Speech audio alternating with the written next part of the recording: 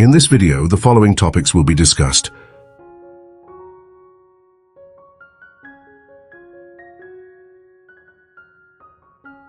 Confucius and his teachings have always been an important part in the life and culture of the Chinese for centuries. Western interest in Confucianism started in the 1800s as Western powers started to have more interaction with China. However, the original text, having been around for 2,000 years, was in archaic Chinese that was not so easily understood. It required a monumental effort from early Western scholars to translate the works of Confucius into English. The vast majority of these translations were done by English missionaries who had little or no education in Chinese prior to their endeavors. Coupled with the lack of understanding of the Chinese culture, sometimes their translations were off the mark. Early translators of the Confucian texts included James Legge, Lionel Giles, Jennings, etc. One of the earliest Chinese to translate Confucius into English was Ku Hung Ming. Ku's translations are amongst the most revered and served as foundation for later scholars like Lionel Giles. It is, in the producer's humble opinion, one of the best translations of Confucius's teachings. The book that is introduced in this video is the Discourses and Sayings of Confucius. Other commonly seen names include the Analects of Confucius, Confucian Analects, etc.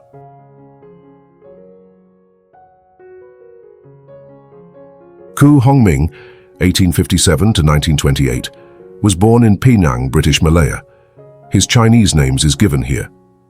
His ancestry could be traced back to Fujian, and that is why his Fujian name was Ku Hung Ming, Romanized. His Hanyu Pinyin name would be Ku Hung Ming, and he adopted an English name of Thompson. Ku Hung Ming was the second son of a Chinese rubber plantation superintendent. The British plantation owner was fond of the young child and brought him back to Scotland when Ku was 10 for his education.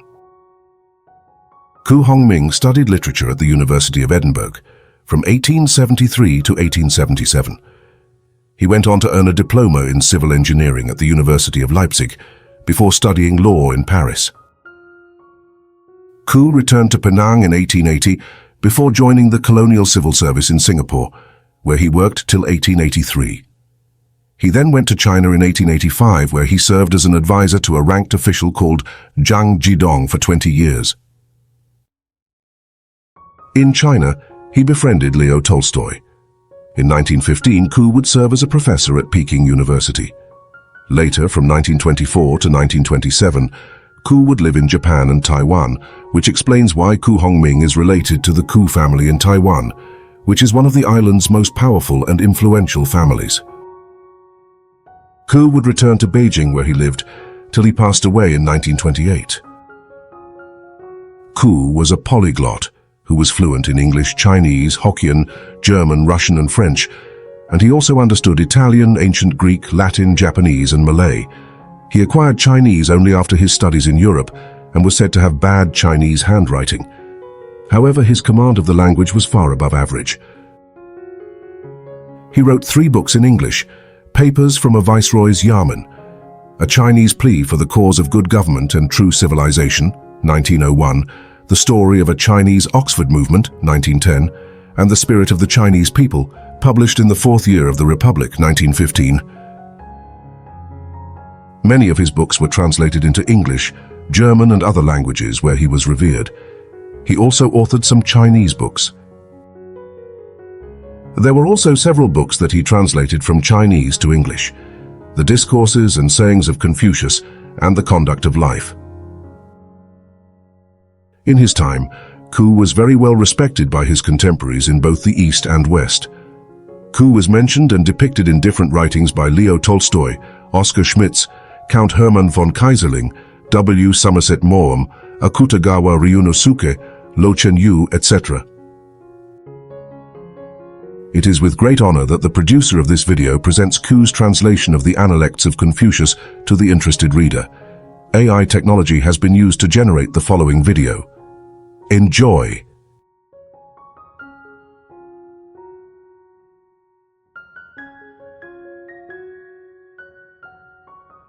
学而 Chapter 1 一子曰学而时习之，不亦乐乎？有朋自远方来，不亦乐乎？人不知而不愠，不亦君子乎？ Confucius remarked, "It is indeed a pleasure to acquire knowledge and, as you go on acquiring, to put into practice what you have acquired. A greater pleasure still it is when friends of congenial minds come from afar to seek you because of your attainments. But he is truly a wise and good man who feels no discomposure even when he is not noticed a man." 二有子曰：“其为人也孝弟而好犯上者，先矣；不好犯上而好作乱者，谓之有也。君子务本，本立而道生。孝弟也者，其为人之本与。” A disciple of Confucius remarked, "A man who is a good son and a good citizen will seldom be found to be a man disposed to quarrel with those in authority over him, and men who are not disposed to quarrel with those in authority will never be found to disturb the peace and order of the state. A wise man devotes his attention to what is essential in the foundation of life.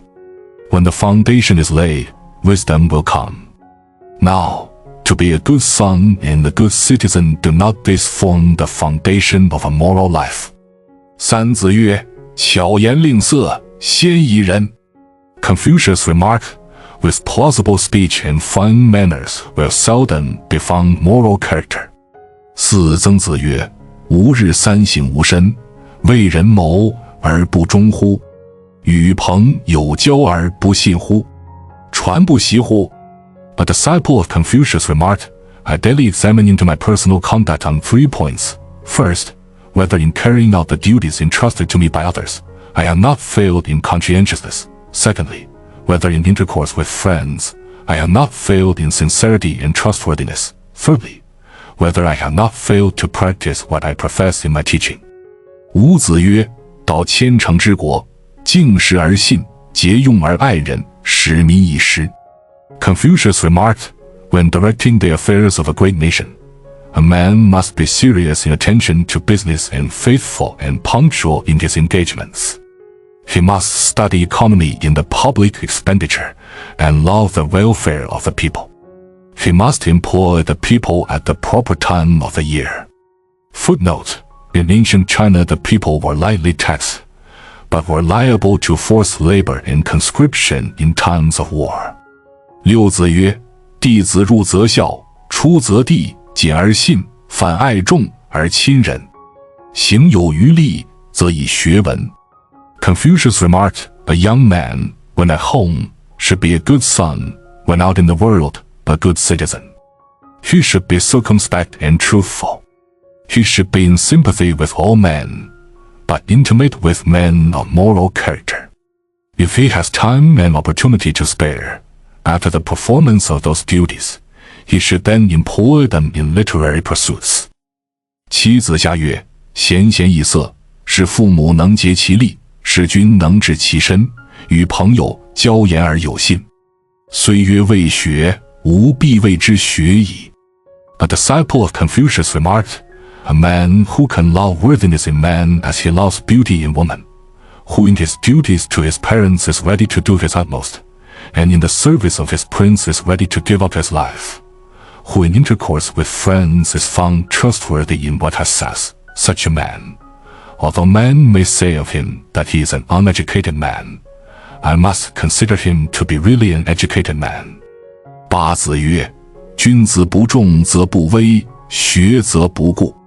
主忠信，无有不如己者，过则勿惮改。” Confucius remarked, "A wise man who is not serious will not inspire respect. What he learns will not remain permanent. Make conscientiousness and sincerity your first principles. Have no friends who are not as yourself. When you have bad habits, do not hesitate to change them." 九曾子曰：“慎终追远，民德归后矣。” A disciple of Confucius remarked, "By cultivating respect for the dead, and carrying the memory back to the distant past, the moral feeling of the people will waken and grow in depth."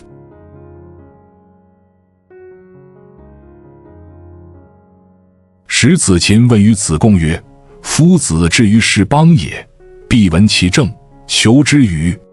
亦与之与？子贡曰：夫子温、良、恭、俭，让以得之。夫子之求之也，其诸亦乎人之求之与？A man once asked the disciple of Confucius, saying, How was it that whenever the master came into a country, he was always informed of the actual state and policy of its government? Did he seek for the information, or was it given to him? The master, replied the disciple, was gracious, simple, earnest, modest, and courteous. Therefore, he could obtain what information he wanted. The master's way of obtaining information it was different from other people's ways. 11子曰：父在，观其志；父莫，观其行。3年无改于父之道，可为孝矣。Confucius remarked, when a man's father is living, the son should have regard to what his father would have him do. When the father is dead, to what his father has done. A son who for 3 years after his father's death does not in his own life change his father's principles, may be said to be a good son. 12. 有子曰：礼之用，和为贵。先王之道斯为美，小大由之。有所不行，知和而和，不以礼节之，亦不可行也。A disciple of Confucius remarked, in the practice of art, what is valuable is natural spontaneity.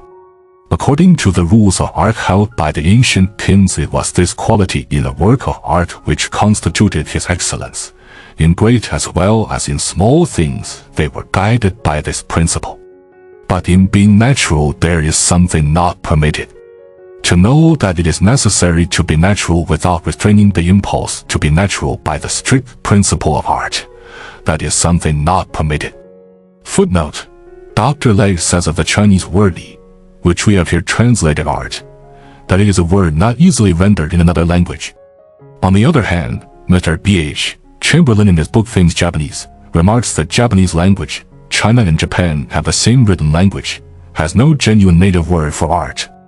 The English word art, if we mistake not, is used in various senses to express, first, a work of art, second, the practice of art, third, artificial as opposed to natural, fourth, the principle of art as opposed to the principle of nature, fifth, the strict principle of art.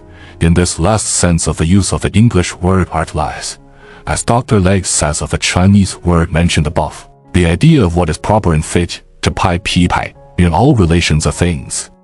For those who may be interested in the subject, we may here mention that the modern Japanese invention, Baijitsu Meishu, beautiful legerdemain, for art is not a happy one. The proper term in Chinese for a work of art would be wenwu, for the practice of art. In fact, the Japanese word geisha, yishi, means literally an artiste. As for the use of the term art in the sense of artificial as opposed to something natural, the philosopher Zhuangzi used ren, human, and tian, divine. Then the principle of art, not taken by itself, but as opposed to the principle of nature, would be in Chinese, wen, for art, and zhi, for nature. Such a sentence as that of Goethe, for instance, art is called art, because it is no nature, would be rendered into Chinese or Japanese thus, 文之所以谓之文为非志也. Chinese art critics also speak of Huagong creative art and Huagong imitative art. Finally, we may as well add, the Chinese term for mechanical art or the practice of it is 技艺. 13. 有子曰：信寄于义，言可复也；恭寄于礼，远耻辱也。因不失其亲，亦可宗也。A disciple of Confucius remarked, if you make promises within the bounds of what is right, you will be able to keep your word. If you confine earnestness within the bounds of judgment and good taste, you will keep out of discomfiture and insult. If you make friends of those with whom you ought to, you will be able to depend upon them.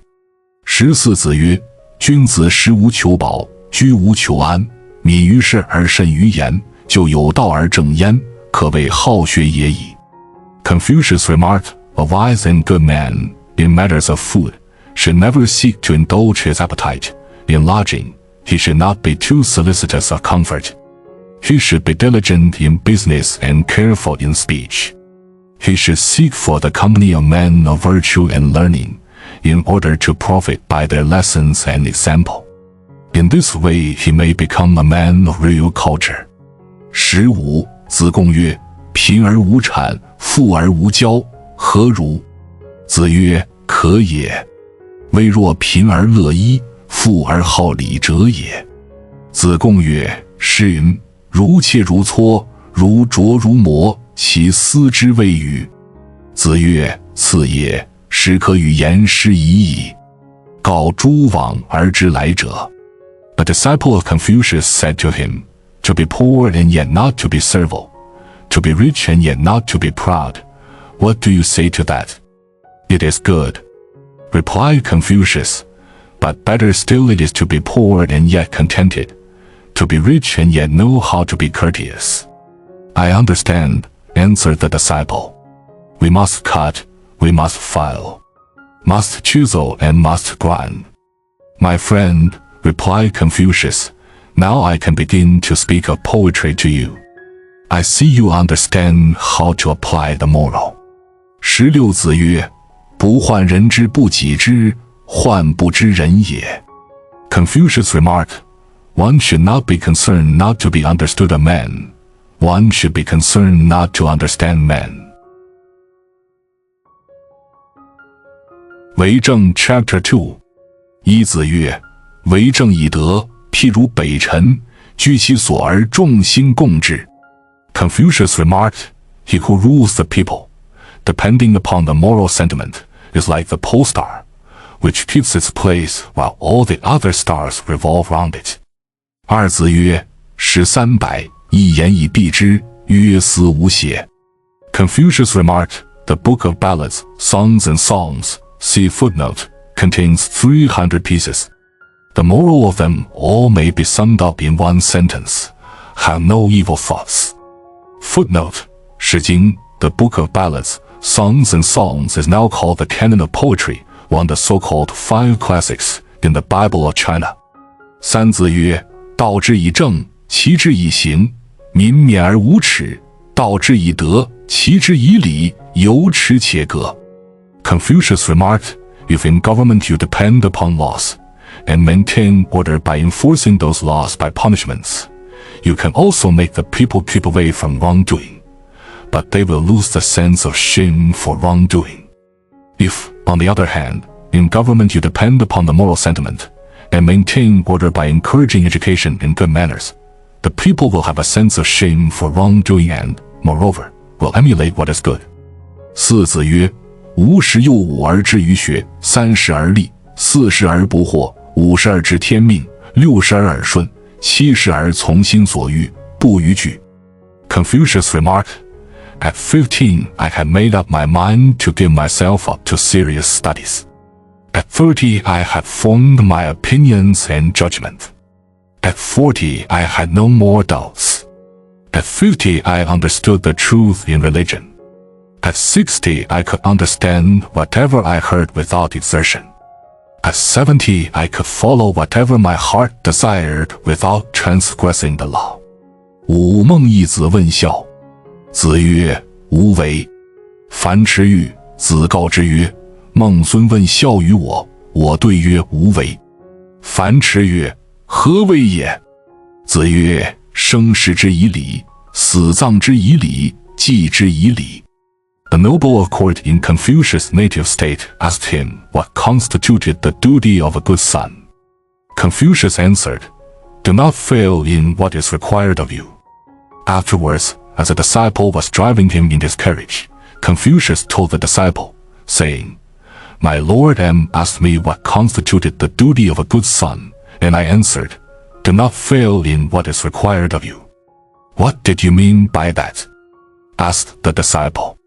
I meant, replied Confucius, when his parents are living, a good son should do his duties to them according to the usage prescribed by propriety. When they are dead, he should bury them and honor their memory according to the rites prescribed by propriety. 六孟武伯问孝。子曰：父母为其疾之忧。A son of the noble mentioned above put the same question to Confucius as his father did. Confucius answered, "Think how anxious your parents are when you are sick, and you will know your duty towards them." 七子由问孝。子曰：今之孝者，是为能养。至于犬马，皆能有养，不敬，何以别乎？ A disciple of Confucius asked him the same question as the above. Confucius answered, "The duty for a good son nowadays means only to be able to support his parents. But you also keep your dogs and horse alive. If there is no feeling of love and respect, where is the difference?" 八子夏问孝。子曰：色难。有事弟子服其劳，有90先生传，曾是以为孝乎？ Another disciple asked the same question. Confucius answered, "The difficulty is with the expression of your look. That merely when anything is to be done the young people do it, and when there is food and wine the old folk are allowed to enjoy it. Do you think that is the whole duty of a good son?" 九子曰：吾与回言终日，不为如愚。退而省其思，亦足以发。回也，不愚。Confucius, speaking of a favorite disciple whose name was Yan Yuan, see footnote, remarked, "I have talked with him for one whole day, during which he has never once raised one single objection to what I have said, as if he were dull of understanding. But when he has retired, on examining into his life and conversation, I find he has been able to profit by what I have said to him. No, he is not a man dull of understanding." Footnote: Yan Yuan, the straight John of the Confucian Gospel, a pure, heroic, ideal character, the disciple whom the master loved. As the name of this disciple occurs very frequently throughout the book, we here depart from our rule of eliminating all Chinese proper names, and shall hereafter always introduce him by name. 十子曰：视其所以，观其所由，察其所安。人焉廋在？人焉廋在？ Confucius remarked, "You look at how a man acts, consider his motives, find out his tastes. How can a man hide himself? How can he hide himself from you?" 十一子曰：温故而知新，可以为师矣。Confucius remarked, "If a man will constantly go over what he has acquired and keep continually adding to it new acquirements, he may become a teacher of men." 十二子曰：君子不器。Confucius remarked, "A wise man will not make himself into a mere machine fit only to do one kind of work." 十三子贡问君子。子曰：先行其言，而后从之。A disciple inquired what constituted a wise and good man. Confucius answered, "A wise and good man is one who acts before speaks, and afterwards speaks according to his actions." 十四子曰：君子周而不比，小人比而不周。Confucius remarked, "A wise man is impartial, not neutral. A fool is neutral but not impartial." 十五子曰：学而不思则罔，思而不学则殆。Confucius remarked, "Study without thinking is labor lost. Thinking without study is perilous." 十六子曰：攻乎异端，斯害也已。Confucius remarked, "To give oneself up to the study of metaphysical theories, that is very injurious indeed." 十七子曰：由，惠女知之乎？知之为知之，不知为不知，是智也。Confucius said to a disciple, "Shall I teach you what is understanding? To know what it is that you know, and to know what is that you do not know, that is understanding." 十八子张学甘露。子曰：多闻缺仪，慎言其余，则寡尤；多见缺殆，慎行其余，则寡悔。言寡尤，行寡悔，路在其中矣。A disciple was studying with a view to preferment. Confucius said to him, "Read and learn everything, but suspend your judgment on anything of which you are in doubt. For the rest, be careful in what you say, In that way you will give few occasions for men to criticize what you say. Mix with the world and see everything, but keep away and do not meddle with anything which may bring you into trouble. For the rest, be careful in what you do. In that way you will have few occasions for self-reproach. Now if in your conversation you give few occasions for men to criticize you, and in your conduct you have few occasions for self-reproach, you cannot help getting preferment, even if you would. 19哀公问曰：何为则民服？孔子对曰：举直错诸枉，则民服；举枉错诸直，则民不服。The reigning prince of his native state asked Confucius what should be done to secure the submission of the people. Confucius answered, uphold the cause of the just and put down every cause that is unjust, and the people will submit. But uphold the cause of the unjust and put down every cause that is just, then the people will not submit. 20季康子问：使民敬，忠以劝，如之何？子曰：临之以庄则敬，孝慈则忠，举善而教不能，则劝。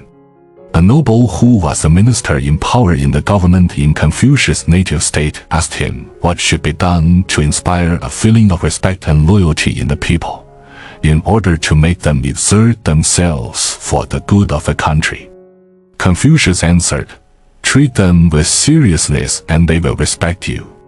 Let them see that you honor your parents and your prince, and are considerate for the welfare of those under you, and the people will be loyal to you. Advance those who excel in anything and educate the ignorant, and the people will exert themselves. 21或谓孔子曰：子奚不为政？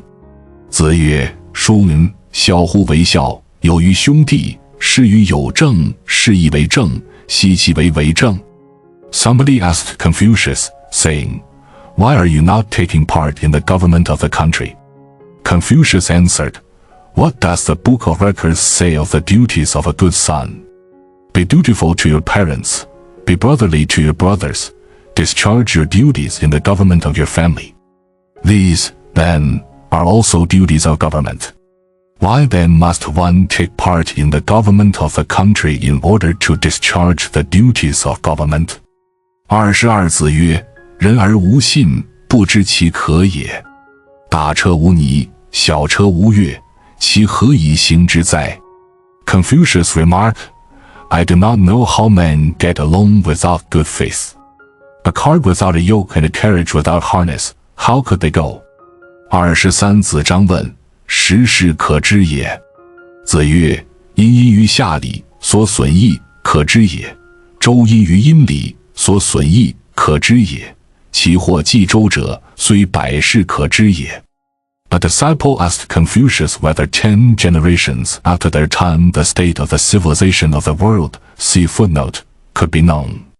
Confucius answered, the house of Yin adopted the civilization of the Xia dynasty. What modifications they made is known. The present Chu dynasty adopted the civilization of the house of Yin. What modifications this last dynasty made are also known. Perhaps some other may hereafter take the place of the present Chu dynasty. But should that happen 100 generations after this, the state of the civilization of the world, see footnote, then, can be known. Footnote, the state of the civilization of the world refers to China. Footnote 7. That is, China. The period of the Xia dynasty, BC 2205 to 1818, was to a man in China of Confucius' time what the period of the Greek history would be to a modern man of Europe today. The Yin dynasty, BC 1766 to 1154, was, in like manner, what the period of the Roman history would be to a modern man. 24子曰：非其鬼而祭之，谄也；见义不为，无勇也。 Confucius remarked, to worship a spirit to whom one is not bound by a real feeling of duty or respect is idolatry, see footnote. To see what is right and to act against one's judgment shows a want of courage. Footnote, literally servility. Say a Malheur de gens honit tu al sang de letis. Voltaire. It is a misfortune of good people that they are dastards. 八义 Chapter 3 一孔子谓季氏，八义五于庭，是可忍也，孰不可忍也。The head of a powerful family of nobles in Confucius' native state employ 8 sets of choristers in their family chapel. Confucius, remarking on this, was heard to say, if this is allowed to pass, what may not be allowed? 二三家者以雍彻。子曰：相为辟公，天子穆穆，悉取于三家之堂。The members of a same powerful family mentioned above concluded the service in their chapel by chanting the hymn used only on occasions of imperial worship. Confucius remarked on it, saying, the words of the hymn begin, surrounded by his nobles and princes. August the son of heaven looks. Now what is there in the chapel of this noble family to which those words of the hymn can be applied? 三子曰：仁而不仁，如离合；仁而不仁，如乐合。Confucius remarked, if a man is without moral character, what good can the use of the fine arts do him? If a man is without moral character, what good can the use of music do him? 四邻访问礼之本。子曰：大哉问！礼，与其奢也，宁俭；丧，与其义也，宁戚。A disciple asked what constituted the fundamental principle of art. That is a very great question. Replied Confucius, but in the art used in social usages it is better to be simple than to be expensive. In rituals for the dead, it is better that there should be heartfelt grief than minute attention to observances. 伍子曰：夷狄之有君，不如诸夏之王也。Confucius remarked, the heathen hordes of the north and east, even, acknowledge the authority of their chiefs, whereas now in China respect for authority no longer exists anywhere. Footnote 9. The watchword of Chinese chivalry is 尊王攘夷, honor the king and break the heathen. These 4 words, taken in their true sense and not in their common vulgar sense, have created the modern Japan of today. Tennyson, interpreting the chivalry of Europe in the dialect of Europe, makes his knights of chivalry swear to reverence the king as if he were their conscience, and their conscience as their king, to break the heathen and uphold the Christ. 六季侍旅于泰山。子谓冉有曰：女弗能就与？对曰：不能。子曰：呜呼！曾为泰山，不如临放乎？ The head of the powerful family of nobles mentioned in section 1 of this chapter was going to offer sacrifice on the top of the great Tai mountain. Confucius then said to a disciple who was in the service of the noble, can you not do anything to save him from this? No, replied the disciple, I cannot. Ah, then, answered Confucius, it is useless to say anything more. But, really, do you think that the spirit of the great mountain is not as Ling Fang? Footnote 10. The name of the disciple who asked the question in section 4 of this chapter. The point in the reference in this last sentence, we confess, we do not understand. 其子曰：君子无所争，必也射乎？揖让而生，下而饮，其争也君子。Confucius remarked, a gentleman never competes in anything he wins. He courteously makes his bow before he advances to take his place among the winners. And when he has lost, he walks down and drinks his cup of forfeit. Thus, even in this case of competition, he shows himself to be a gentleman. 八子夏问曰：巧笑倩兮，美目盼兮，素以为炫兮，何谓也？子曰：会试后素。曰：礼后乎？子曰：其余者商也。师可与言师已矣。A disciple asked Confucius for the meaning of the following verse. Her coquettish smiles, how dimpling they are. Her beautiful eyes, how beaming they are. Oh, fairest is she, who is simple and plain. In painting, answered Confucius, ornamentation and color are of secondary importance compared with the groundwork. Then art itself, said the disciple, is a matter of secondary consideration. My friend, replied Confucius, you have given me an idea. Now I can talk of poetry with you. Footnote 11. Beauty unadorned is adorned the most. The last line in Chinese is an exact translation of Horace's Simplex Mandatius. The English student may here remember Tom Moore's lines. Lesbia has a beaming eye, but no one knows on whom it beameth. 九子曰：下礼吾能言之，其不足止也；殷礼吾能言之，宋不足止也；文献不足故也，足则吾能止之矣。 Confucius remarked to a disciple, I can tell you of the state of the arts and civilization during the Xia dynasty, but the modern state of Shi cannot furnish sufficient evidence to prove what I say. I can tell you of the state of the arts and civilization during the Yin dynasty, but the modern state of Song cannot furnish sufficient evidence to prove what I say. The reason is because the literary monuments extant are too meager. Otherwise I could prove to you what I say. Footnote 12, see note, chapter 2, section 23. 十子曰：弟自继冠而亡者，无不欲观之矣。 Confucius remarked that the service of a great tea sacrifice, the Mass in ancient China, I always make it a point to leave as soon as the pouring of the libation on the ground is over. 11. 或问帝之说。子曰：不知也。知其说者之于天下也，其如是诸斯乎？知其长。 Somebody asked Confucius for the meaning of the great tea sacrifice mentioned above. I do not know, answered Confucius. One who understands its significance will find it as easy to rule the world as to look at this thus, pointing to the palm of his hand. 12. 祭如在，祭神如神在。子曰：吾不与祭，如不祭。 Confucius worshipped the dead as if he actually felt the presence of the departed ones. He worshipped the spiritual powers as if he actually felt the presence of the powers. He once remarked, if I cannot give up heart and soul when I am worshipping, I always consider as if I have not worshipped. 13. 王孙贾问曰：与其媚于傲，宁媚于躁，何谓也？子曰：不然，获罪于天，无所导也。 An officer in a certain state asked Confucius, saying, What is meant by the common saying it is better to pray to the god of the hearth than to the god of the house? Not so, replied Confucius.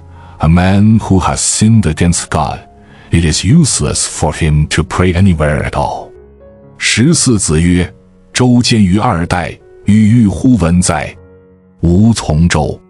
Confucius remarked, the civilization of the present Zhou dynasty is founded on the civilization of the two preceding dynasties.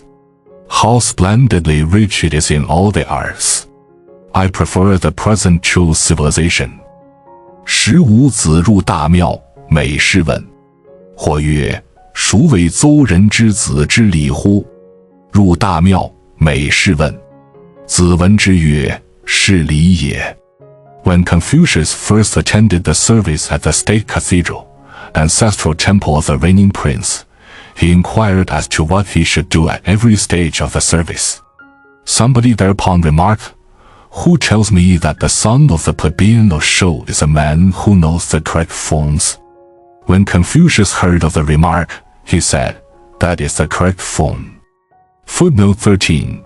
A district where Confucius' father had been chief magistrate. 16. 子曰：射不主皮，为利不同科，古之道也。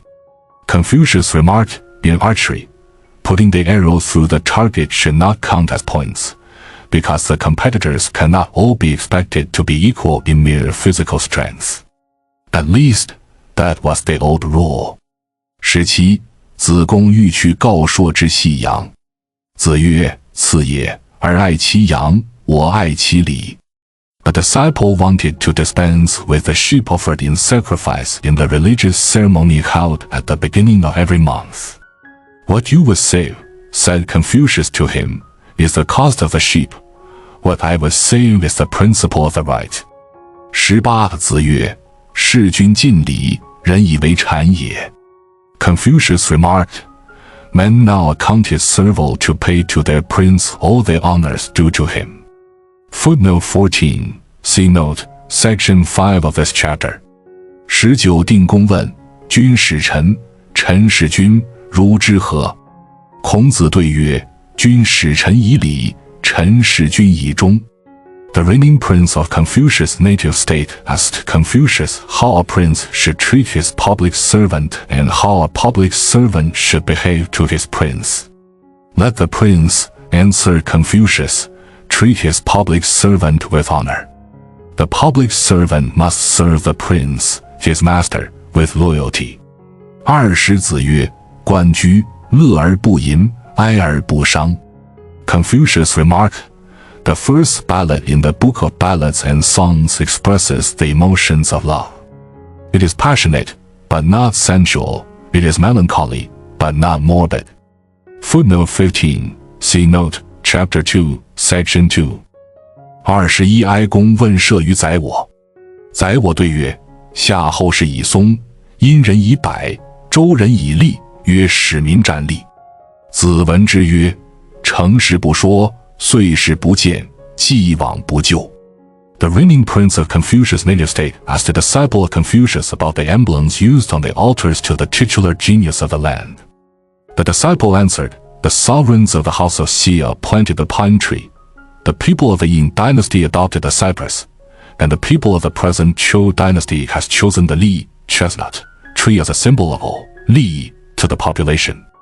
When Confucius afterwards heard of what the disciple said, he remarked, It is useless to speak of a thing that is done, to change a course that is begun, or to blame what is past and gone. Footnote 16. The adoption of these emblems in old China is like the modern emblems of the rose for England and not of fleur-de-lis for the house of Bourbon in France. 22子曰：管仲之器小哉？或曰：管仲简乎？曰：管事有三规，官事不赦，焉得简？然则管仲之礼乎？曰：邦君书塞门，管事亦书塞门。邦君为两军之好，有反殿，管事亦有反殿。管事而知礼，孰不知礼？ Confucius, speaking of a famous statesman, remarked, Chang was by no means a great-minded man. But, said somebody, Chang was simple in his life, was he not? Why, replied Confucius, Chang had that magnificent sensuous pleasance of his. Besides, he had a special officer appointed to every function in the household. How can one say that he was simple in his life? Well, rejoined the inquirer, but still, Chang was a man of taste who observed the correct forms, was he not? No, answered Confucius.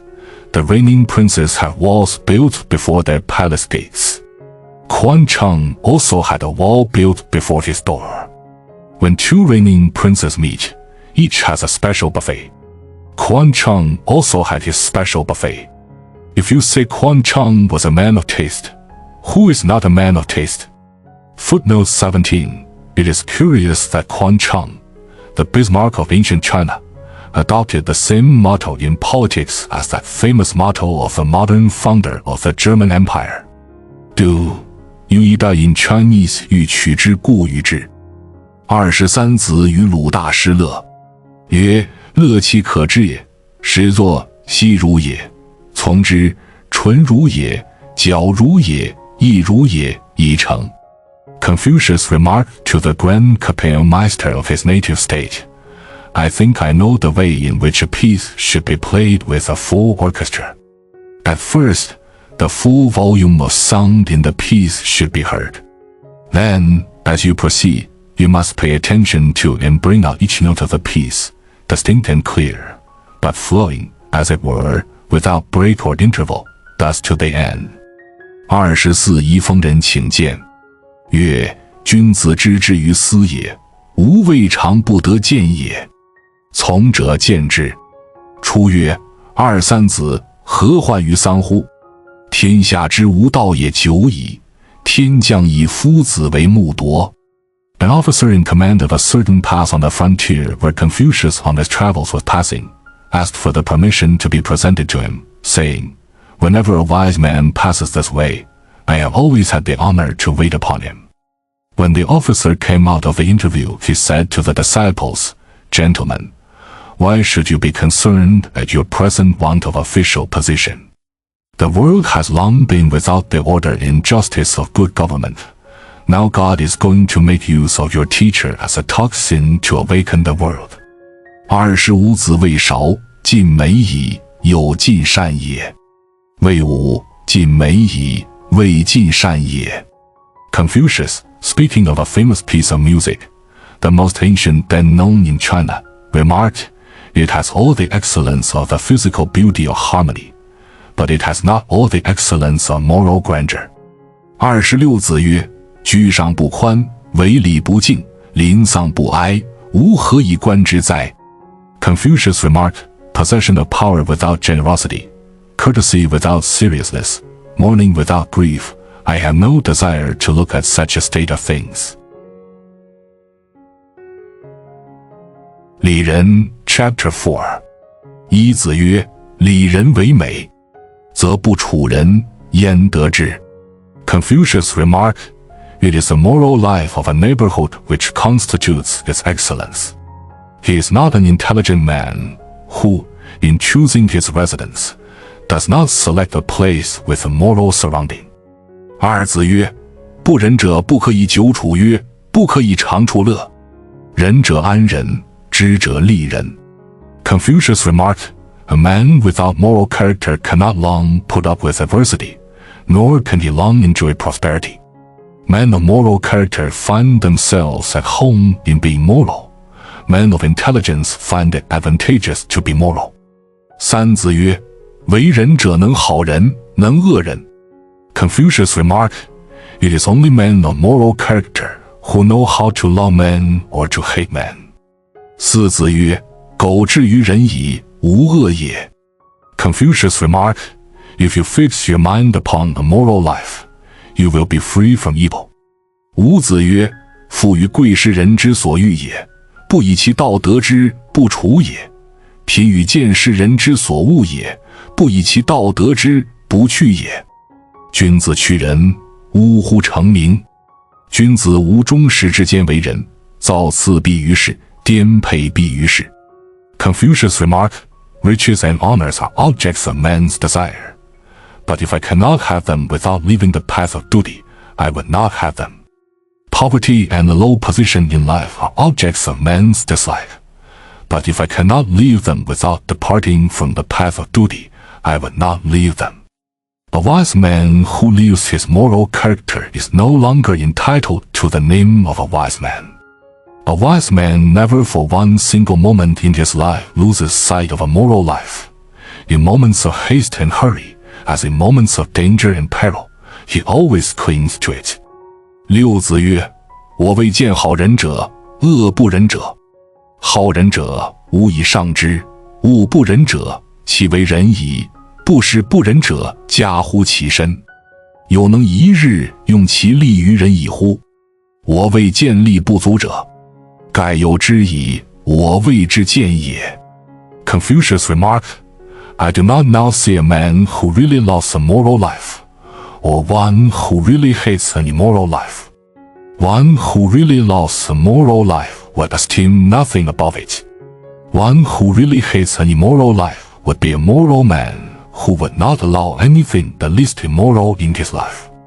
Nevertheless, if a man were really to exert himself for one single day to live a moral life, I do not believe he will find that he has not the strength to do it. At least I had never heard of such a case." 七子曰：人之过也，各于其党。观过，斯之仁矣。Confucius remarked, "Men's faults are characteristic. By observing a man's failings, you can judge of his moral character." 八子曰：朝闻道，夕死可矣。Confucius remarked, "When a man has learned wisdom in the morning, he may be content to die in the evening before the sun sets. 九子曰：士之于道，而耻恶衣恶食者，未足于义也。Confucius remarked, It is useless to speak to a gentleman who wants to give himself up to serious studies and who yet is ashamed because of his poor food or bad clothes. 十子曰：君子之于天下也，无事也，无莫也，义之于彼。Confucius remarked, A wise man in his judgment of the world has no predilections nor prejudices. He is on the side of what is right. 十一子曰：君子怀德，小人怀土；君子怀行，小人怀惠。Confucius remarked, A wise man regards the moral worth of a man, a fool, only his position. A wise man expects justice, a fool only expects favors. Footnote A. We venture to think that there is a palpable misprint here in the text Shang, verse 4 position Wei, which has hitherto escaped all Chinese commentators. The old seal characters for the two words are identical, hence the misprint. 十二子曰：放于利而行，多怨。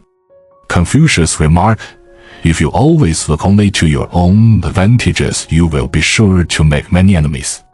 十三子曰：能以礼让为国乎？何有？不能以礼让为国，如礼何？ Confucius remarked, He who can rule a country by real courtesy and good manners that are in him will find no difficulty in doing it. But a ruler who has no real courtesy and good manners in him, what can the mere rules of etiquette and formality avail him? 十四子曰：不患无位，患所以立；不患莫己知，求为可知也。Confucius remarked, Be not concerned for want of a position. Be concerned how to fit yourself for a position. Be not concerned that you are not known, but seek to do something to deserve a reputation. 十五子曰：参乎！吾道一以贯之。曾子曰：为。子出，门人问曰：何为也？曾子曰：夫子之道，忠恕而已矣。Confucius remarked to a disciple, In all my life in teaching there is one underlying connected principle. Even so, answered the disciple. Afterwards, when Confucius had left, the other disciples asked the disciple who was above spoken to, What did the master mean by what he said just now? The principle in the master's life and teaching, answered the disciple, is comprised in the two words, conscientiousness and charity. 十六子曰：君子喻于义，小人喻于利。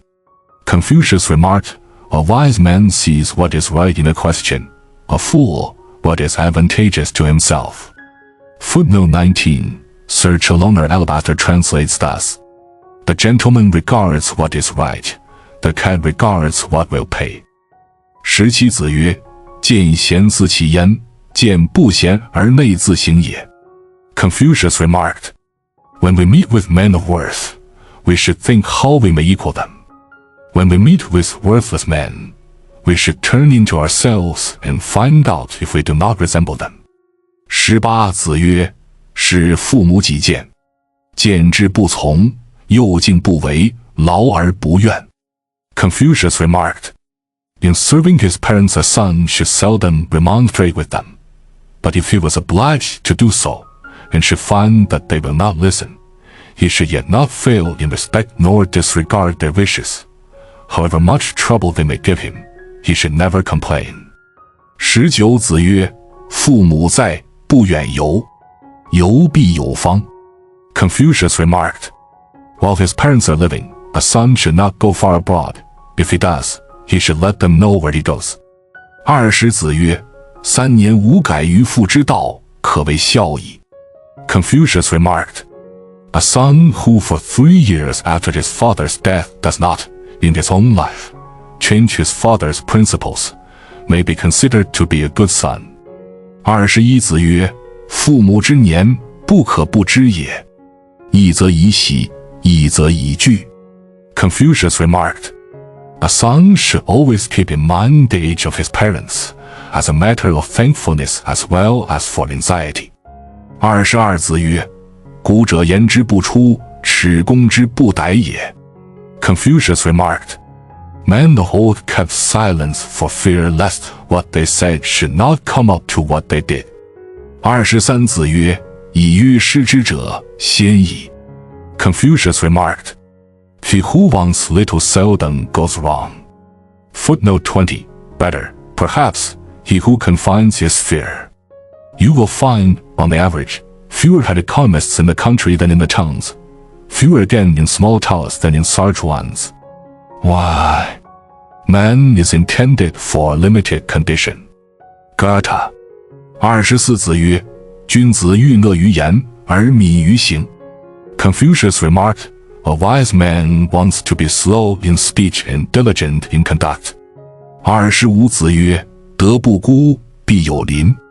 Confucius remarked, Moral worth is never left alone. Society is sure to grow around him.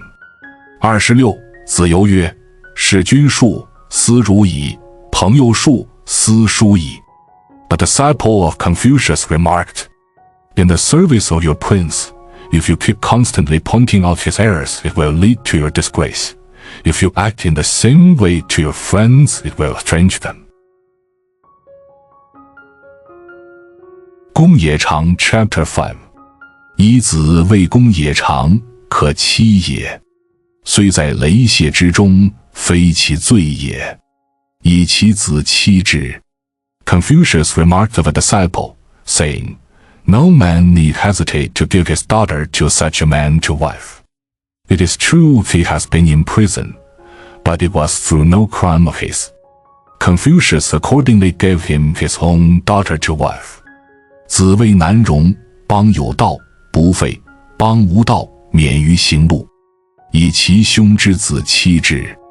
Confucius remarked of another disciple, saying, When there is order and justice in the government of the country, he will not be neglected. But should there be no order and justice in the government of the country, he will escape persecution. Confucius accordingly gave his niece to him to wife. 二子谓子建，君子哉若人！鲁无君子者，斯焉取斯。Confucius then went on to remark of another disciple, saying, What a wise and good man he is! I wonder if there were no wise and good men in the country, how that man could have acquired the character he has. 三子贡问曰：次也何如？子曰：女器也。曰：何器也？曰：胡连也。Another disciple who heard the above remarks said then to Confucius, A work of art. What work of art? Asked the other. A rich jeweled work of art, was the reply. 四或曰：庸也，人而不佞。子曰：焉用佞？欲人以口给，屡增于人。不知其人，焉用佞？ Somebody remarked of a disciple of Confucius, saying, He is a good moral man, but he is not a man of ready wit. When Confucius heard the remark, he said, What is the good of a ready wit? A man who is always ready with his tongue to others will only often make enemies. I do not know if he is a moral man, but I do not see the good of having a ready wit. 吾子使七雕开示，对曰：吾思之未能信。子说 Confucius on one occasion wanted a disciple to enter public life. No, answered the disciple, I have not yet confidence in myself. Thereupon Confucius commended him. 六子曰：道不行，诚浮浮于海。从我者，其有与？子路闻之喜。子曰：有也好勇过我，无所取材。Confucius on one occasion remarked, There is no order and justice now in the government in China. I will betake me to a ship and sail over the sea to seek for it in other countries. If I take anybody with me, I will take you, referring to a disciple. The disciple referred to, when he heard of what Confucius said, was glad and offered to go. My friend, said Confucius then to him, You have certainly more courage than I have. Only you do not exercise judgment when using it. Footnote 21. The Saint Peter of the Confucian Gospel. A brave, intrepid, impetuous, chivalrous character. His name is Zhong You, Zi Lu, being his honorific name. We make exception to our rule in his case, as in the case of Yan Huo, mentioned in chapter 2, section 9. 七孟武伯问子路人乎？子曰：不知也。又问。子曰：有也，千乘之国，可使治其父也，不知其人也。求也何如？子曰：求也，千世之义，百乘之家，可使为之宰也，不知其人也。赤也何如？子曰：赤也，数代立于朝，可是与宾客言也，不知其人也。A member of a powerful family or noble in Confucius' native state asked Confucius if his disciple, the above-mentioned Chang Yu, was a moral character. I cannot say, answered Confucius. But on being pressed, Confucius said, in the government of a state of even the first-rate power, the man could be entrusted with the organization of the army. I cannot say if he could be called a moral character. The noble then put the same question with regard to another disciple.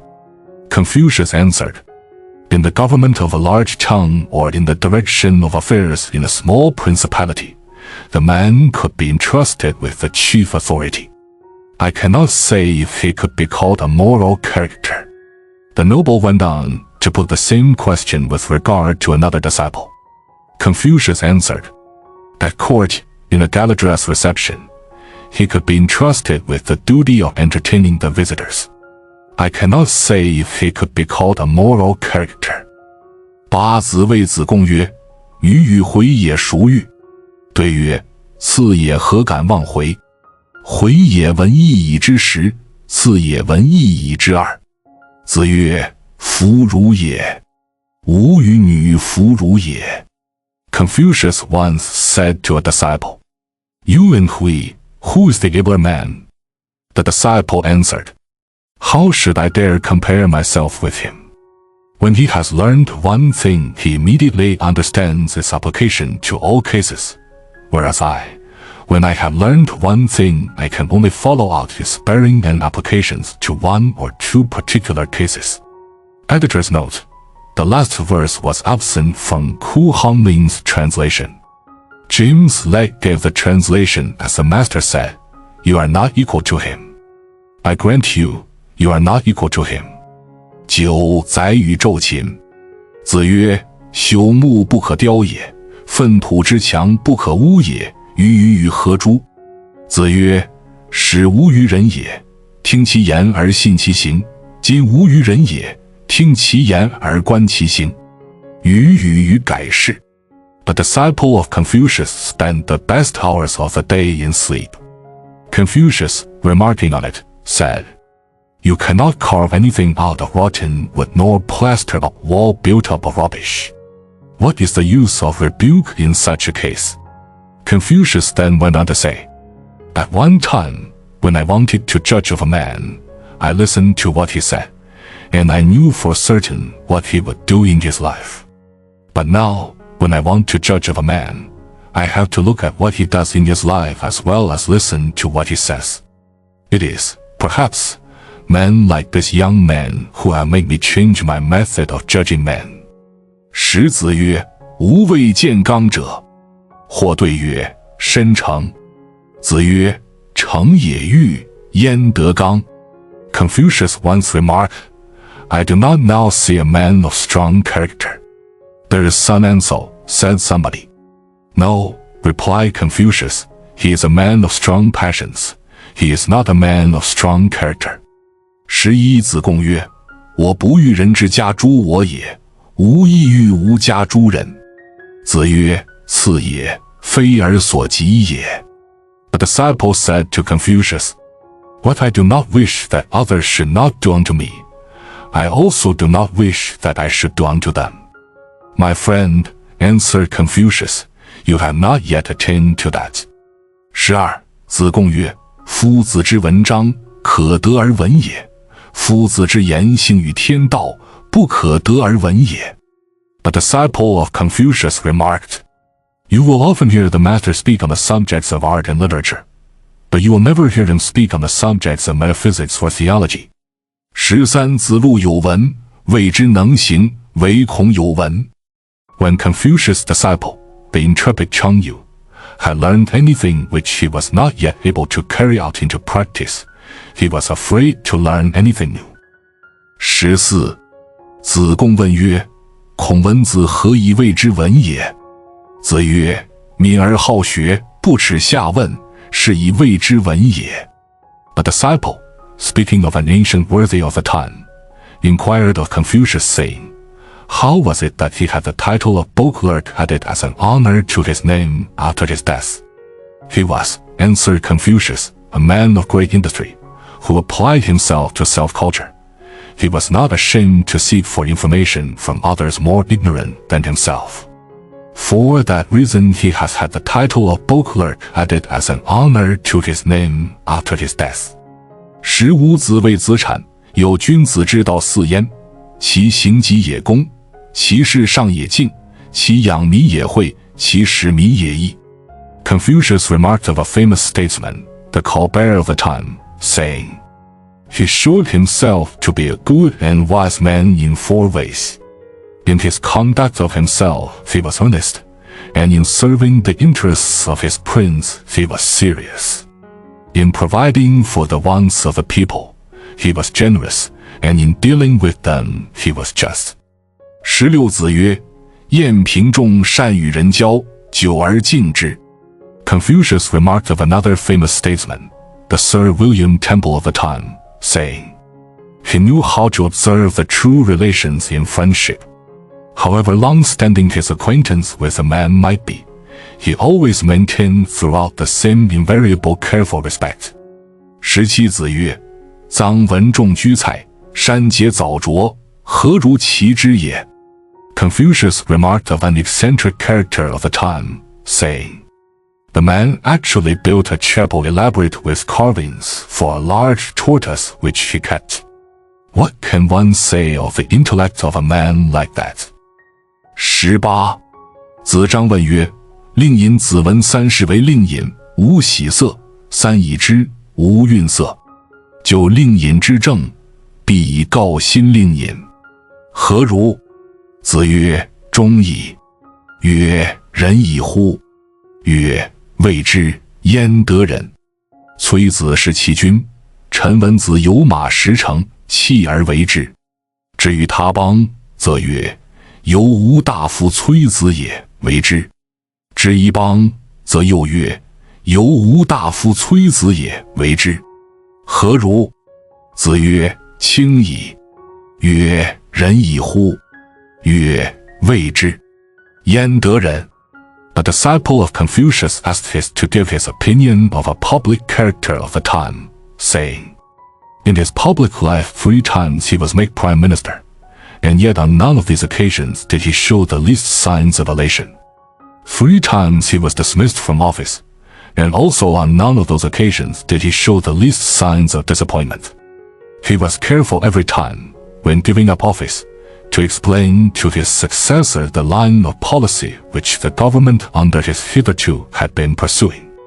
Now, asked the disciple, what do you think of him? He was, answered Confucius, a conscientious man.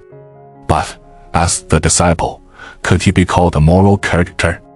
I cannot say, replied Confucius, if he could be called a moral character. The disciple then went on to ask about another public character, saying, when the prime minister in his native state murdered the prince, his master, that worthy had large possessions in the country, but he threw them all away and quitted the country. Arriving at another state, he remarked, I see here they are all patricides, the same as our patricide minister at home, and immediately again quitted that country. Thus he went on from one state to another, making the same observation. Now, what do you think of this man? He was, replied Confucius, a pure, high-minded man. But, asked the disciple, could he be called a moral character? I cannot say, answered Confucius, if he could be called a moral character. 19. 季文子三思而后行。子闻之曰：在思可矣。It was remarked of a public character of the time that he always reflected thrice over every time before he acted. When Confucius heard of the remark, he observed, think twice, that is sufficient. 20. 子曰：宁无子邦有道则之，邦无道则愚。其之可及也，其愚不可及也。Confucius remarked of a public character of the time, saying, he was a man who, when there was order and justice in the government of the country, acted as a man of great understanding. But when there was no order and justice in the government of the country, he acted as if he was a man of no understanding. It is easy to act like him as a man of understanding, but it is not easy to imitate him in the way he showed how to act as a man of no understanding. 21. 子在陈曰：归于，归于，吾党之小子狂简，斐然成章，不知所以才至。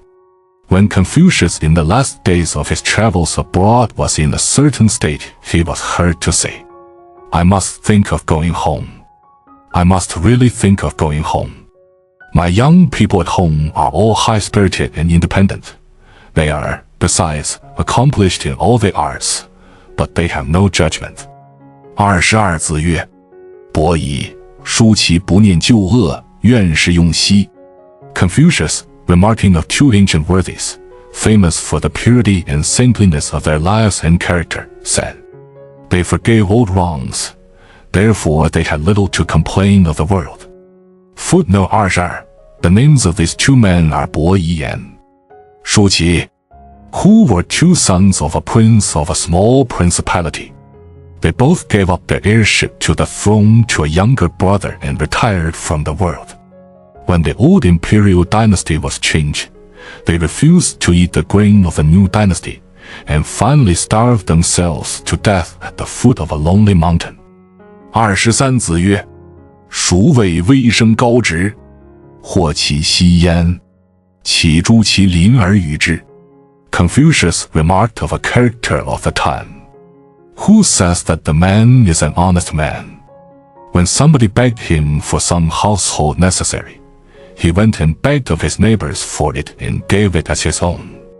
24. 子曰：巧言令色，足弓，左丘明耻之，丘亦耻之。逆怨而有其人，左丘明耻之，丘亦耻之。Confucius remarked, plausible speech, fine manners and studied earnestness are things of which a friend of mine was ashamed.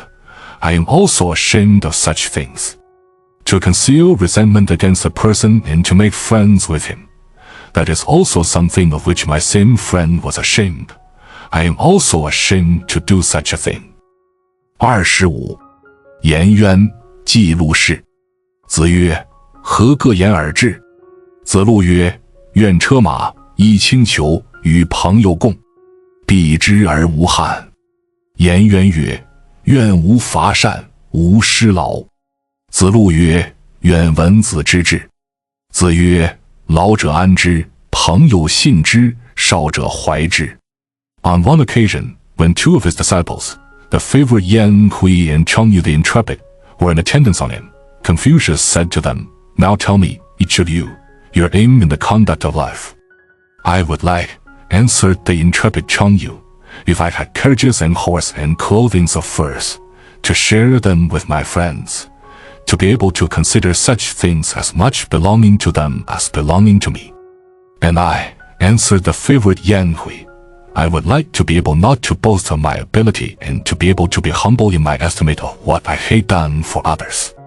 Now, said the intrepid Chang Yu then to Confucius, we would like to hear your aim, sir, in the conduct of life. My aim, replied Confucius, would be to be a comfort to my old folk at home, to be sincere, and to be found trustworthy by my friends, and to love and care for my young people at home. 26. 子曰：已矣乎！吾未见能见其过而内自颂者也。Confucius was once heard to say, "Alas, I do not see now a man who can see his own failing or is willing to bring a suit against himself before his own conscience." 27. 子曰：时势之异，必有忠信如丘者焉，不如丘之好学也。Confucius once remarked, "Even in a very small town, there must be men who are as conscientious and honest as myself. Only they have not tried to cultivate themselves as I have done." Yong Ye Chapter 6 1. 子曰：庸也可使难面。Confucius, once expressing admiration for a disciple, remarked, "There is young, he should be made a prince." 仲公问子桑伯子，子曰：可也简。仲公曰：居敬而行简，以临其民，不亦可乎？居简而行简，吾乃大简乎？子曰：庸之言然。On another occasion, when that disciple asked Confucius' opinion of a certain public character of the time, Confucius answered, "He is a good man, he is independent." But, replied the disciple, when a man in his private life is serious with himself, he may, in his public life, be independent in dealing with the people. But to be independent with himself in his private life as well as independent in his public life, is there not too much independence in that? Yes, answered Confucius, you are right. Footnote 23. It is recorded of this character that he would strip himself, as many Chinese now do in summer, which led Confucius to say, that is the way to lead men to forget the difference between a man and a beast. 2. 哀公问弟子孰为好学？孔子对曰：有颜回者好学，不迁怒，不贰过。不幸短命死矣。今也则亡，未闻好学者也。The reigning prince of Confucius' native state asked him which one of his disciples he considered a man of real culture. Confucius answered, there was Yan Hui. He never made others suffer for his own annoyances. He never did a wrong thing twice. But unfortunately, he died in the prime of his life. Now there is none who can be said to be a man of real culture. 3. 子华始于齐，然子为其母请诉。子曰：与之服。请义。曰：与之与。然子与之素无柄。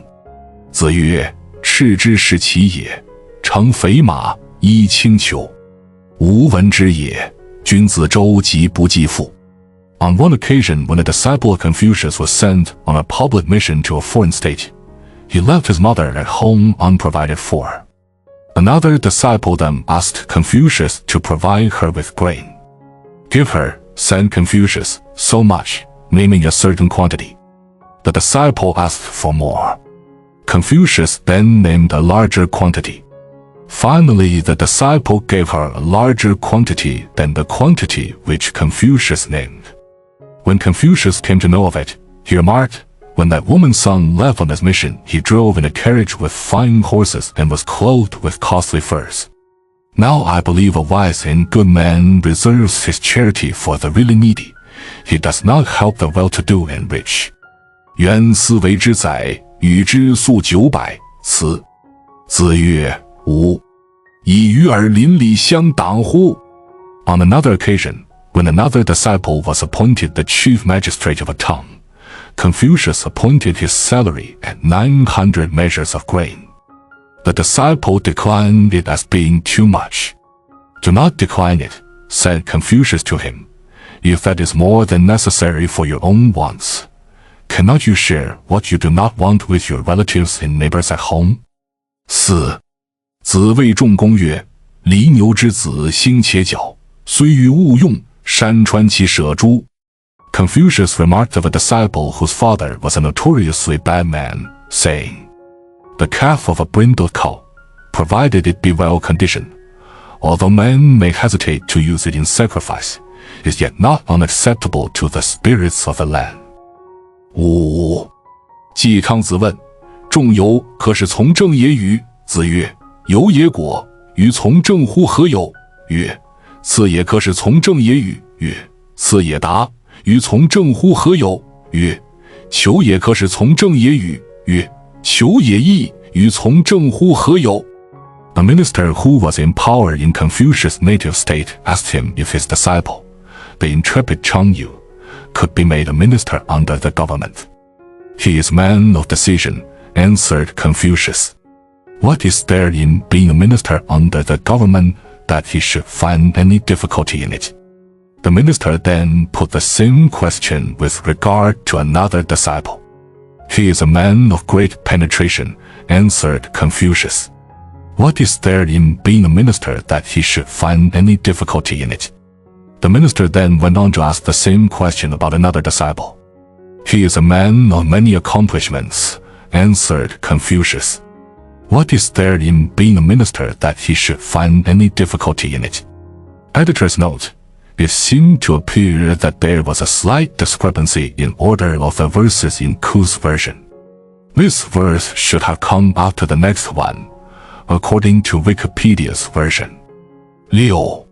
子曰：回也，其心3月不为人，其余则日月至焉而已矣。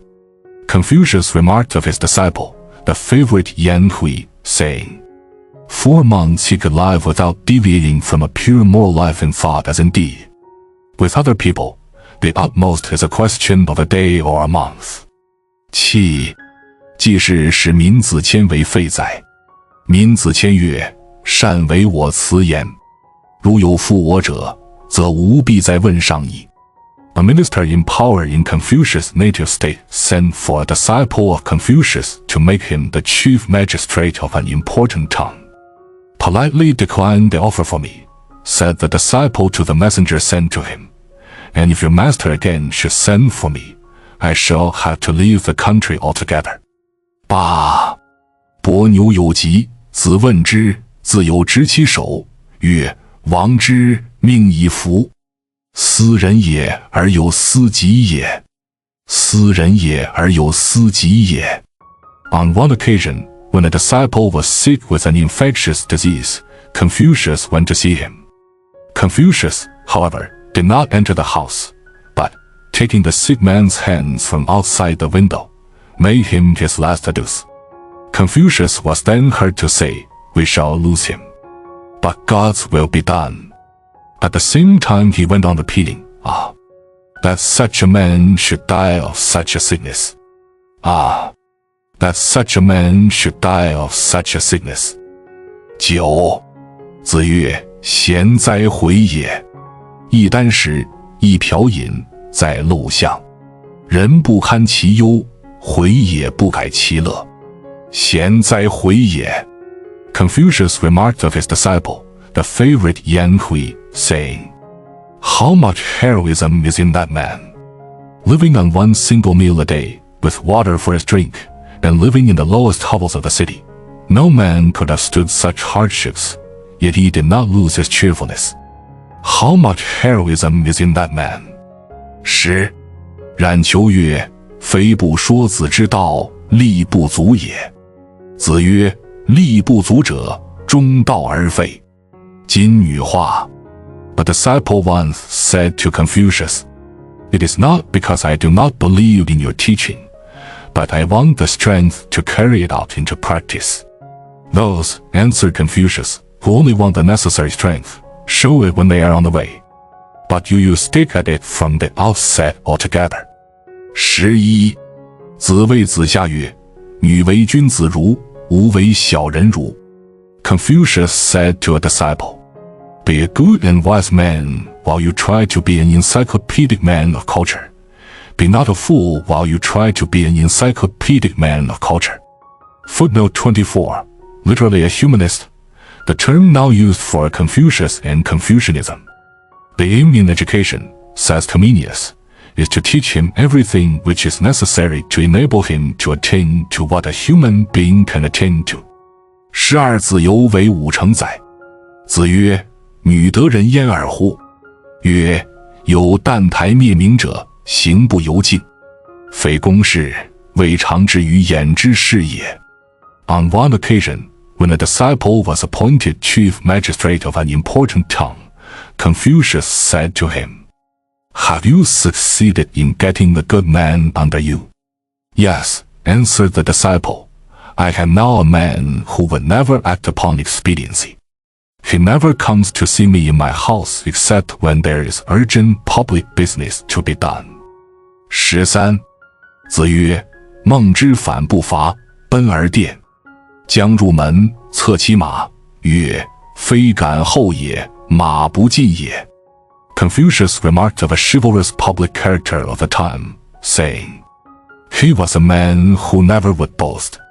On one occasion, when the troops among whom he was took to flight, he slowly brought up the rear, and when they had approached the city gate to which they were retreating, he whipped his horse and was the last man to enter the gate, remarking, simply, "It was not courage which kept me behind. But you see my horse would not go." 14. 子曰：不由诸陀之佞，而有宋朝之美，难乎免于今之事矣。Confucius, referring to two noted characters of his time, remarked, "A man who has not the wit of that person, the Sydney Smith of the time, and the fine appearance of that noble lord, the Lord Chesterfield of the time, will never get on in society now." 15. 子曰：谁能出不由户？何莫由私道也。Confucius remarked, "Who can get out of the house except through the door? How is it that men do not know that one cannot live except through the way?" Footnote 25. Sign via non-liter. 16. 子曰：至圣文则也，文圣至则始。文质彬彬，然后君子。Confucius remarked, "When the natural qualities of men get the better of the results of education, they are rude men. When the results of education get the better of their natural qualities, they become literati. It is only when the natural qualities and the results of education are properly blended that we have the truly wise and good man." 17. 子曰：人之生也直，往之生也幸而免。Confucius remarked, "Man is born to be upright. When a man ceases to be that, it is by the merest chance that he can keep himself alive." 18. 子曰：知之者不如好之者，好之者不如乐之者。Confucius remarked, "Those who know it are not as those who love it. Those who love it are not as those who find their joy in it." Footnote 26. This is the difference between a moralist, a philosopher, and a real man of religion. 19. 子曰：中人以上，可以与上也；中人以下，不可以与上也。Confucius remarked, "You may speak of high things to those who in natural qualities of mind are above average men. You may not speak to those who in natural qualities of mind are below average men." 20. 樊迟问之。子曰：物民之义，敬鬼神而远之，可谓知矣。问仁。曰：仁者先难而后获，可谓仁矣。A disciple inquired what constituted understanding. Confucius answered, "To know the essential duties of man living in a society of men, and to hold in awe and fear the spiritual powers of the universe, while keeping aloof from irreverent familiarity with them. That may be considered as understanding." The disciple then asked what constituted a moral life. Confucius answered, "A man who wants to live a moral life must first be conscious within himself of a difficulty and has struggled to overcome the difficulty. That is the definition or test of a moral life." 21. 子曰：知者乐水，仁者乐山；知者动，仁者静；知者乐，仁者寿。Confucius remarked, "Men of intellectual character delight in water scenery. Men of moral character delight in mountain scenery. Intellectual men are active. Moral men are calm. Intellectual men enjoy life. Moral men lie long." 22. 子曰：其一变，至于鲁；鲁一变，至于道。Confucius, referring to the state of government in his native state and that in a neighboring state, remarked, "If Qi would only reform, she would have as good a government as Lu, Confucius' native state, and if Lu would only reform, she would have a perfect government. Footnote 27. An Englishman would perhaps say the France of ancient feudal China, noted for chivalry, disinterestedness and love of ideas in the character of her people, but at Confucius' time, given too much over to false liberalism. Lu, Confucius' native state, was perhaps the England or Great Britain of ancient China, noted for love of morality and common sense in the character of her people, but inaptness for ideas which made them rather utilitarian in their politics and government. Both states were in the modern province of Xian on the seacoast. 23. 子曰：孤不孤，孤哉！孤哉！ Confucius was once heard to exclaim, "A goblet that is not globular, why call it a goblet? Why call it a goblet?" Footnote 28. Referring to an article of common use then which had become a misnomer, and to many things, especially many kinds of ism and Zi Zhang Confucius' time, which had also become misnomers. 24. 宰我问曰：仁者虽告之曰：井有人焉，其从之也。子曰：何谓其然也？君子可视也，不可陷也；可欺也，不可亡也。A disciple of Confucius once said to him, "A moral man, if somebody told him that there was a man fallen into a well, I suppose he would immediately follow into the well. Why should he?" Replied Confucius, "A good and wise man might be led to hurry to the scene, but not to plunge into the well. He could be imposed upon, but not made a fool of." 25. 子曰：君子博学于文，约之以礼，亦可以服判一服。Confucius remarked, "A good man who studies extensively into the arts and literature, and directs his studies with judgment and taste, is not likely to get into a wrong track." 26. 子见男子，子路不说。夫子使之曰：予所否者，天厌之。天厌之。On one occasion, when Confucius allowed himself to be presented to a princess of a state who was notorious for the irregularities of her life, his disciple, the intrepid Chang was vexed. Confucius then swore an oath, saying, "If I have had an unworthy motive in doing that, may God forsake my God forsake me forever." 27. 子曰：中庸之为德也，其志矣乎！民先久矣。Confucius remarked, "The use of the moral sentiment, well balanced and kept in perfect equilibrium, that is the true state of human perfection. It is seldom found long so kept up amongst men." 28.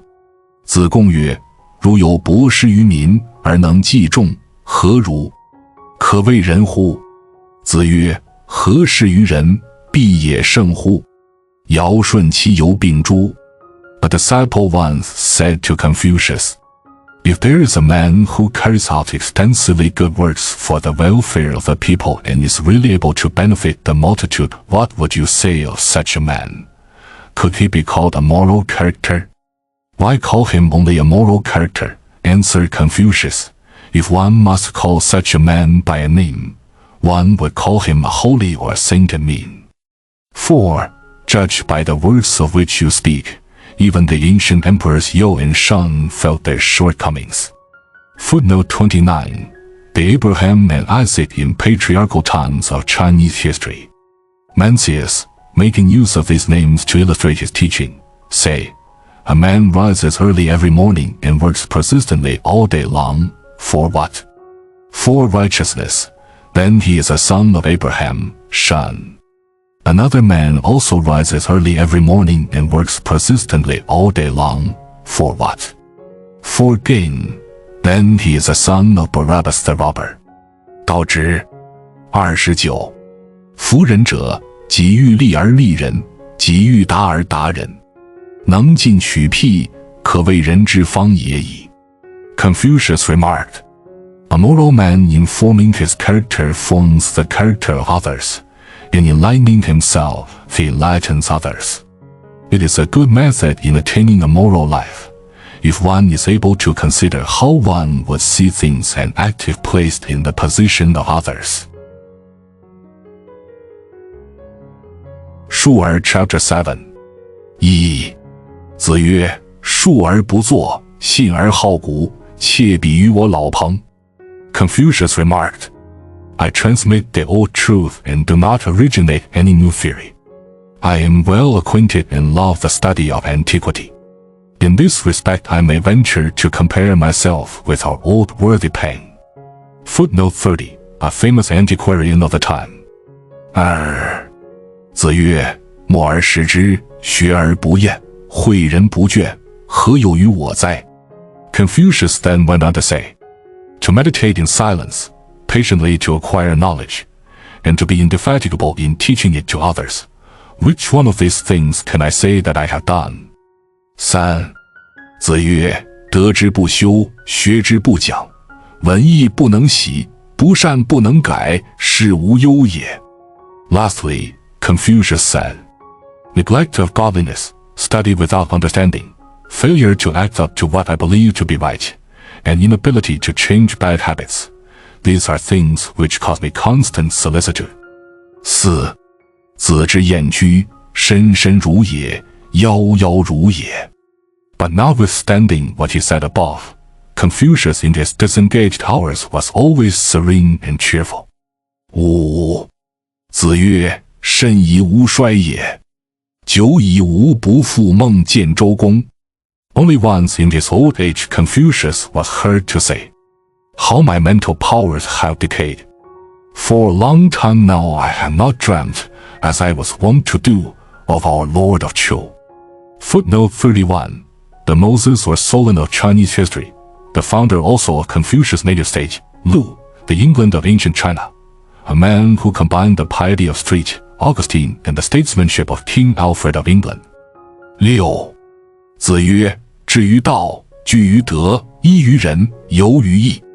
Confucius said to his disciples, seek for wisdom, hold fast to godliness, live a moral life, and enjoy the pleasures derived from the pursuit of the polite arts. 7. 子曰：自行数修以上，吾未尝无慧焉。 Confucius remarked, in teaching men, I make no difference between the rich and the poor. I have taught men who could just afford to bring me the barest presentation gift in the same way as I have taught others. 8. 子曰：不愤不启，不悱不发，举一隅不以三隅反，则不复也。 Confucius then went on to say, in my method of teaching, I always wait for my student to make an effort himself to find his way through a difficulty, before I show him the way myself. I also make him find his own illustrations before I give him one of my own. When I have pointed out the bearing of a subject in one direction and found that my student cannot himself see its bearings into other directions, I do not then repeat my lesson. 9. 子时于有丧者之侧，未尝伯也。子于是日哭，则不歌。 When Confucius dined in a house of mourning, he never ate much. On the same day in which he had occasion to mourn for the death of a friend, the sound of music was never heard in his house. 10. 子谓颜渊曰：用之则行，舍之则藏，唯我与而有是夫。子路曰：子行三军，则谁与？子曰：抱虎平和，死而无悔者，无不与也。必也临事而惧，好谋而成者也。 Confucius once said to his disciple, the favorite Yan Huo, to act when called upon to act in public life, and, when neglected, to be content to lead out a private life. That is what you and I will both have made up our minds upon.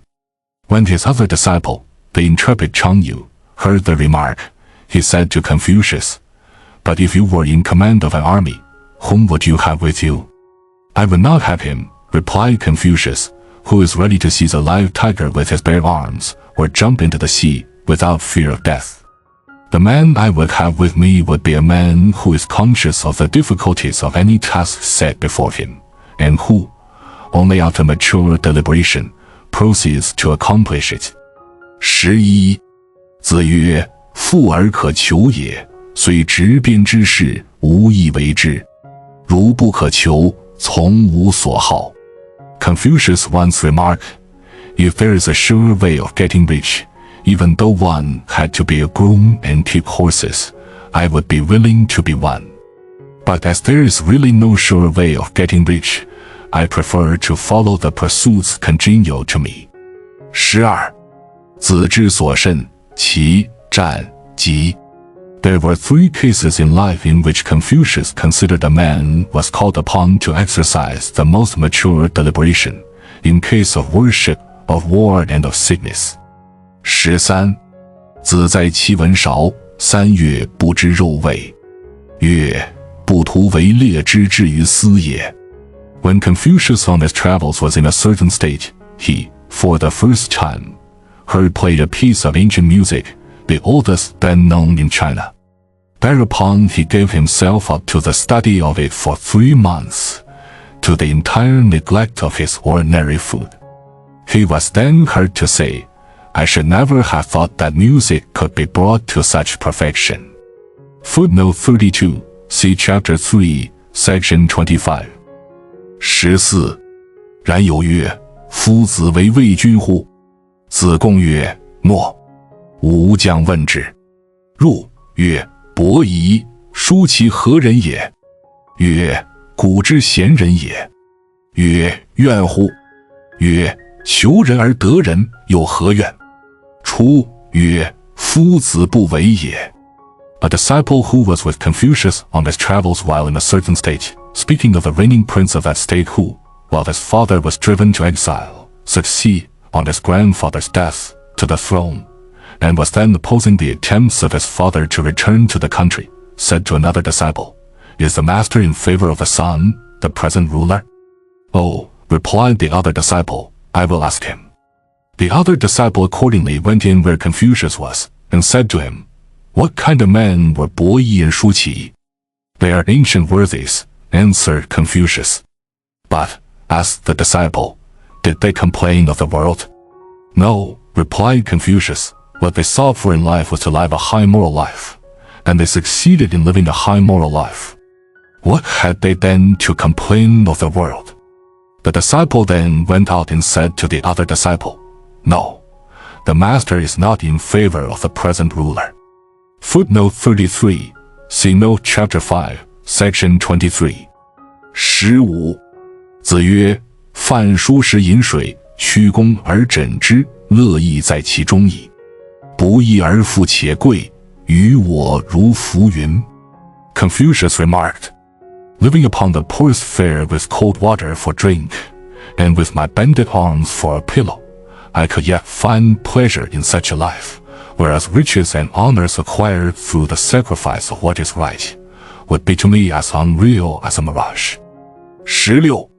子曰：加我数年，50以学艺，可以无大过矣。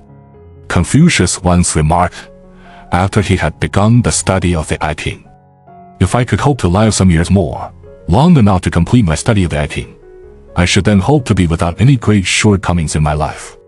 Footnote 34. This book is now known to foreigners as the Book of Changes, one of the so-called 5 classics in the Chinese Bible.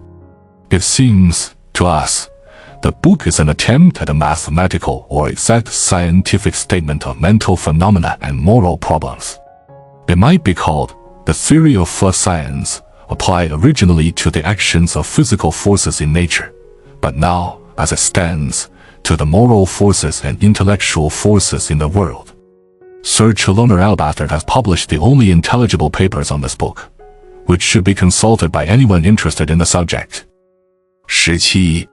子所雅言，诗、书、直礼，皆雅言也。The subjects upon which Confucius loved to talk were poetry, history, and the rules of courtesy and good manners. He frequently talked on these subjects. 18. 叶公问孔子与子路，子路不对。子曰：女奚不曰，其为人也，发愤忘食，乐以忘忧，不知老之将至云耳。The reigning prince of a small principality asked the disciple of Confucius, the intrepid Chang, to give his opinion of Confucius. The disciple did not say anything in reply. When Confucius afterwards heard of the inquiry, He said to his disciple, "Why did you not say to him thus? He is a man who, in the efforts he makes to overcome the difficulty in acquiring knowledge, neglects his food, and who thus absorbed, becomes oblivious that old age is stealing on him." 19. 子曰：“我非生而知之者，好古，民以求之者也。” Confucius remarked, "I am not one born with understanding.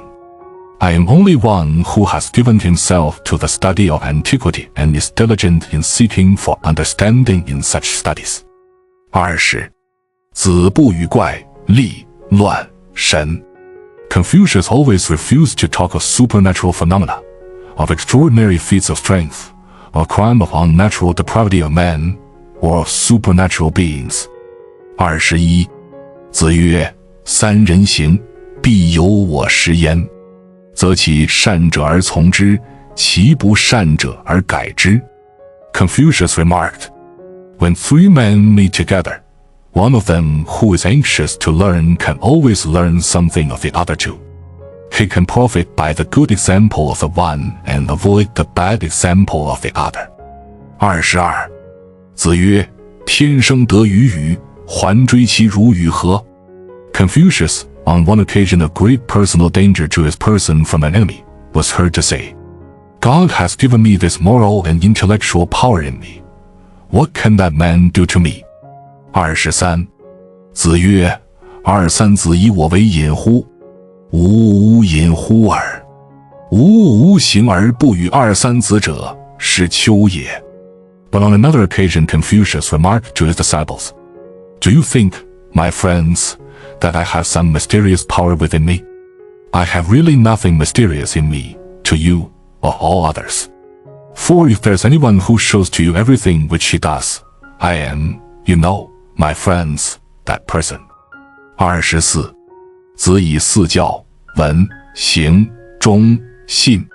Confucius through his life and teaching taught only four things: a knowledge of literature and the arts, conduct, conscientiousness, and truthfulness.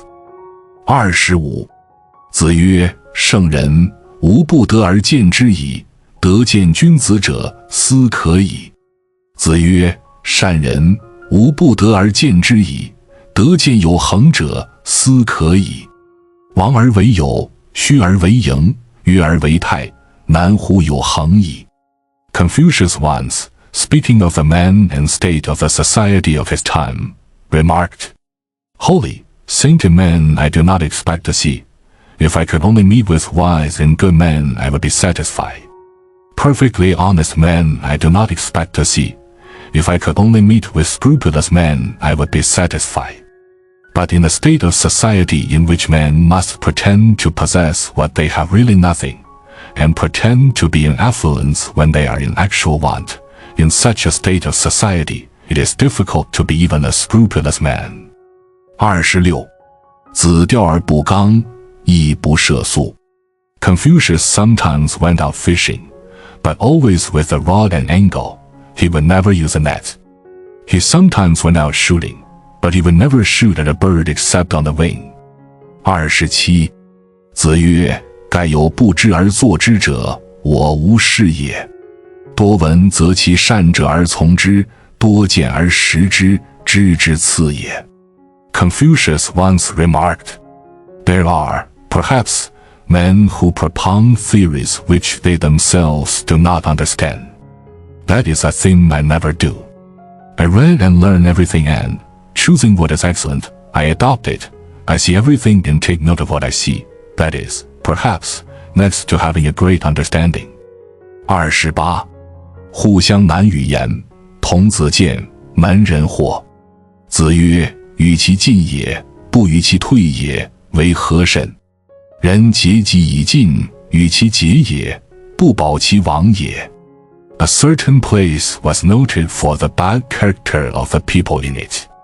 When Confucius allowed a young man of that place to be presented to him, his disciples were astonished. But Confucius said, "Why should one be too severe?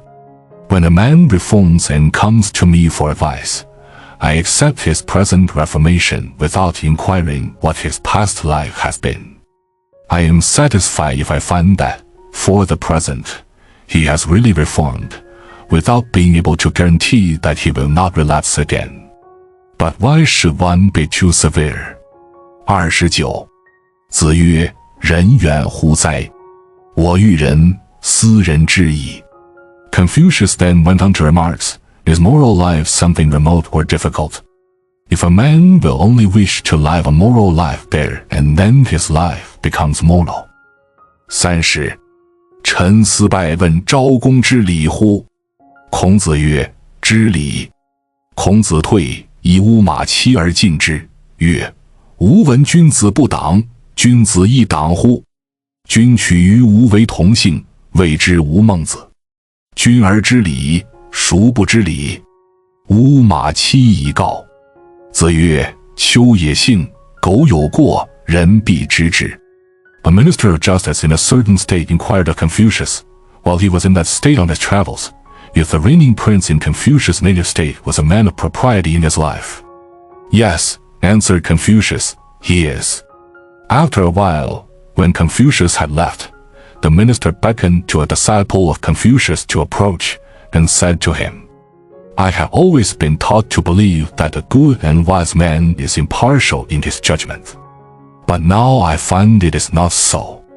The reigning prince of your state married a princess from the reigning house of a state whose family surname is the same as that of your prince, and, to conceal the impropriety, your prince changed her surname in the title given to her court. Now if, after his, your prince can be considered a man of propriety in life, who may not be considered so? Afterwards, when the disciple told Confucius of what the minister said, Confucius remarked, I am glad that whenever I make a mistake, people always know it. Footnote 35. It was and is considered very improper in China for a man to marry not only a first cousin, but even a woman whose same family surname with himself might prove her to be a distant first cousin. 31. 子与人歌而善，必使反之，而后和之。When Confucius asked a man to sing, if he sang well, Confucius would make him sing again the same song, accompanying him with his own voice. 32. 子曰：文莫无尤人也。公行君子，则无谓之有德。Confucius remarked, in the knowledge of letters and the arts, I may perhaps compare myself with other men. But as the character of a good and wise man who carries out in his personal conduct what he professes, that is something to which I have not yet attained. 33. 子曰：若胜与人，则无其感；以为之不厌，诲人不倦，则可谓云尔已矣。公西华曰：正为弟子不能学也。Confucius then went on to say, and as for the character of a holy, sainted man or even a moral character, how should I dare to pretend to that? That I spare no pains in striving after it and am indefatigable in teaching others to strive for it, that, perhaps, may be said of me. A disciple, who heard what was said, thereupon remarked, that is where we, your disciples, cannot follow you. 34. 子疾病，子路请导。子曰：有诸？子路对曰：有之。雷曰：导尔于上下神奇。子曰：丘之导久矣。On one occasion when Confucius was sick, a disciple asked that he would allow prayers to be offered for his recovery. Is it the custom? Asked Confucius. Yes, replied the disciple. In the book of rituals for the dead it is written, pray to the powers above and pray to the powers below.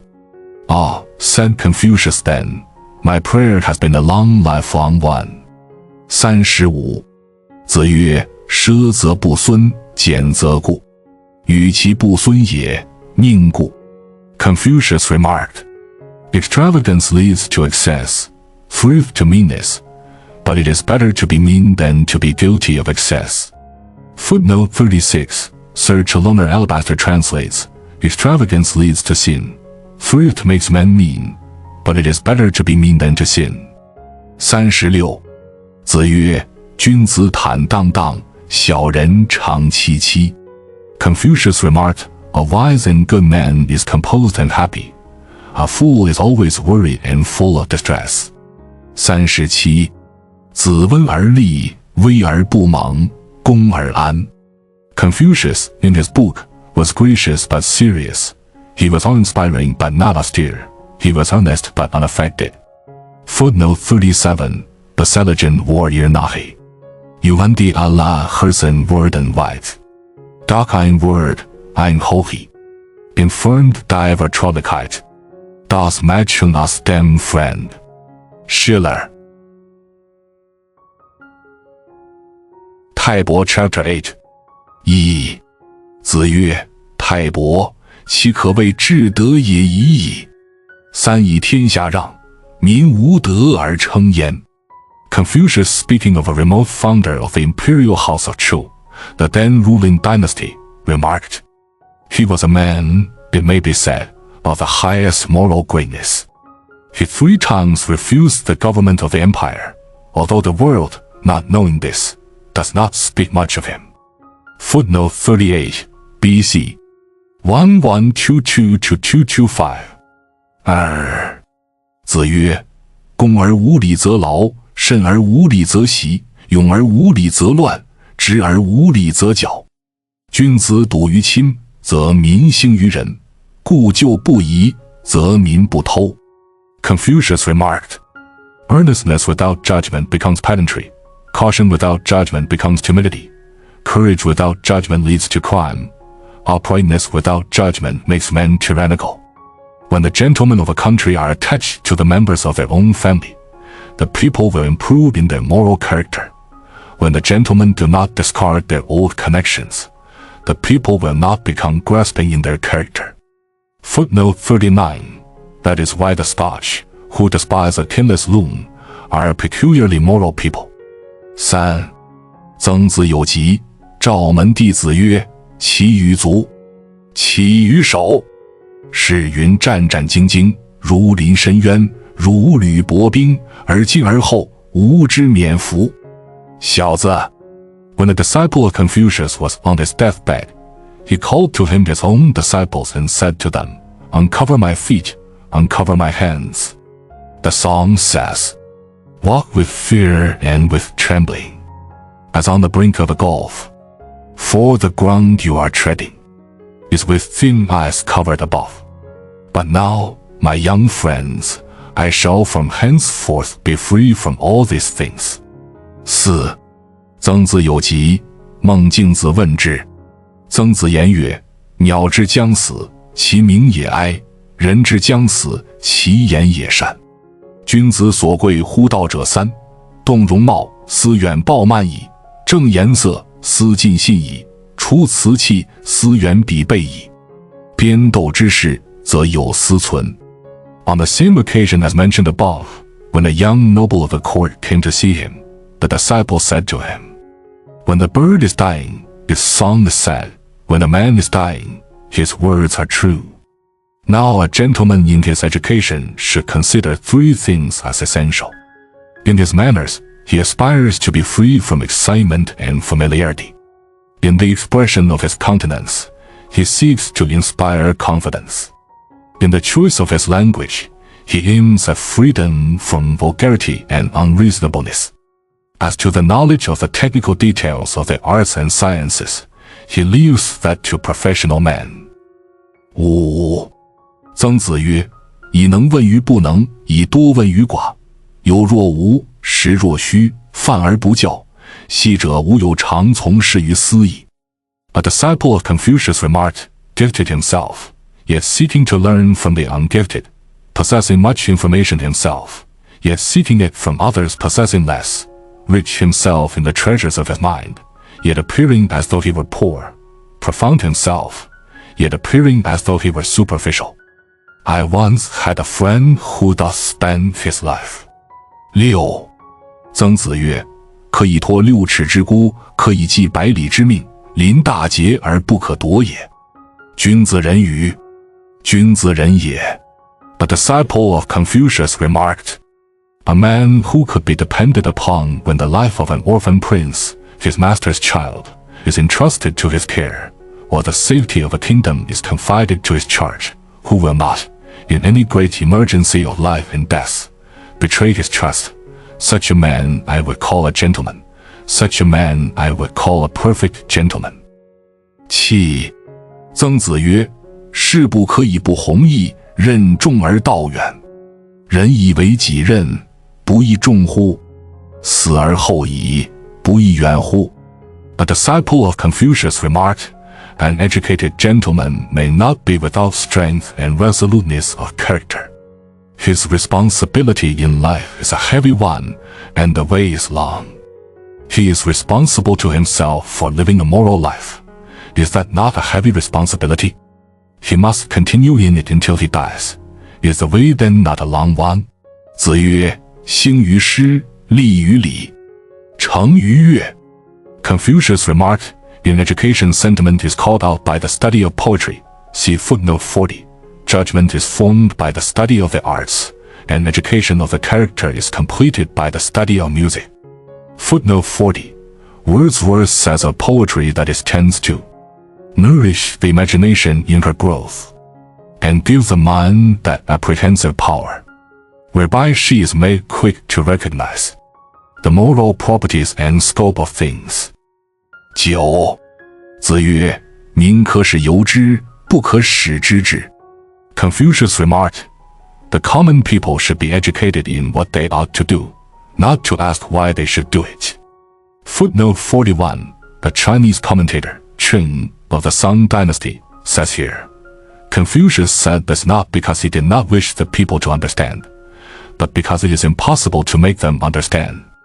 But if you say Confucius did not wish the people to understand, that would mean that he would govern the people by jugglery or Jesuitism, as is sometimes done by later generations, a supposition which is preposterous.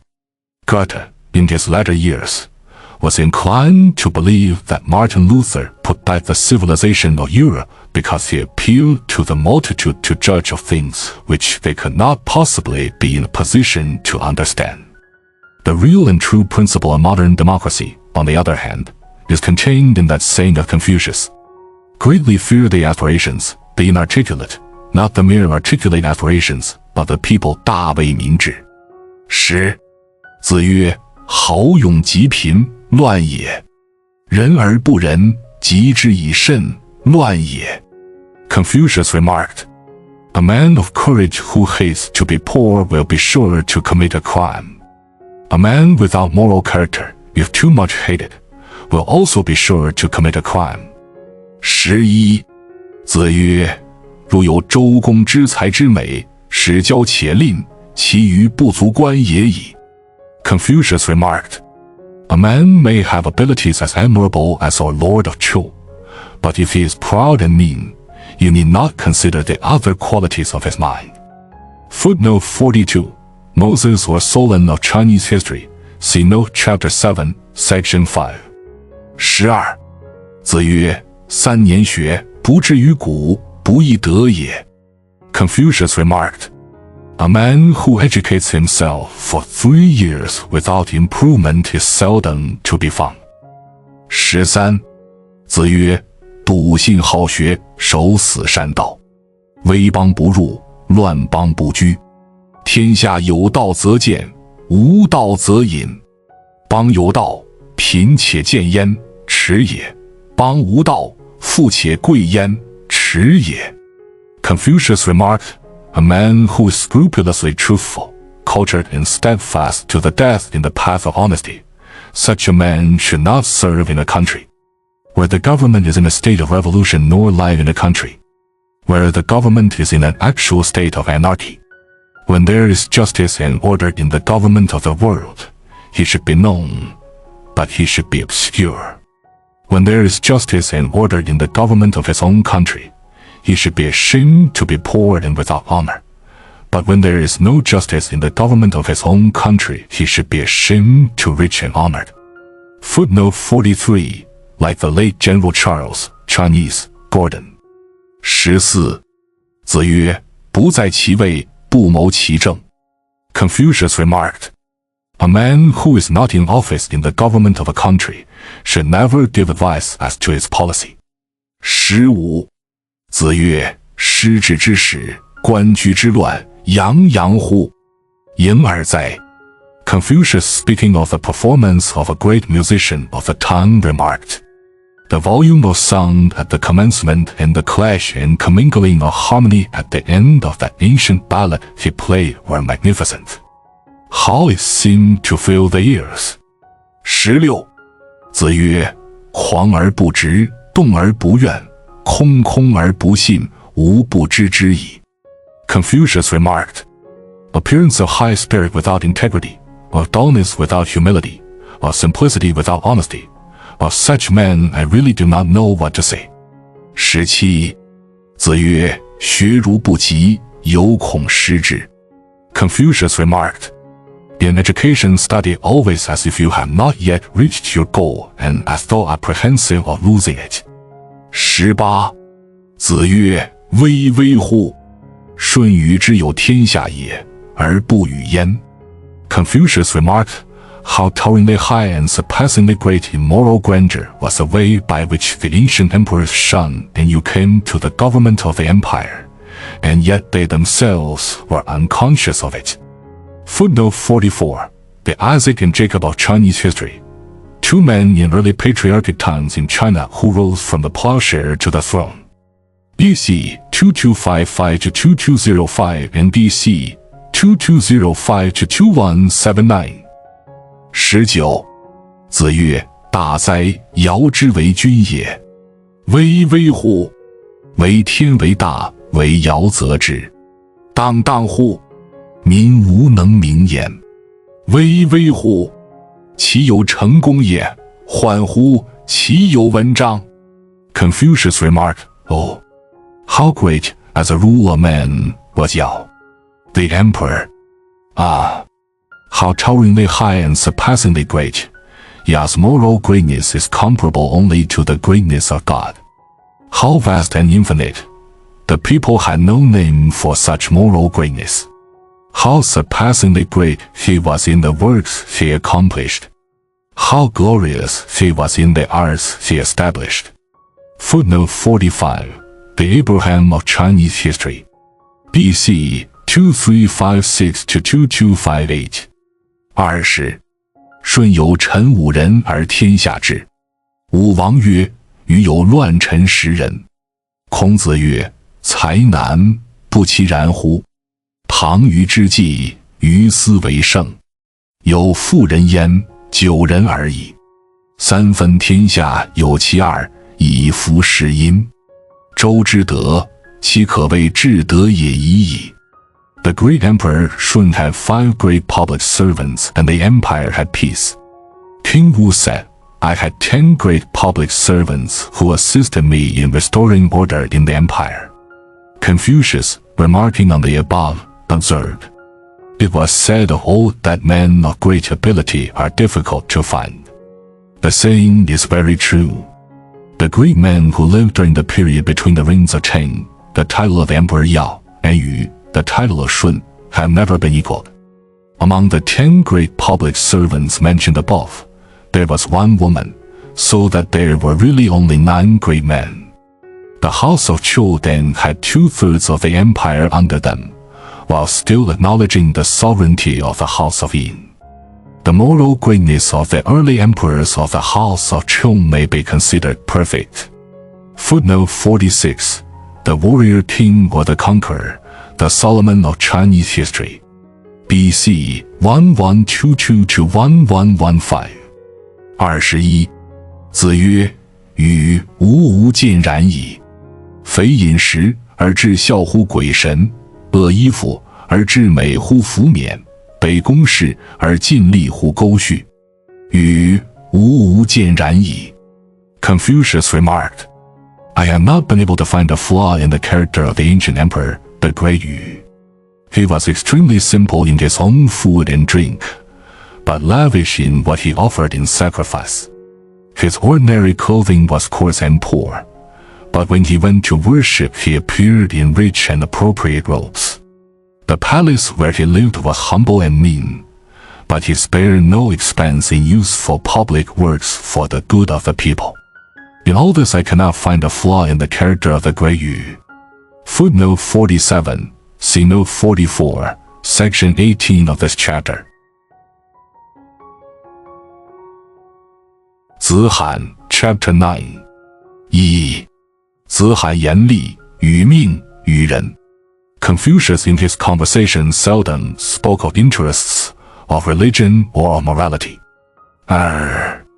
答向党人曰：大哉孔子！博学而无所成名。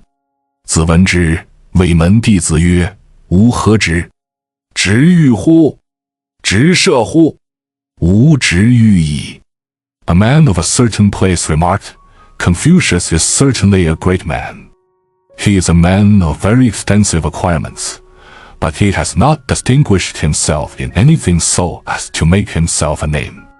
When Confucius heard of the remark, he said to his disciples, Now what shall I take up to distinguish myself? Shall I take up driving or shall I take up archery? I think I will take up archery. Editor's note. It appears that Ku made a mistake in his translation. Confucius was supposed to have said to take up driving or charioteering as Legge translated. 3. 子曰：马冕，礼也；今也纯简，无从众。拜下，礼也；今拜乎上，太也。虽为众，无从下。Confucius remarked, Linen hats were considered good taste, but now people generally wear silk ones. The latter are less expensive, therefore one followed the general practice. It was considered correct form at one time to make your bow, as you enter, from the lower part of the room, but now the practice is to make your bow from the upper end of the room. The latter practice presumes too much, therefore I continue to make my bow from the lower part of the room. 4. 子绝嗣，无义，无弊，无故，无我。There were 4 things from which Confucius was entirely free. He was free from self-interest, from prepossessions, from bigotry and from egoism. 五子谓于匡，曰：文王既没，文不在兹乎？天之将丧斯文也，后死者不得于斯文也。天之未丧斯文也，匡人其如于何？ On one occasion, when Confucius was in fear for his personal safety from the violence of men of a certain place, he said to those about him, Be not afraid. Since the death of King Wan, who founded this civilization, is not the cause of this civilization with us here now. If God is going to destroy all civilization in the world, it would not have been given to a mortal of this late generation to understand this civilization. But if God is not going to destroy all civilization in the world, what can the people of this place do to me? 6. 大哉问于子贡曰：夫子圣者与？何其多能也？子贡曰：故天纵之将圣，又多能也。子闻之曰：大哉之我乎！吾少也见，故多能比视。君子多乎哉？不多也。A minister of a certain state asked the disciple of Confucius, saying, Your teacher, he is a holy man, is he not? What a variety of acquirements he seems to possess. The disciple replied, God has certainly been bountiful to him to make him a holy man. Besides, he has himself acquired knowledge in many things. When Confucius afterwards heard of the conversation, he remarked, Does the minister know me? When I was young, I was in a low position in life. Therefore, I had to acquire knowledge in many things, but they were merely ordinary matters of routine. You think a wise and good man requires much knowledge to make him so. No, he does not require much. 老曰：子云，吾不是故意。A disciple also once remarked, I have heard the master say, I have not been called to act in public life. Therefore one have had time to acquaint myself with many arts. 7. 子曰：吾有知乎哉？吾知也。有彼弗问于我，空空如也，我扣其两端而结焉。Confucius once remarked to someone, Do you think I have a great understanding? I have no great understanding at all. When an ordinary person asks my opinion on a subject, I myself have no opinion whatever of the subject, but by asking questions on the pros and cons, I get to the bottom of it.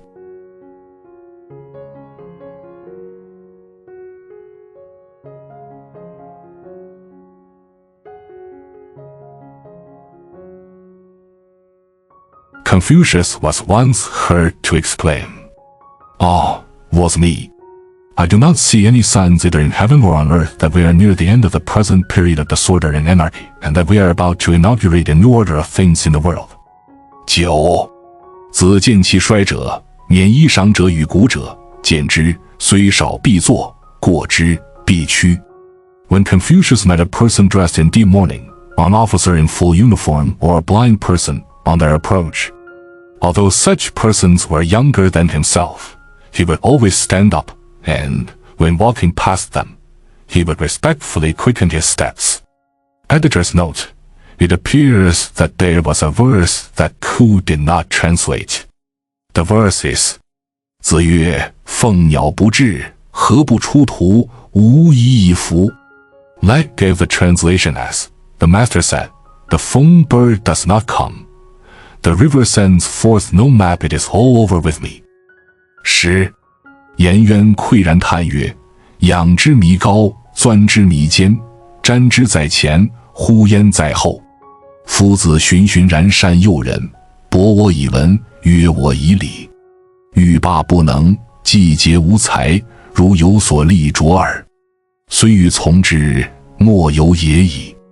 A disciple, the favorite Yang Huo, speaking in admiration of Confucius' teaching, remarked, "The more I have looked up to it, the higher it appears. The more I have tried to penetrate into it, the more impenetrable it seems to be. When I have thought I have laid hold of it here, lo, it is there." But the master knows admirably how to lead people on step by step. He has enlarged my mind with an extensive knowledge of the arts, while guiding and correcting my judgment and taste. Thus I could not stop in my progress, even if one would. But when I have exhausted my efforts and thought I have reached it, the goal would still stand clear and distinct away from me, and I have no means of reaching it, make what efforts I will. 11. 子疾病，子路使门人为臣。并贤曰：久矣哉！由之行诈也，无臣而为有臣，吾谁欺？欺天乎？且欲与其死于臣之手也，吾宁死于二三子之手乎？且与纵不得大葬，与死于道路乎？ On one occasion, when Confucius was seriously sick, his disciple, the intrepid Chang made arrangements, in case of the decease of the sick man, that each of the disciples should assume the function of an officer in the household of a great noble. When Confucius came to know of what the disciple did, he, in a remission of his sickness, remarked, "I have for this long while observed that you, Chang, practices self-deception in his actions. To pretend to have public officers when I have none, whom do I want to impose upon by that? Do I want to impose upon God? Besides, is it not better that I should die in the arms of you, my friends, than in the arms of mere unsympathetic officers? Again, even if I should never be buried with the honors of a public funeral, am I likely to be left unburied on the public road?" 12. 子贡曰：有美玉于斯，运毒而藏诸？求善古而孤诸？子曰：孤之哉！孤之哉！我待假者也。A disciple once said to Confucius, "There is a beautiful gem here. Shall I put it in a case and lay it by, or shall I seek for a good price and sell it?" "Sell it by all means," answered Confucius. "Sell each by all means. But, if I were you, I should wait until the price were offered." 13. 子欲居九夷。或曰：陋，如之何？子曰：君子居之，何陋之有？ On one occasion Confucius said he would go and live among the barbarous tribes in the east. You will there, remarked somebody, feel the want of refinement. Where a wise and good man lives, replied Confucius, there will be no want of refinement. 14. 子曰：吾自谓反鲁，然后乐正，雅颂各得其所。Confucius remarked, When I finally returned from my travels to my native state, I completed my work of reforming the state music and arranging the songs and songs in the book of ballads, songs and songs, assigning each piece to its proper place in the book. 15. 子曰：出则是公卿，入则是父兄，丧事不敢不免，不为久困，何有于我哉？ Confucius remarked, In public life to do one's duty to the nobles and princes whom one serves under, in private life to do one's duty to the members of one's family, in performing the last offices to the dead, to spare no pains lest anything should be neglected, and in using wine, to be able to resist the temptation of taking it to excess. Which one of these things can I say that I have been able to do? 16. 子在川上，曰：逝者如斯夫，不舍昼夜。Confucius, once standing by a stream, remarked, How all things in nature are passing away even like this, ceasing neither day nor night. 17. 子曰：吾未见好德如好色者也。Confucius once remarked, I do not now see man who can love moral worth in man as he loves beauty in woman. 18. 子曰：譬如围山，未成一篑，止，无止也；譬如平地，虽覆一篑，进，无往也。Confucius remarked, Suppose a man wants to raise a mountain, just as it wants only one basket more of earth to complete the work. Suppose he were suddenly to stop. The stopping depends entirely upon himself.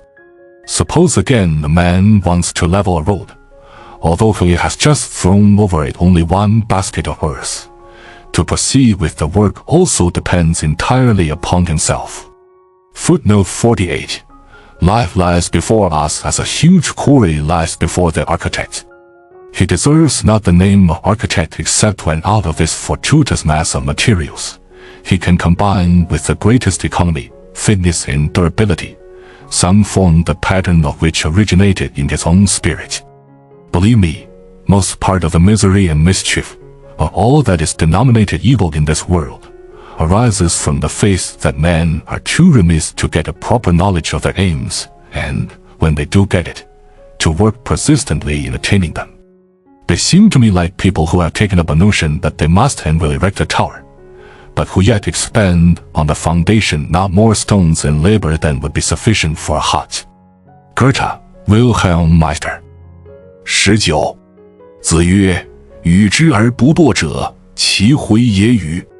Confucius remarked of his disciple, the favorite Yan Hui. He was the only man who was never tired and inattentive while I talked with him. 20. 子谓颜渊曰：惜乎！吾见其进也，未见其止也。Confucius remarked of the same disciple, Alas! He is dead.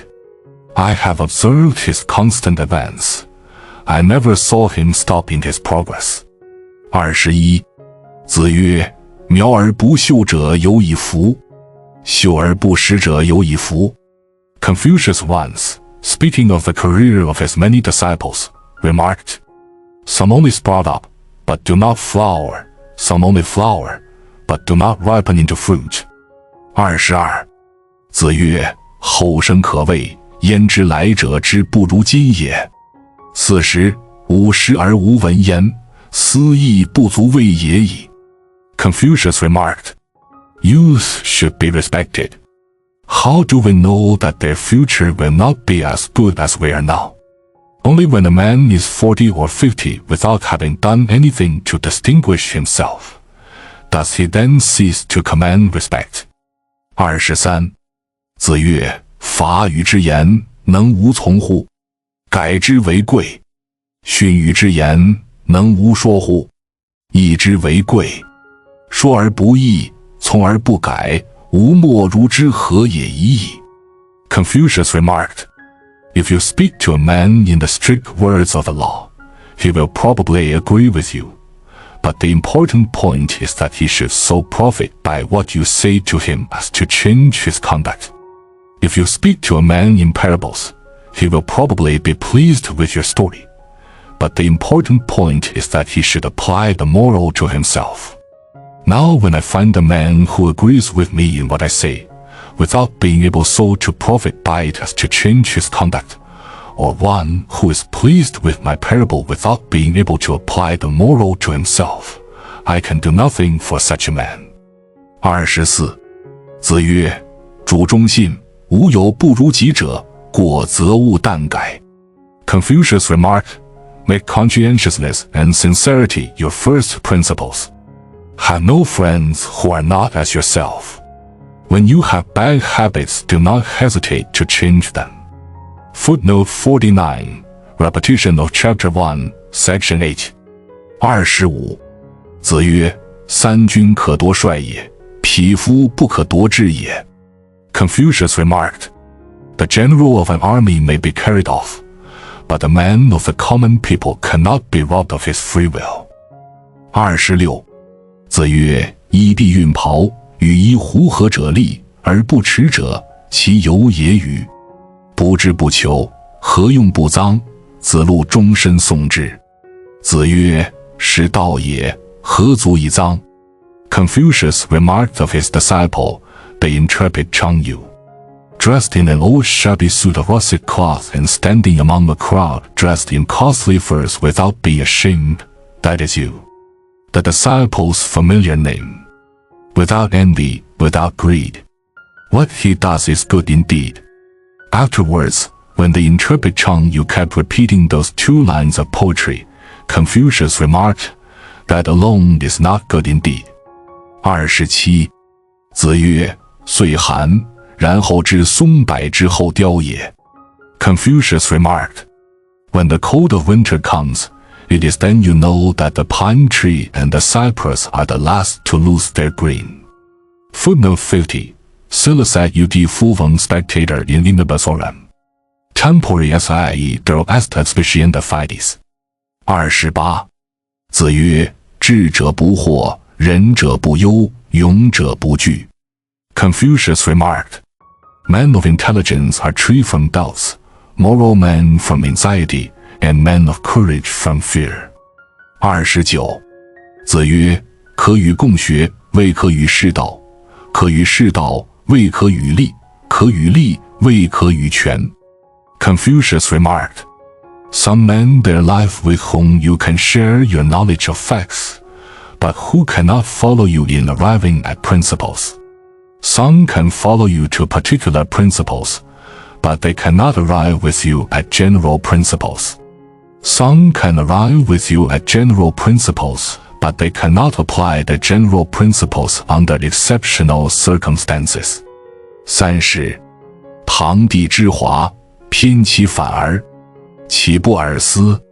事事远而。子曰：谓之思也，夫何远之有？ How they are waving, waving. The blossoming myrtles gay. Do I not think of you, love? Your home is far away. Confucius, repeating those lines, remarked, that is because men do not think. Why is it far away? Footnote 51.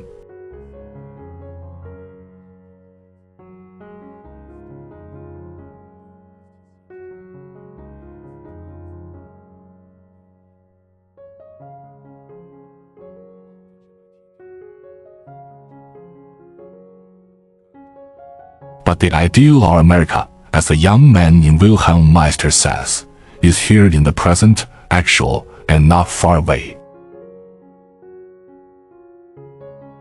乡党 Chapter 10 1.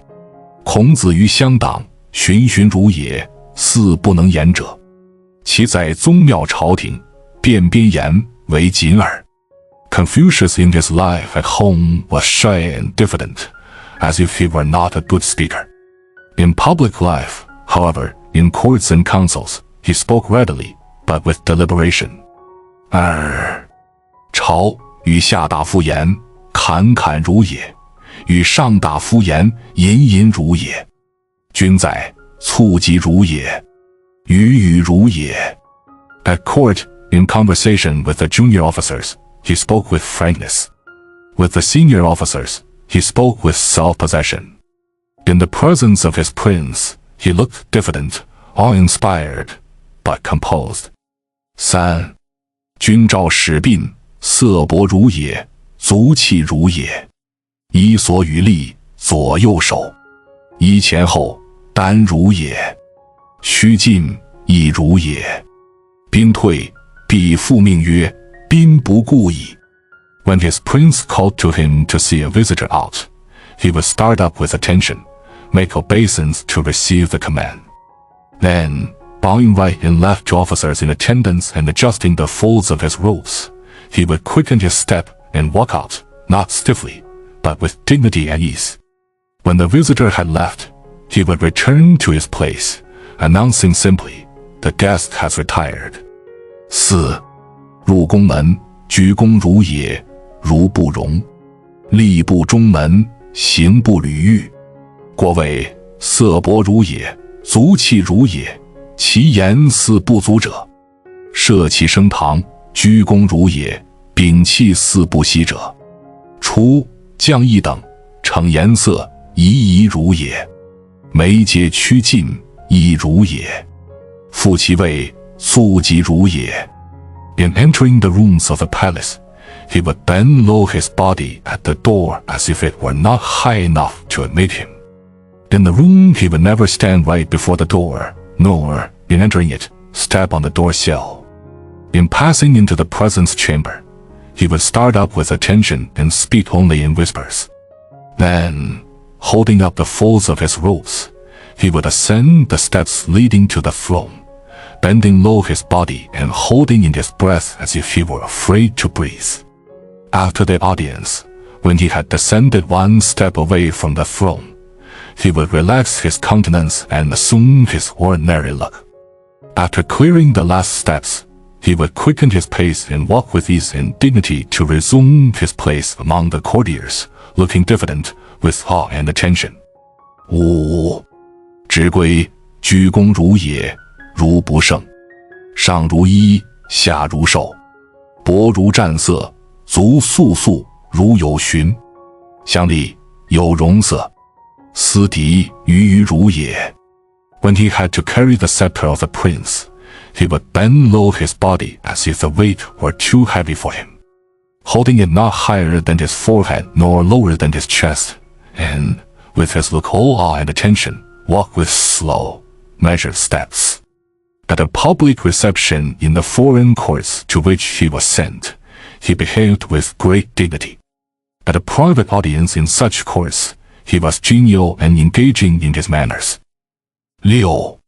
君子不以干邹事，孔子不以为谢服。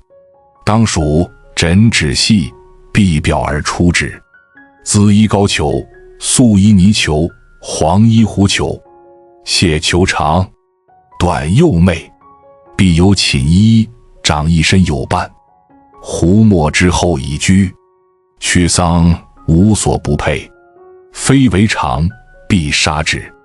高俅悬冠不以吊，吉月必朝复而朝。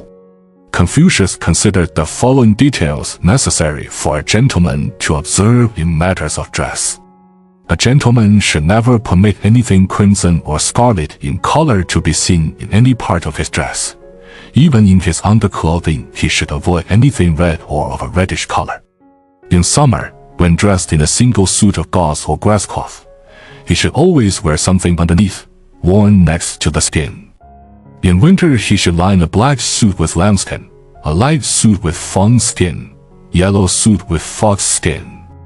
His fur underclothing should be made long, with the right sleeve a little short. He should always have a change of nightdress, which should be as long again as the trunk of his body. When at home in winter, he should be dressed in a suit of fox or badger skin. When not in mourning, he may have any ornaments or appendages on the girdle of his dress. His undergarment, except when it is worn as an apron, one like the Freemasons now, on state occasions, he should always have cut pointed on the upper part. On a visit of condolence, he should never wear a suit of lamb's fur or a dark blue hat. On the first day of the month, he should always put on his full uniform when he goes to court. 其必有名医不其必辨识居必谦坐 On days when he fasts and gives himself up to prayer, he should always put on a bright, clean suit of plain cloth. On such days, he should always change the ordinary articles of his food and move out of his usual sitting room. 8. 食不厌精，脍不厌细，食易而和，鱼乃而肉败，不食。色恶不食，臭恶不食，湿润不食，不食不食，歌不正不食，不得其详不食。肉虽多，不使胜食气，唯酒无量，不及乱。古酒是腹不食，不彻将食，不多食。祭于公，不素肉，祭肉不出3日，出3日，不食之矣。食不语，寝不言，虽蔬食菜羹，瓜祭，必其如也。The following are the details which Confucius observed in matters of food and eating. In his food, he liked to have the rice finely cleaned and the meat, when stewed, cut in small pieces. Rice injured by damp and heat, or turned sour, he would not take, nor fish or flesh which was gone. He would not take anything that had an unwholesome color or unwholesome flavor, nor any articles of food which had been spoiled in cooking, nor anything out of its season. Meat not properly cut he would not take, nor any dish served without its proper sauce. Although there might be plenty of meat on the table, he would never allow the quantity of meat he took to exceed a due proportion to the rice he took. It was only in wine that he did not set himself a limit, but he never took it to excess.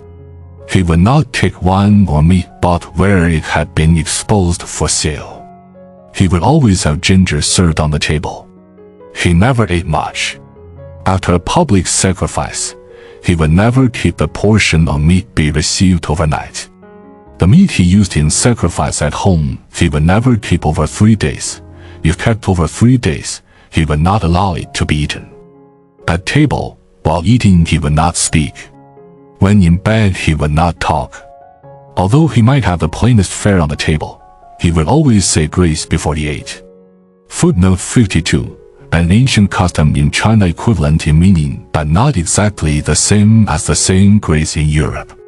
This custom is, I am told, observed in some country places in China to this day.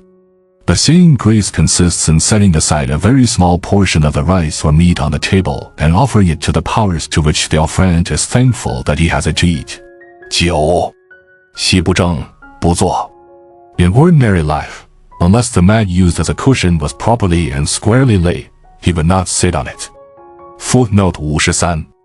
In ancient China, as now in Japan, among the people, there were no chairs. People, even kings and princes, sat on mats on the floor. 10. 乡人饮酒，仗者出，斯出矣。乡人挪，朝服而立于坐阶. When at a public dinner in his native place, he would always leave the table as soon as the old people left. In his native place, on the occasion of the purification festival, when the procession of villagers passed his house, he would always appear in full uniform on the steps of his house, standing on the left-hand side of the house. Footnote 54. In old China and in most Eastern countries, sanitation forms a part of religion, not enforced by police or gendarmes. 11. 问人于他邦，再拜而送之。康子馈要，拜而受之。曰：秋未达，不敢尝。When he had occasion to entrust a message of inquiry after the health of a friend in another country to any person, he would always, on the person entrusted with the message leaving him, make obeisance twice and see him to the door. On one occasion when a noble, who was the minister in power in his native state, sent him a present of some medicines, he received it respectfully, but said to the messenger, tell your master I do not know the nature of the drugs, therefore I shall be afraid to use it. 12. 纠纷。子退朝，曰：伤人乎？不问马。On one occasion when, as he was returning from an audience at the palace, he heard that the state stable was on fire, his first question was, Has any man been injured? He did not ask about the horses. 13. 君此时，必正席先尝之；君此兴，必熟而见之；君此生，必处之。事时于君，君既先犯。即君视之，东守，驾朝服，脱身。君命诏，不似驾行矣。When his prince sent him a present of a dish of cooked meat, he would always have it properly served on the table, and he himself would taste it before he allowed others to taste it. When his prince sent him uncooked meat as a present, he would have it cooked and then offer it first in sacrifice before his ancestors. When his prince sent him a live animal, he would keep it alive. When he had the honor to sit with his prince at table, after the prince had said grace, he would first taste the dishes. When he was sick, on his prince coming to see him, he would lie with his head to the east and have his court uniform lay over him with the girdle drawn across. When he received a summons from his prince, he would immediately go on foot, without waiting for his carriage. 14. 入太庙，每事问。When he attended the service at the great cathedral, ancestral temple of the reigning prince, he always inquired what he should do at every stage of the service. 15. 朋友死，无所归。曰：与我病。朋友之馈，虽车马，非祭肉，不拜。When any friend died who had no one to perform the last offices, he would always say, Leave it to me, I will bury him. When friends sent him presents, although these might consist of carriages and horses, he would not on receiving them make obeisance. The only present which he received with an obeisance was meat which had been used in sacrifice. 16. 寝不施，居不容。见其衰者，虽瑕，必变；见绵者与骨者，虽懈，必以貌。胸腹者视之，是服板者，有成传，必变色而作；迅雷锋烈，必变。In bed, he was never seen to lie straight on his back like a corpse. In ordinary life at home, he would never use formality. When he met anyone dressed in deep mourning, although the person might be a familiar acquaintance, he would always look grave and serious when he met with an officer in full uniform or a blind person. Although he himself might be in undress, he would always behave with ceremony and punctiliousness. When driving in his carriage, on meeting with a funeral cortege, he would always bend his head forward out of the carriage, to bow. He would behave in the dim way when he met the procession carrying the mortality returns of the population. At a dinner, wherever a dish in grand tenue was brought to the table, he would look serious and rise up to thank the host. On a sudden clap of thunder or during a violent storm, he would look grave and serious. 17. 生车，必正立直随。车中，不内顾，不及言，不亲止。When about to mount his carriage, he would stand in a proper position, holding the cord in his hand. When in the carriage, he would look straight before him without turning his head. He would not talk fast or point with his fingers. 18. 色思举矣，降而后击。曰：山梁辞志，实在。实在。子路共之，三袖而坐。As they turned to look at it, it instantly rose and, hovering about, it settled again. Somebody said, Ah, fastened on the hill. Ah, fastened on the hill. You know the times. You know the times. Confucius' disciple, the intrepid Chang conned it over 3 times. Then, suddenly understanding the meaning of the remark, made an exclamation, rose, and went away. Footnote 55. Chinese commentators gave up the passage in this section, confessing they cannot understand its meaning. Sir Chaloner Alabaster, however, has discovered a very good explanation of this passage which unfortunately we cannot exactly remember. We here make a guess of his explanation from memory. 先进 Chapter 11 1. 子曰：先进于礼乐，野人也；后进于礼乐，君子也。如用之，则无从先进。Confucius remarked, men of the last generation, in matters of the arts and refinement, are considered to have been rude. Men of the present generation are, in those matters, considered polite. But in my practice I prefer men of the last generation. 2. 子曰：从我于臣，才者，皆不及门也。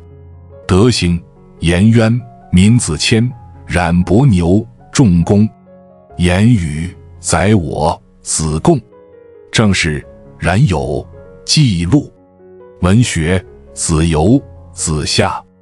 Confucius in his old age remarked, of all these who follow me and share hardships with me in my wanderings in former years, I do not now see one at my door. Distinguished for godliness and conduct there were Yan Yuan, Min Ziqian, Ran Bo Niu, and Zhong Gong. Distinguished as good speakers there were Zai Wo and Zi Gong, for administrative abilities, Ran You and Chang Yu, and for literary pursuits, Zi You and Zi Xia. 3. 子曰：回也非助我者也，于无言无所不说。Confucius remarked of his disciple, the favorite Yan Hui, there was Hui, the disciple's familiar name. He never gave me any assistance at all. There was nothing in what I said to him with which he was not satisfied. 4. 子曰：孝哉民子谦，人不坚于其父母昆弟之言。Confucius remarked of another disciple, saying, he was indeed a good son. People found nothing in him different from what his parents said of him. 5. 南容三父白圭，孔子以其兄之子欺之。A disciple of Confucius was fond of repeating the verse, a flake on the stone may be ground away. A word misspoken will remain always. Confucius married his niece to him. 6. 季康子问弟子孰为好学？孔子对曰：有颜回者好学，不幸短命死矣。今也则亡。A noble who was a minister in power in Confucius' native state asked him which one of his disciples he considered a man of real culture. Confucius answered, there was Yan Hui, he was a man of real culture. But unfortunately he died in the prime of his life. Now there is no one like him. 7. 颜渊死，颜路请子之车以为之国。子曰：才不才，亦各言其子也。礼也死，有官而无果，无不徒刑以为之国。以无从大夫之后，不可徒刑也。When the favorite Yan Hui died, his father begged that Confucius would sell his carriage to buy an altar case for the coffin in which to bury him. Confucius answered, talented or without talents, a man's son will always be to him as no other man's son. When my own son died, he was buried in a simple coffin without the altar case. Now I cannot go on foot to buy a coffin case for your son. As I have the honor to sit in the state council of the country, I am not permitted to go on foot when I go out. 8. 颜渊死。子曰：一，天丧于，天丧于。When Confucius first heard the news of the death of his disciple, the favorite Yan Hui, he cried out in an outburst of grief, Oh, God has forsaken me. God has forsaken me. 9. 颜渊死，子哭之痛。从者曰：子痛矣。曰：有痛乎？非夫人之为痛而谁为？ When his disciple, the favorite Yan Hui, died, Confucius burst into a paroxysm of grief. Those around him said, Sir, you are grieving too exceedingly. He replied, But if I do not grieve exceedingly for him, for whom then should I grieve exceedingly? 10. 颜渊死，门人欲厚葬之。子曰：不可。门人厚葬之。子曰：回也是与由父也，与不得是由子也。非我也，夫二三子也。When the favorite Yan Hui died, Confucius' other disciples proposed to give him a great funeral. But Confucius said, do not do so for my sake. The disciples nevertheless gave him a grand funeral. Confucius then said to his disciples, we, the favorite disciple's familiar name, behave to me as to a father, but I have not been able to treat him as son. It is not my fault. Ah, gentlemen, it is your fault. 11. 记录问世鬼神。子曰：未能是人，焉能是鬼？敢问死。曰：未知生，焉知死？ A disciple, the intrepid Chang Yu, inquired how one should behave towards the spirits of dead men. Confucius answered, we cannot as yet do our duties to living men. Why should we inquire about our duties to dead men? The disciple went on to inquire about death. Confucius answered, we do not as yet know about life. Why should we inquire about death? 12. 民子是策，隐隐如也；子路，行行如也；然有子贡，侃侃如也。子乐，若有也，不得其死然。On one occasion, several of his disciples were standing in attendance on Confucius. One was calm and self-possessed. The intrepid Chang Yu stood upright and soldier-like. 2 others looked frank and engaging. Confucius, looking on them, was pleased. He remarked, however, there is you, Chang Yu's name. There. I am afraid he will not die a natural death. Footnote 56. The prophecy eventually came true. The intrepid, chivalrous Chang Yu afterwards, in defending a town against the mob in a riot, was killed. Before he expired, when his helmet had been knocked to one side in the fight, he calmly straightened it, saying, a gentleman must die with his personal attire in proper order. 13.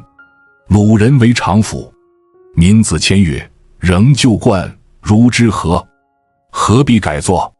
子曰：夫人不言，言必有众。A party in Confucius' native state proposed to build a new state house. A disciple of Confucius remarked, why not keep the old building and modify it to suit the present circumstances? Why construct a new building? That man, said Confucius, referring to the disciple, seldom speaks, but when he does speak, he always hits the mark. 14. 子曰：由之色奚为余秋之门？门人不敬子路。子曰：有也生堂矣，未入于室也。Confucius on one occasion, speaking in rebuke of his disciple, the intrepid Chang Yu, said, that man with his trumpet blowing should not be permitted to come to my house. After that, the other disciples began to look down upon Chang Yu. But Confucius said, that man, in his education, has entered the gate, but not the house. 15. 子贡问：师与商也孰贤？子曰：师也过，商也不。曰：然则师与与。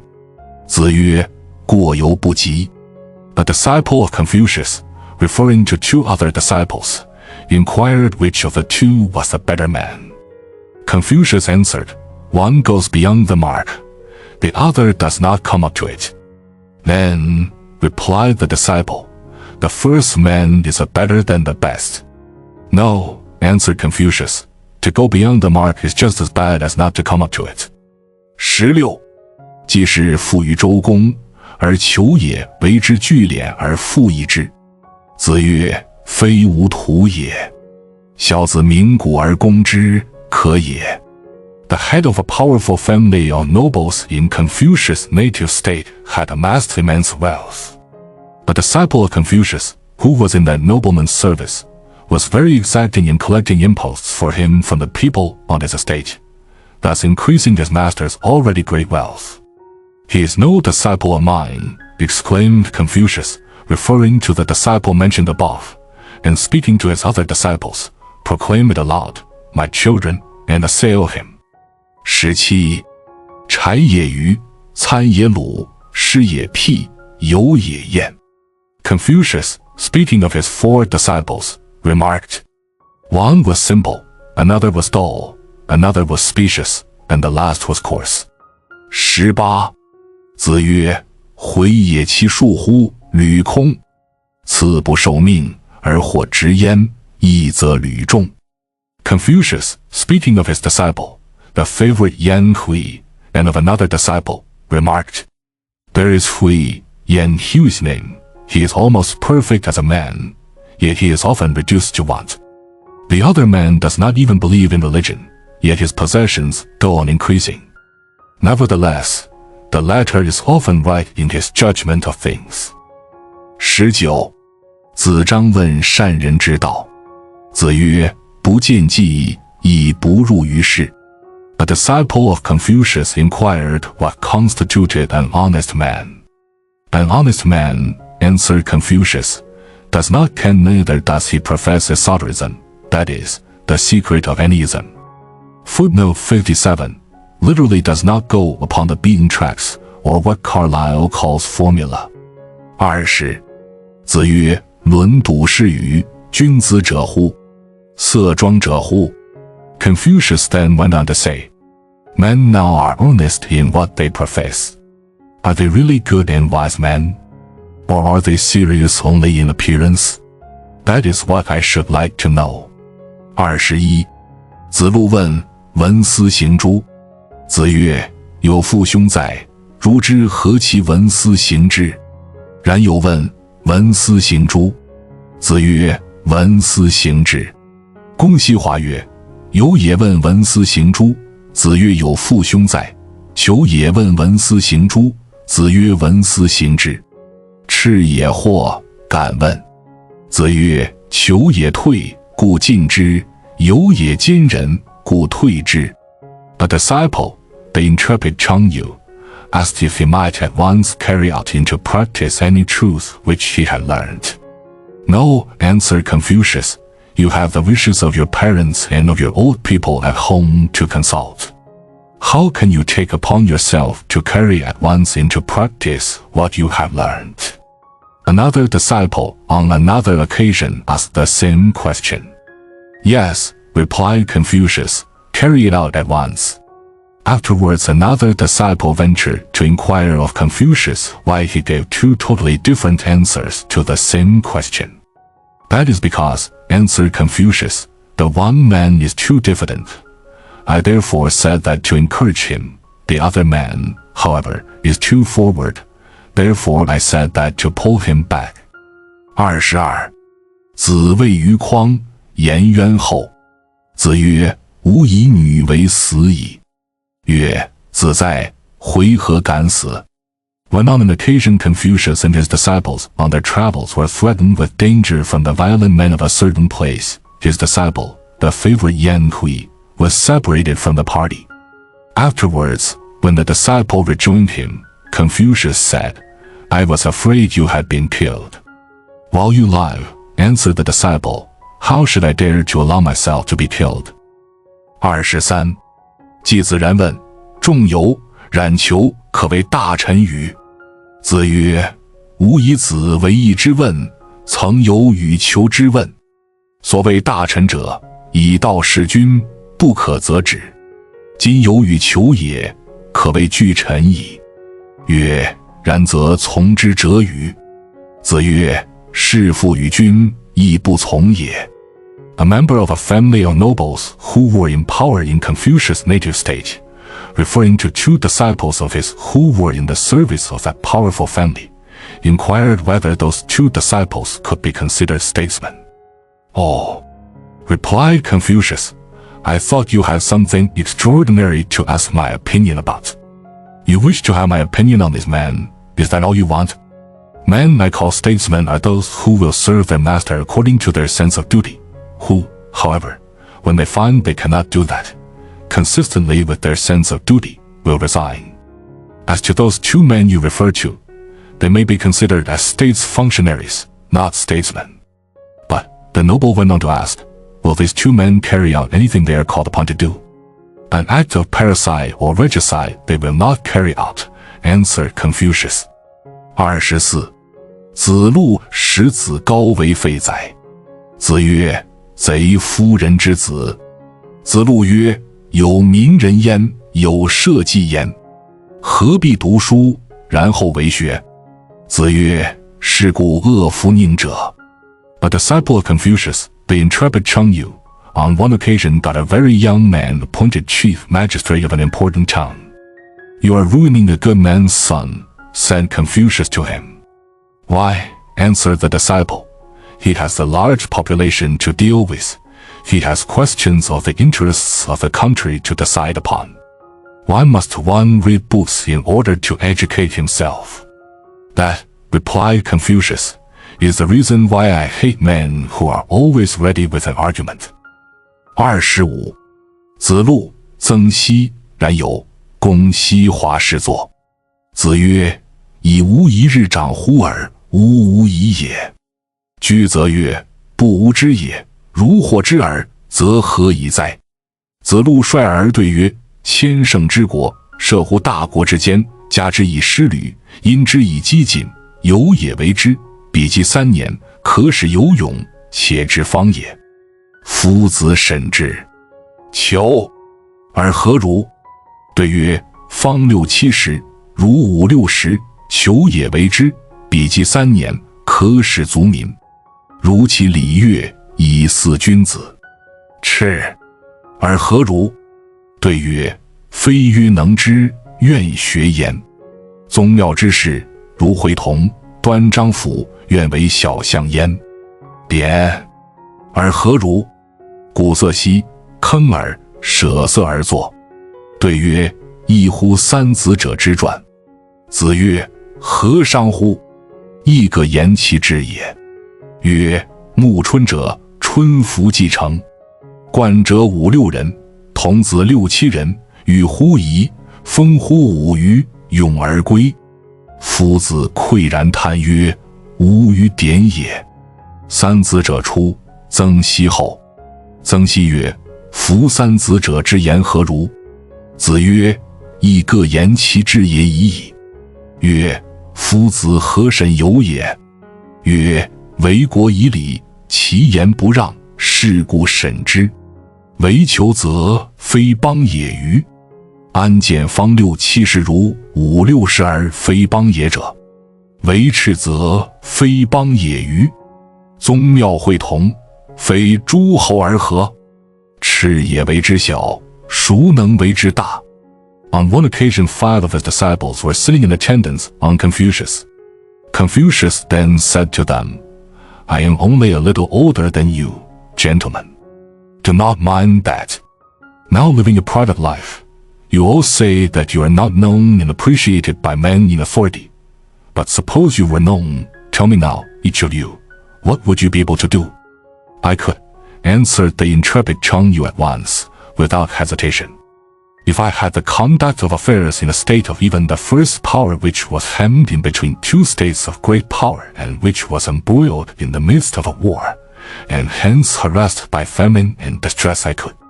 If I had the conduct of affairs in such a state for 3 years, make the people brave and, moreover, know their duty. On bearing this, Confucius only smiled, and, turning to another disciple, said, And you, what do you say? I could, answered the disciple appealed to. If I had the conduct of the government of a state, say, of the 3rd or 4th power, I could in such a case, after 3 years, make the people live in plenty. As to education in higher things, I would leave that to the good and wise men who will come after me. Confucius then turned to another disciple and said, Now you, what do you any? I do not say, replied the disciple, that in what I am going to suppose I could do what I propose, only I would try to do it. Suppose then there were functions to be performed in any court, such as public receptions and general assemblies, dressed in an appropriate uniform. I think I could be the vice presiding officer. And now you, said Confucius to the last of the 4 disciples, what do you say? The disciple thus last appealed to, then laid aside the harpsichord which he was thrumming, stood up and answered, what I have in my mind differs entirely from what those gentlemen have proposed. What harm is there in that? Replied Confucius, we are all only speaking out each his own mind. Then, answered the disciple, we will suppose now that we are in the latter days of spring, when we have changed all our winter clothing for fresh, new, light garments for the warmer weather. I would then propose that we take along with us 5 or 6 grown-up young friends and 6 or 7 still younger men. We will then bathe in that romantic river, after which we will go to the top of that ancient terrace to air and cool ourselves, and at last we will return, singing on our way as we loiter back to our homes. Ah, said Confucius then, with a sigh, I agree with him. Afterwards, when 3 of the above 4 disciples had left, the one who spoke the last word and who remained behind inquired of Confucius, saying, what do you think of what those 3 gentlemen said? They, of course, answered Confucius, only spoke out, each his own mind. But, asked the disciple, why did you smile at the first speaker?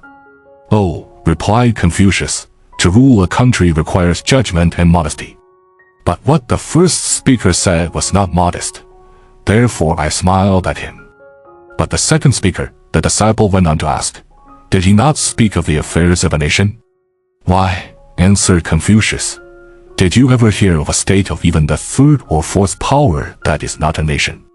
Well then, the disciple went on further to ask, the 3rd speaker, did he not also mean the affairs of a great nation in what he said? Where there are courts, public receptions, general assemblies, answered Confucius, where do you find such things except in the courts of the princes of the empire? The 3rd speaker modestly said he would be a vice presiding officer at such functions. If such a man as he is fit only to be a vice president, who would be fit to be the president? Yan Yuan, Chapter 12. 一、颜渊问仁。子曰：克己复礼为仁。一日克己复礼，天下归仁焉。为人由己，而由人乎哉？颜渊曰：请问其目。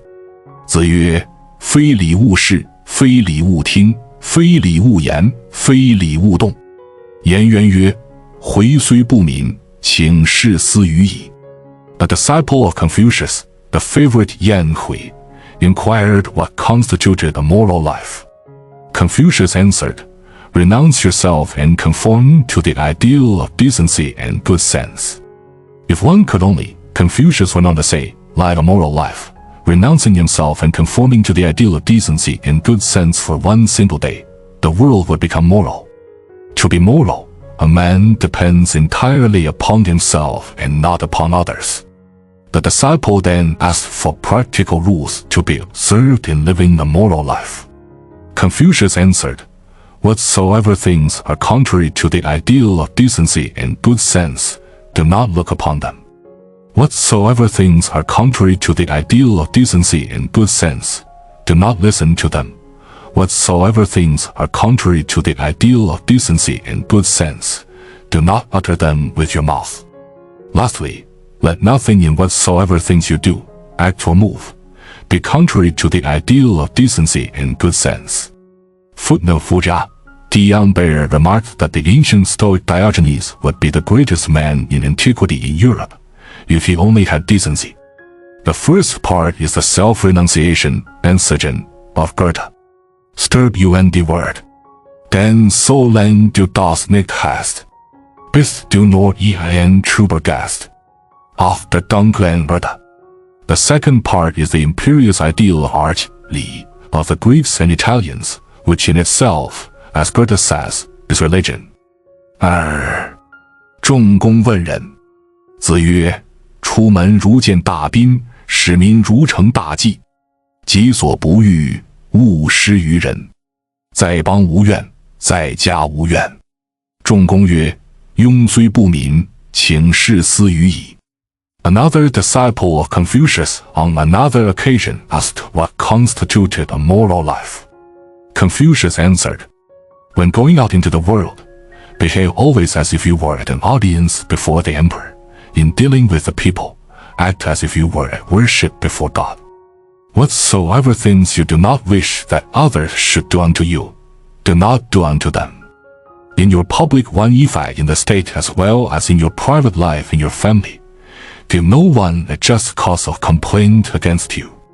The disciple then said, unworthy and remiss though I am, I shall try to make what you have just said the rule of my life. 三，司马牛问仁。子曰：仁者，其言也任。曰：其言也任，斯谓之仁矣乎？子曰：为之难，言之得无任乎？ Another disciple asked what constituted a moral character.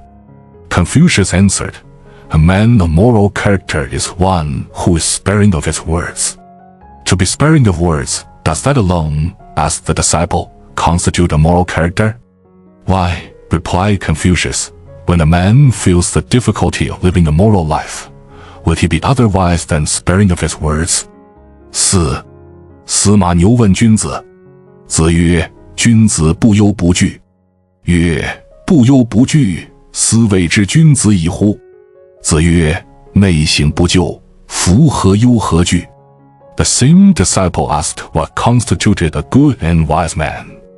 Confucius answered, a good and wise man is without anxiety and without fear. To be without anxiety and without fear, does that alone, asked the disciple, constitute a good and wise man?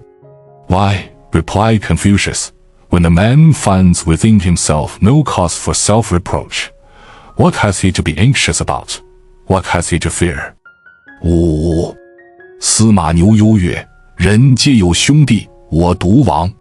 子夏曰：商闻之矣，死生有命，富贵在天。君子敬而无失，与人恭而有礼。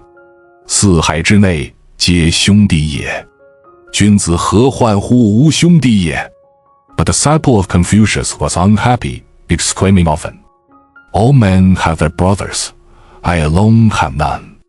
Upon which another disciple said to him, I have heard it said that life and death are preordained, and riches and honors come from God. A good and wise man is serious and without blame. In his conduct towards others he behaves with earnestness, and with judgment and good sense. In that way he will find all men within the corners of the earth his brothers. What reason, then, has a good and wise man to complain that he has no brothers in his home? 六，子张问名。子曰：浸润之赠，夫受之粟，不行焉，可谓名也已矣。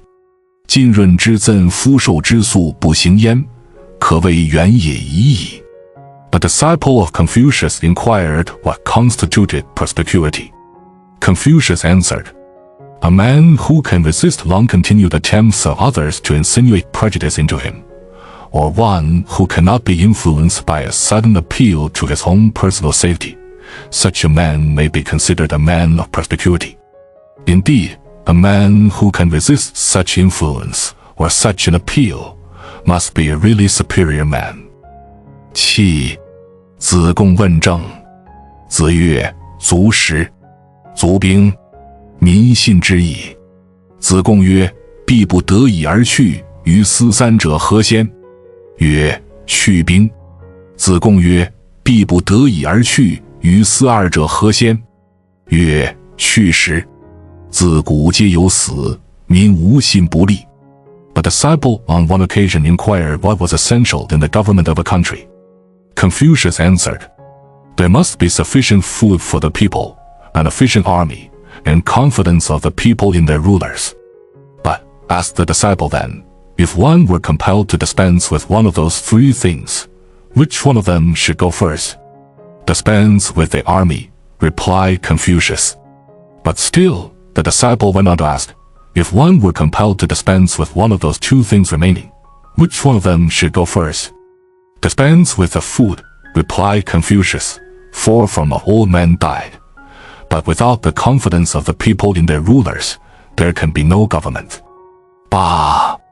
箕子成曰：君子智而已矣，何以文为？子贡曰：惜乎！夫子之说，君子也。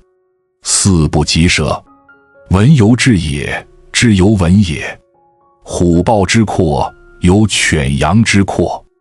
An officer of a certain state on one occasion remarked to a disciple of Confucius, saying, a wise and good man wants only the substance. Why should he trouble about the style? I am sorry to hear you make such a statement, replied Confucius' disciple. What you would say is true, but, stated in that way, it is impossible for men not to misunderstand your meaning. To be sure, the style comes out of the substance, but the substance also comes out of the style.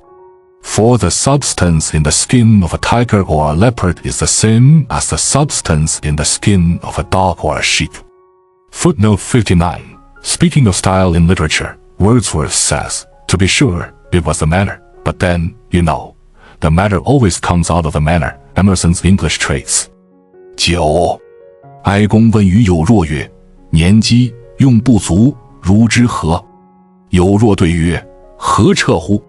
曰：无有不足，如之何其彻也？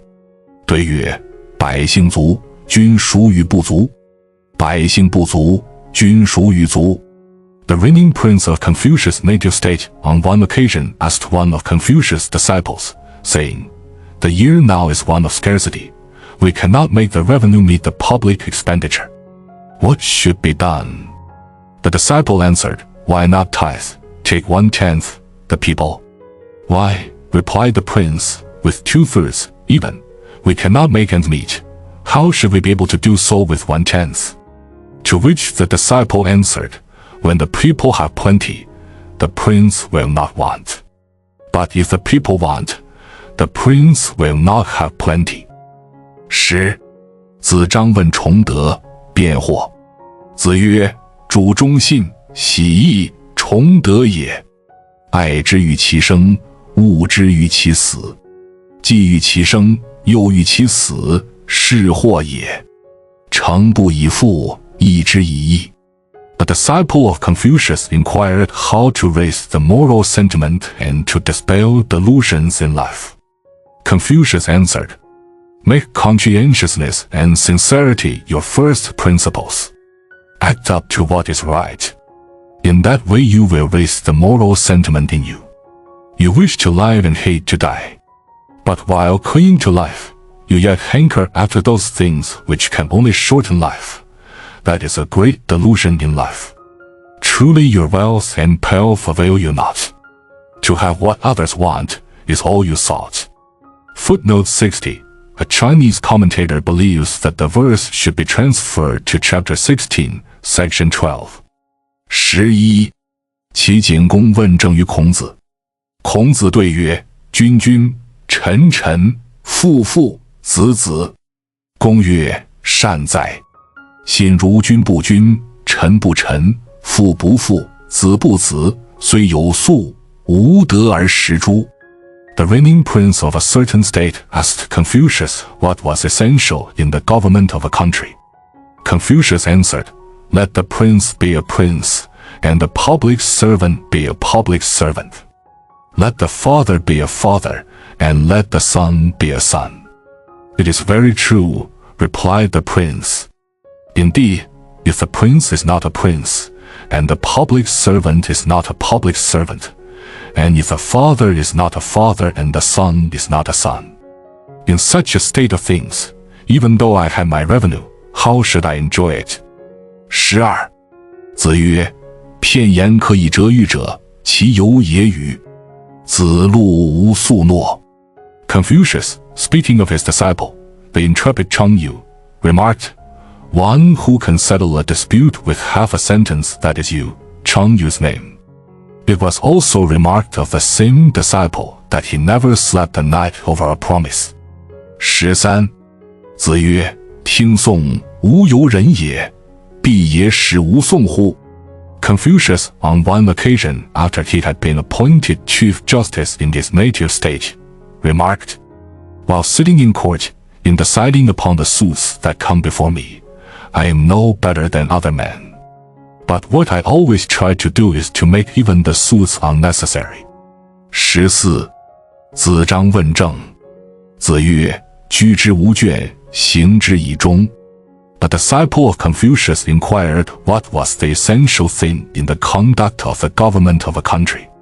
Confucius answered, be patient in maturing your plan, and then carry them out with conscientiousness. 15. 子曰：君子博学于文，约之以礼，亦可以服判一服。 Confucius remarked, a man who studies extensively the arts and literature, and directs his studies with judgment and taste, is not likely to get into a wrong track. Footnotes 61, repetition of chapter 6, section 5.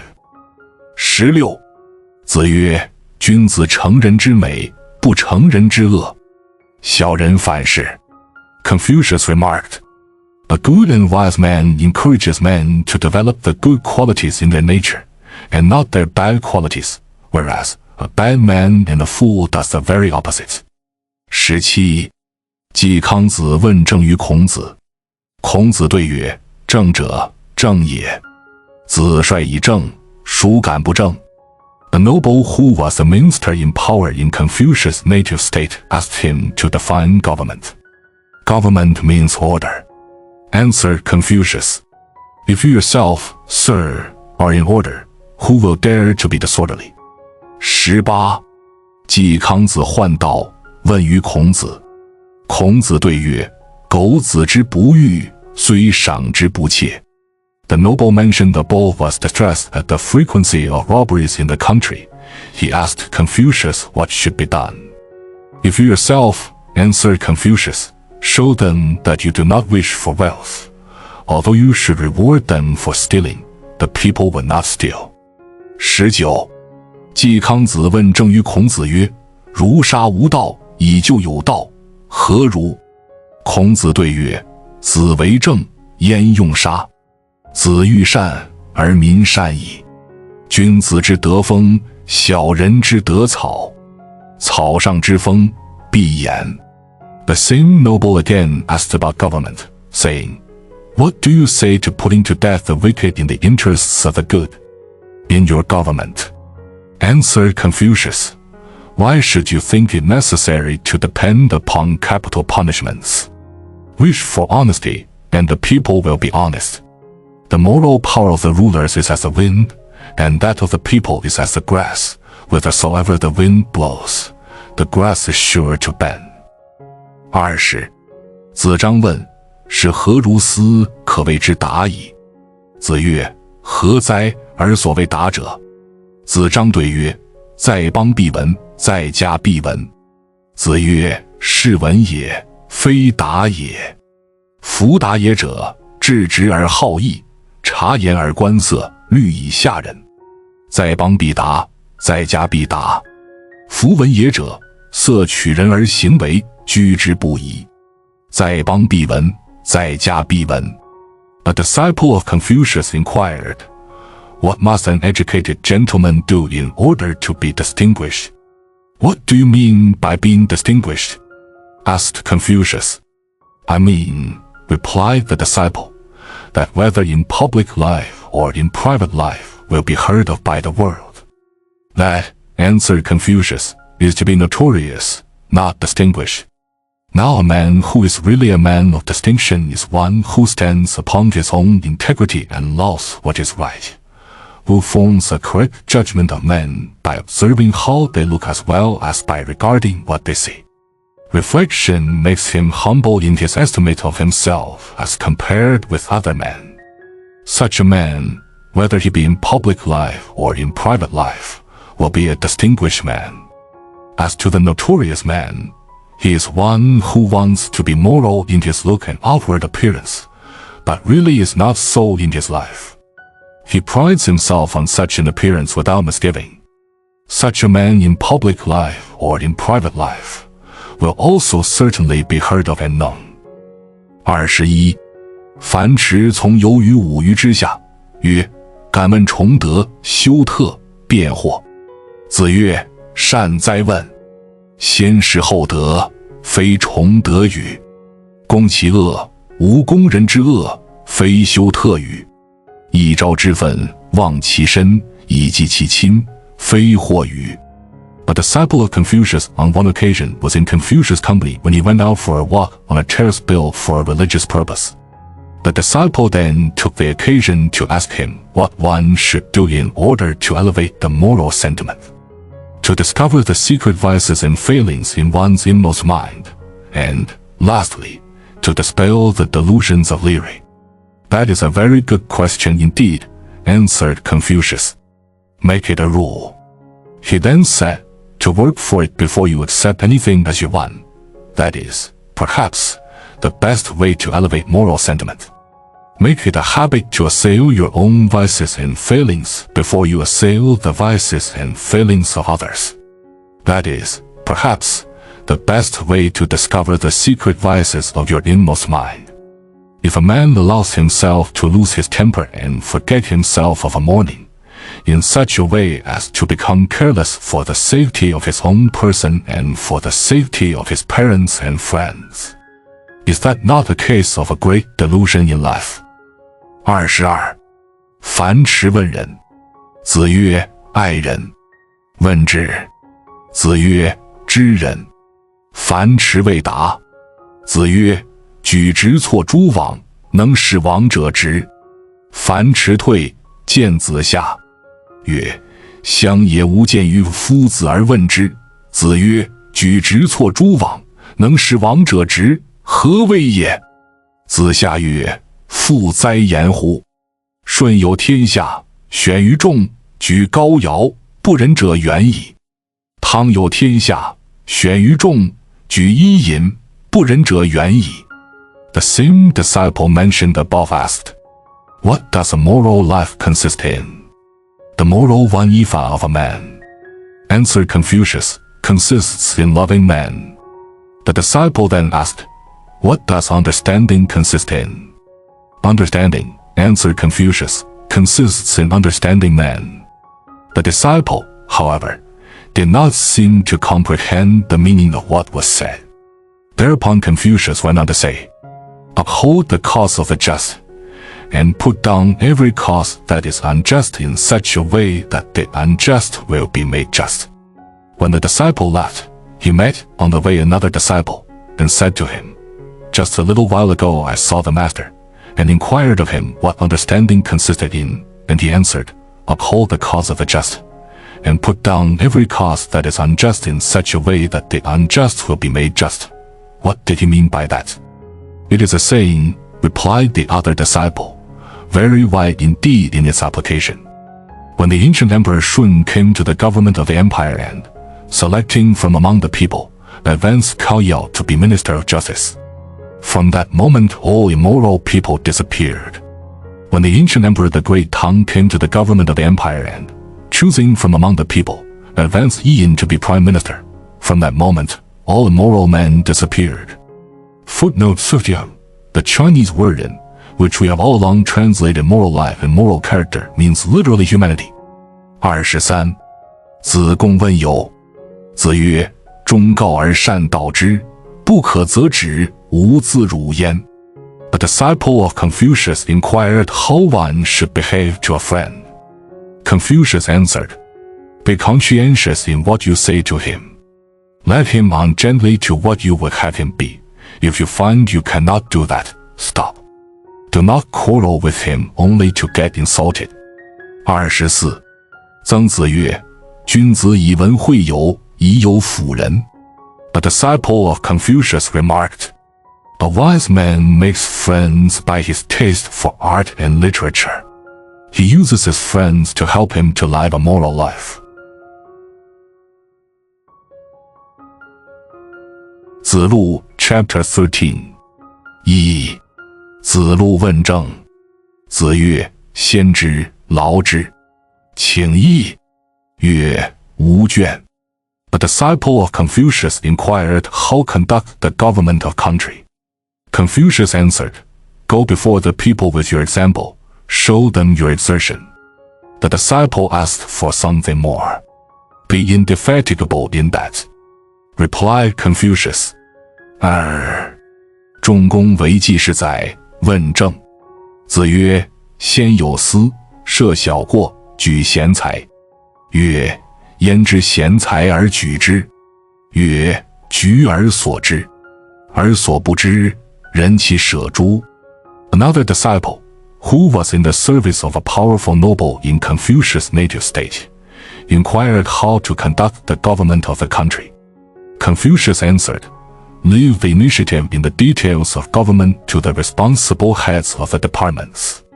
Overlook small shortcomings, and advance men of ability and worth. But, answered the disciple, how am I to know who are men of ability and worth?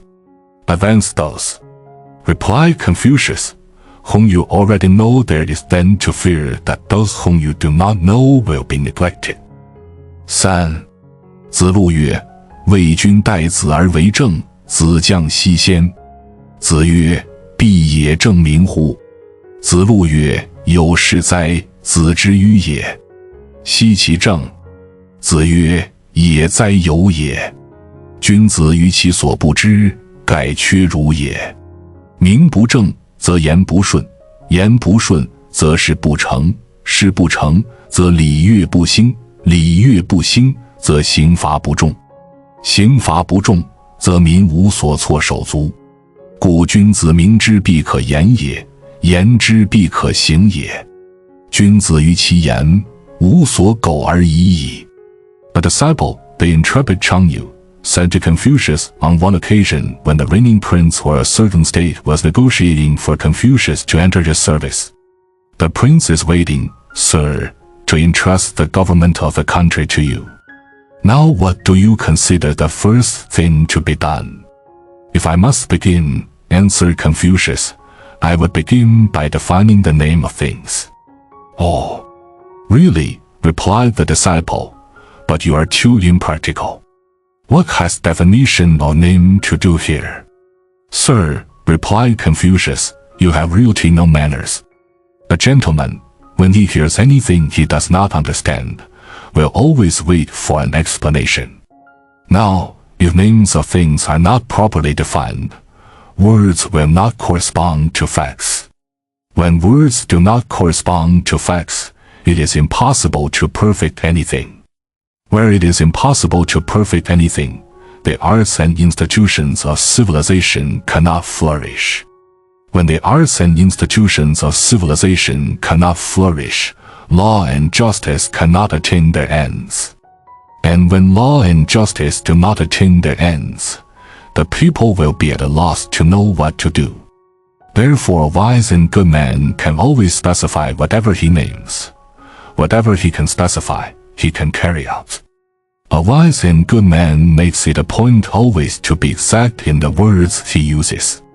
Footnote 63, literally not careless, Confucius here points out, as a characteristic of his time, what the Reverend Mr. Smith in his Chinese characteristics has lately very cleverly pointed out as a characteristic of the Chinese of the present day, namely a want of exactness, which, wherever and whenever it exists, makes it impossible for the arts of civilization to flourish. But the want of exactness in the use of words, we fancy, is not entirely confined to China now. See note chapter 6, section 23. 4. 樊迟请学驾，子曰：吾不如老农。请学为仆。曰：吾不如老仆。樊迟出。子曰：小人哉，樊须也。上好礼，则民莫敢不敬；上好义，则民莫敢不服；上好信，则民莫敢不用情。夫如是，则四方之民抢父其子而至矣，焉用驾？ A disciple of Confucius requested to be taught farming. Confucius answered, For that I am not as good as an old farmer. The disciple then asked to be taught gardening.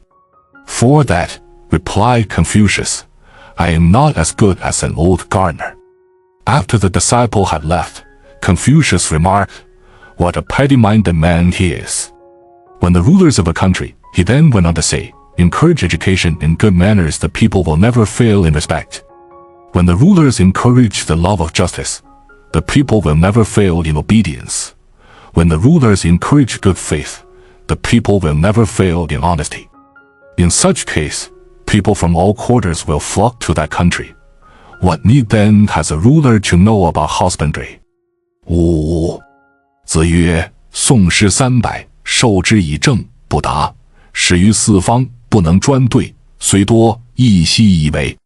Confucius remarked, a man who can recite 300 pieces of poetry by heart, but who, when the conduct of the affairs of a nation is entrusted to him, can do nothing, and who, when sent on a public mission to a foreign country, has nothing to say for himself. Although such a man has much learning, of what use is it? 6. 子曰：其身正，不令而行；其身不正，虽令不从。Confucius remarked, if a man is in order in his personal conduct, he will get served even without taking the trouble to give orders. But if a man is not in order in his personal conduct, he may give orders, but his orders will not be obeyed. 7. 子曰：鲁卫之政，兄弟也。Confucius remarked of the state of government of his own state and that of another state in his time. The one is about the same as the other. 8. 子谓魏公子荆，善居士。时有，曰：苟合矣，少有；曰：苟完矣，富有；曰：苟美矣。Confucius remarked of a public character of the time that he was admirable in the way in which he ordered the economy of his home. Confucius said, when he had saved something from his income, he would remark, I have just made ends meet. Later on, when he had increased his saving, he would remark, I have just managed to pay for all I require. Finally, when he had saved a large surplus, he would remark, now I can just manage to get along pretty well. 9. 子是谓然有仆。子曰：恕矣哉！然有曰：既恕矣。又何加焉？曰：父之。曰：既父矣，又何加焉？曰：教之。When Confucius on his travels was on one occasion entering a certain state in company with a disciple who was driving the carriage for him, he remarked, what a large population is here. With such a large population, asked the disciple, what should be done? Enrich them, answered Confucius. And after that, asked the disciple. Educate them, replied Confucius. 10. 子曰：苟有用我者，积月而已可也，3年有成。Confucius on one occasion remarked, if I were given the conduct of the government of a country now, in 1 year I should have accomplished something. After 3 years, I should have put everything in order. 11. 子曰：善人为邦100年，亦可以胜残去杀矣。诚在是言也。Confucius went on to remark, it is a common saying that if good honest men had the rule of a country for 100 years, they could make deeds of violence impossible and could thus dispense with capital punishment. It is a very true saying. 12. 子曰：如有王者，必弑而后人。Confucius finally remarked, if a really God-sent great man were to become emperor now, it would still take a generation before the people could be moral. 13. 子曰：苟正其身矣，于从政乎何有？不能正其身，如正人何？ Confucius remarked, if a man has really put his personal conduct in order, what is there in the government of a country that he should find any difficulty in it? But if a man has not put his personal conduct in order, how can he put in order the people of a country? 14. 然子退朝。子曰：何晏也？对曰：有政。子曰：其是也。如有政，虽不无矣，吾其欲闻之。On one occasion, when a disciple who was in official employment returned from the palace, Confucius said to him, Why are you so late? Oh, answered the disciple, we have just had stale affairs. You mean business? For if there had been state affairs, although I am not now in office, I should still have been consulted. Footnotes 64. Confucius was then a member of the state council. 15. 丁公问：以言而可以兴邦，有诸？孔子对曰：言不可以，若是其机也。人之言曰：为君难，为臣不易，如之为君之难也，不几乎一言而兴邦乎？曰：一言而丧邦，有诸？孔子对曰：言不可以，若是其机也。人之言曰：与无乐乎为君，为其言而莫于为也，如其善而莫之为也，不亦善乎？如不善而莫之为也，不几乎一言而丧邦乎？ The reigning prince of Confucius' native state inquired if the principle to make a country prosperous could be expressed in one single sentence. Confucius answered, One cannot expect so much meaning from a single sentence. There is, however, a saying which the people have. To be a ruler of men is difficult, and to be a public servant is not easy. Now if one only knew that it is difficult to be a ruler of men, would not that alone almost make a country prosperous?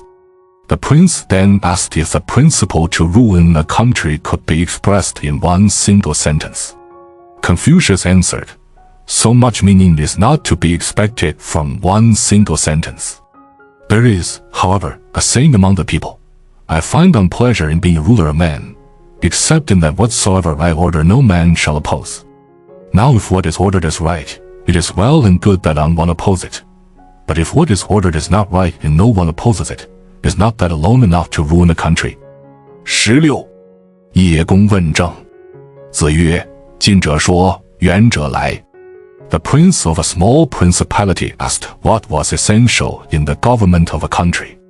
Confucius answered, When there is good government in a country, the people at home are happy, and the people in other countries will come. 17. 子夏为举父宰，问政。子曰：吾欲速，吾见小利。欲速，则不达；见小利，则大事不成。A disciple of Confucius, who was appointed chief magistrate of an important town, inquired what was essential in government. Confucius answered, Do not be in a hurry to get things done. Do not consider petty advantages. If you are in a hurry to get things done, things will not be done thoroughly and well. If you consider petty advantages, you will never accomplish great things. 18. 叶公与孔子曰：吾党有执公者，其父攘阳，而子正之。孔子曰：吾党之执者亦于是。父为子隐，子为父隐，执在其中矣。The reigning prince of a small principality said to Confucius, Among my people there are men to be found who are so upright that when a father steals a sheep, the son is ready to bear witness against him. In our country, replied Confucius, the upright men are different from that. They consider it consistent with true uprightness for a father to be silent regarding the misdeed of his son, and for a son to be silent concerning the misdeed of his father. 19. 樊迟问仁。子曰：居处恭，执事敬，与人忠，虽之夷狄，不可弃也。A disciple of Confucius inquired what was essential in a moral life. Confucius answered, In dealing with yourself, be serious. In business, be earnest. In intercourse with other men, be conscientious. Although you may be living among barbarians and savages, these principles cannot be neglected. 20. 子贡问曰：何如斯可谓之事矣？子曰：行己有耻，始于四方，不辱君命，可谓是矣。曰：敢问其次。曰：宗族称孝焉，乡党称弟焉。曰：敢问其次。曰：言必信，行必果，坑坑然小人哉！义亦可以为次矣。曰：今之从政者何如？子曰：一，斗烧之人，何足算也。A disciple of Confucius inquired, What must one be in order to be considered a gentleman? Confucius answered, He must be a man of strict personal honor. When sent on a public mission to any country, he will not disgrace his mission. Such a man may be considered a gentleman. The disciple then asked for a type of gentleman next in degree to the one mentioned above. Confucius answered, One whom the members of his family hold up as a good son and his fellow citizens hold up as a good citizen. The disciple went on to ask for a type of gentleman still next in degree. Confucius answered, One who makes it a point to carry out what he says and to persist in what he undertakes, stubborn little gentleman though he is.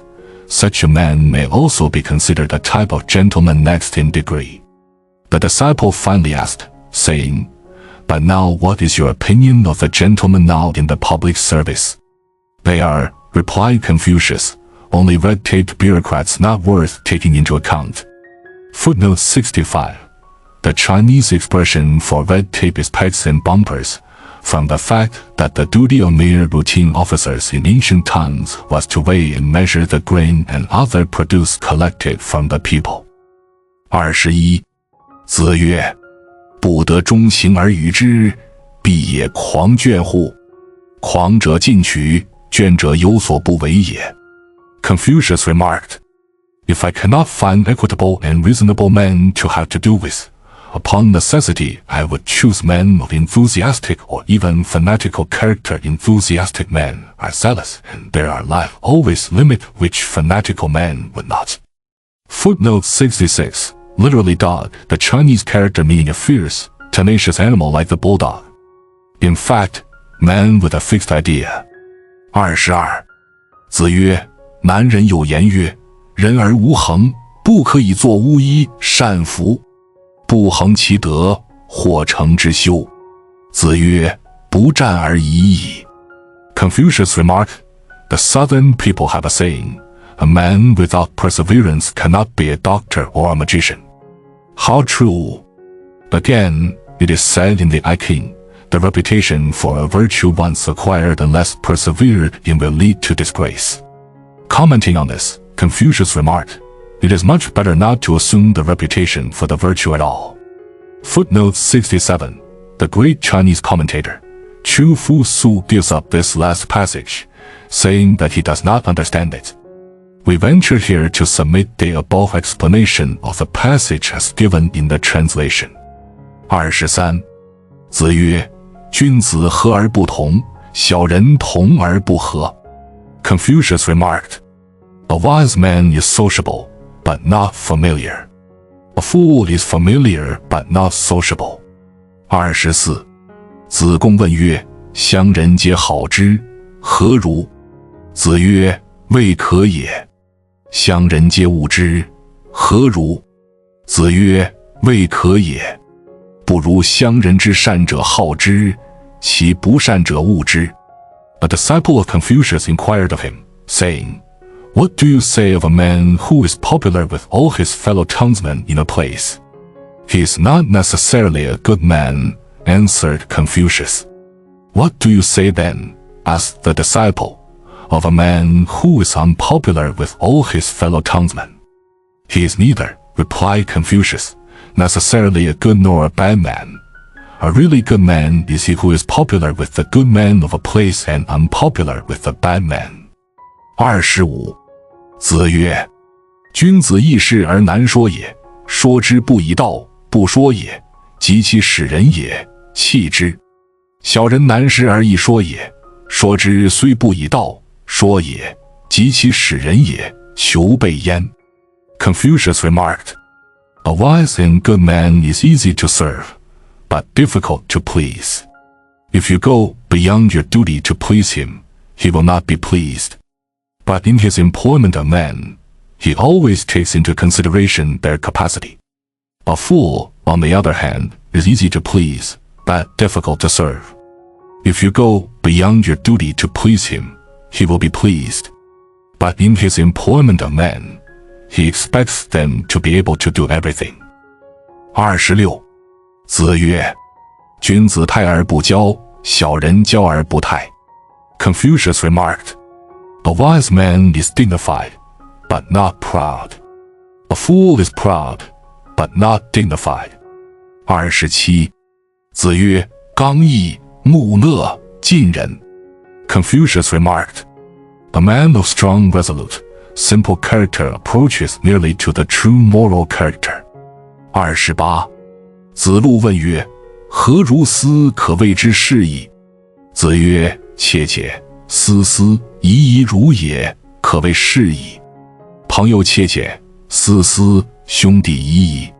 A disciple of Confucius inquired, what must a man be in order to be considered a gentleman? Confucius answered, he must be sympathetic, obliging and affectionate, sympathetic and obliging to his friends and affectionate to the members of his family. 29. 子曰：善人教民7年，亦可以及容矣。Confucius remarked, a good honest man, after educating the people for 7 years, will be able to lead them to war. 30. 子曰：以不教民战，是谓弃之。Confucius remarked, to allow people to go to battle without first instructing them is to betray them. 宪问 Chapter 14. 1. 宪问耻。子曰：邦有道，古；邦无道，古，耻也。A disciple of Confucius inquired what constituted dishonor. Confucius answered, when there is justice and order in the government of the country, to think only of pay is dishonorable. When there is no justice and order in the government of the country, to think only of pay is also dishonorable. 2. 克伐怨与不行焉，可以为仁矣。子曰：可以为难矣，仁则无不知也。The same disciple went on to ask, saying, a man with whom ambition, vanity, envy and selfishness have ceased to act as motives, may he be considered a moral character?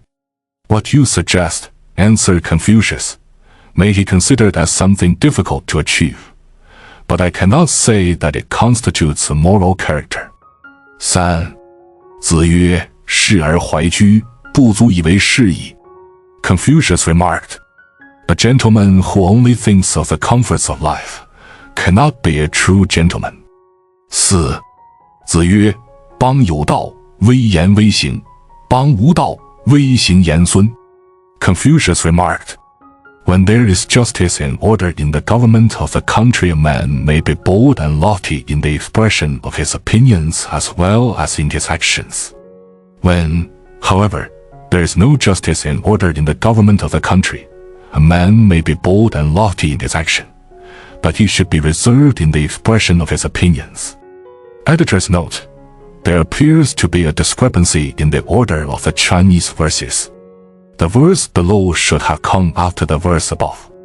5. 子曰：有德者必有言，有言者不必有德；仁者必有勇，勇者不必有仁。Confucius remarked, a man who possesses moral worth will always have something to say worth listening to, but a man who has something to say is not necessarily a man of moral worth. A moral character always has courage, but a man of courage is not necessarily a moral character. 6. 南宫氏问于孔子曰：益善射，傲荡周，惧不得其死然，与季公驾而有天下。夫子不答，南宫氏出。子曰：君子哉若人！赏德哉若人！ A disciple of Confucius on one occasion remarked in his presence, there was a famous man in ancient time who was an excellent marksman in archery, and there was another man famous for his feats of strength. Both of these men eventually came to an unnatural end. On the other hand, There were also in ancient time 2 men who worked in the fields and toiled as husbandmen. Both these latter finally came to the government of the empire. Confucius at the time did not say anything in reply. But when the disciple had left, Confucius said, "What a really wise and good man he is! How much he honors moral worth in what he has said." 7. 子曰：君子而不仁者有以夫，唯有小人而仁者也。 Confucius remarked, There are wise men who are not moral characters, but a fool is never a more one character. 8. 子曰：爱之，能勿劳乎？忠焉，能勿惠乎？ Confucius remarked, Where there is affection, exertion is made easy. Where there is disinterestedness, instruction will not be neglected. 9. 子曰：为命，必甚草创之，诗书讨论之，行人子语修饰之，东离子产润色之。 Confucius, speaking of the great merits of the state documents of a certain state of the time, remarked, In the preparation of this state document, one minister would first sketch out the draft, another would then discuss the several points. Another minister after that would make the necessary corrections. And finally, another minister would polish the style and give it a last finishing touch. 10. 或问子产，子曰：诲人也。问子西，曰：彼哉，彼哉。问管仲，曰：仁也。夺博士便宜300，犯书史，没耻，无怨言。Someone on one occasion asked Confucius' opinion of the character of a famous statesman, the callbearer of the time. Confucius answered, he was a generous man. The inquirer asked of the character of another notorious statesman. Why that man? That man? Why speak of him at all? The inquirer finally asked of the character of Chang, the Bismarck of the time. Confucius answered, As a man, he was able to take possession of an estate, confiscated from the head of an old noble family in the country, in such a way that the former owner, although he was thus obliged to live in great poverty to the end of his days, yet had nothing to stay in complaint against Chang. 11. 子曰：贫而无怨难，富而无骄易。 Confucius remarked, To be poor without complaining is not easy, but it is easy to be rich without being proud. 12. 子曰：孟公绰，为赵魏老则忧，不可以为腾薛大夫。 Confucius remarked of a public character of the time. As an officer in the retinue of a great noble, he would be excellent, but he is not fit to be counselor of state even in a small principality. 13. 子路问成人，子曰：若臧武仲之之，公绰之不遇，贬庄子之勇，冉求之义，闻之以礼乐，亦可以为成人矣。曰：今之成人者何必然？见利思义，见危受命，久夭不忘平生之言，亦可以为成人矣。A disciple of Confucius inquired what constituted a perfect character.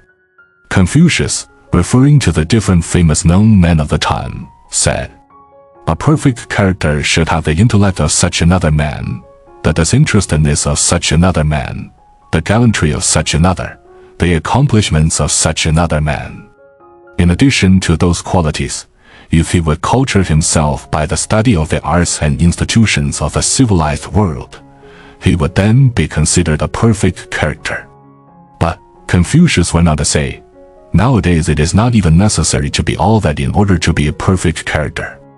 One who, when he sees a personal advantage, can think of what is right and, in presence of personal danger, is ready to give up his life, and who, under long continued trying circumstances, does not belie the professions of his life, such a man may also be considered a perfect character.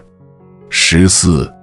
子问公叔文子与公明甲曰：信乎夫子不言，不孝，不取乎？公明甲对曰：以告者过也。夫子实然后言，人不厌其言，乐然后笑，人不厌其笑，亦然后取，人不厌其取。子曰：其然，其然乎？ Confucius on one occasion inquired about a teacher from one of his disciples, saying, Is it true that your teacher seldom speaks and seldom laughs, and that he never accepts anything from anybody? They are mistaken who say that, replied the teacher's disciple. My teacher speaks when it is time to speak. Therefore people never lose patience when he does speak. He laughs when he is really delighted. Therefore people never lose patience when he does laugh. He accepts when it is consistent with right to accept. Therefore people never lose patience when he accepts anything. Confucius then said, So, is it really so with him? 15. 子曰：臧武仲以防求为后于鲁，虽曰不要君，吾不信也。 Confucius, speaking of a powerful noble of his native state, remarked, He took possession of an important military town when sending a message to the prince to beg him to appoint a successor to his own family estate. Although it is said that on that occasion he did not use intimidation with the prince, his master, I do not believe it. 16. 子曰：晋文公决而不正，齐桓公正而不决。 Confucius, speaking of the characters of the two most famous princes of his time, remarked, 1. The Frederick the Great of the time was crafty and without honor. The other, Wilhelm I of Germany, was a man of honor and without any craftiness in his character. 17. 子路曰：桓公杀公子纠，赵乎死之，管仲不死。曰：为人乎？子曰：桓公九合诸侯，不以兵车，管仲之利也。如其人，如其人。A disciple, speaking of the famous statesman Quan Chang, the Bismarck of the time, remarked, Quan Chang and another officer were given charge as tutors of the elder of two princes. When the younger of the two princes, in order to succeed to the throne, slew his elder brother, the other officer preferred to die with his pupil in charge, but Quan Chang did not die. Did not Quan Chang in this show that he was not a moral character? Confucius answered, It was due to the great services of Quan Chang that the prince, his master, was able to call together the princes of the empire to a congress which prevented a general war during the time. What has one to say against the moral character? What has one to say against the moral character of a man like that? Footnote 68.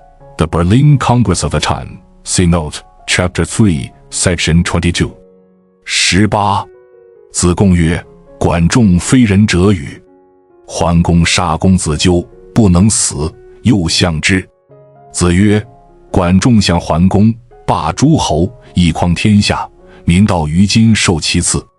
唯管仲，无其披发左衽矣。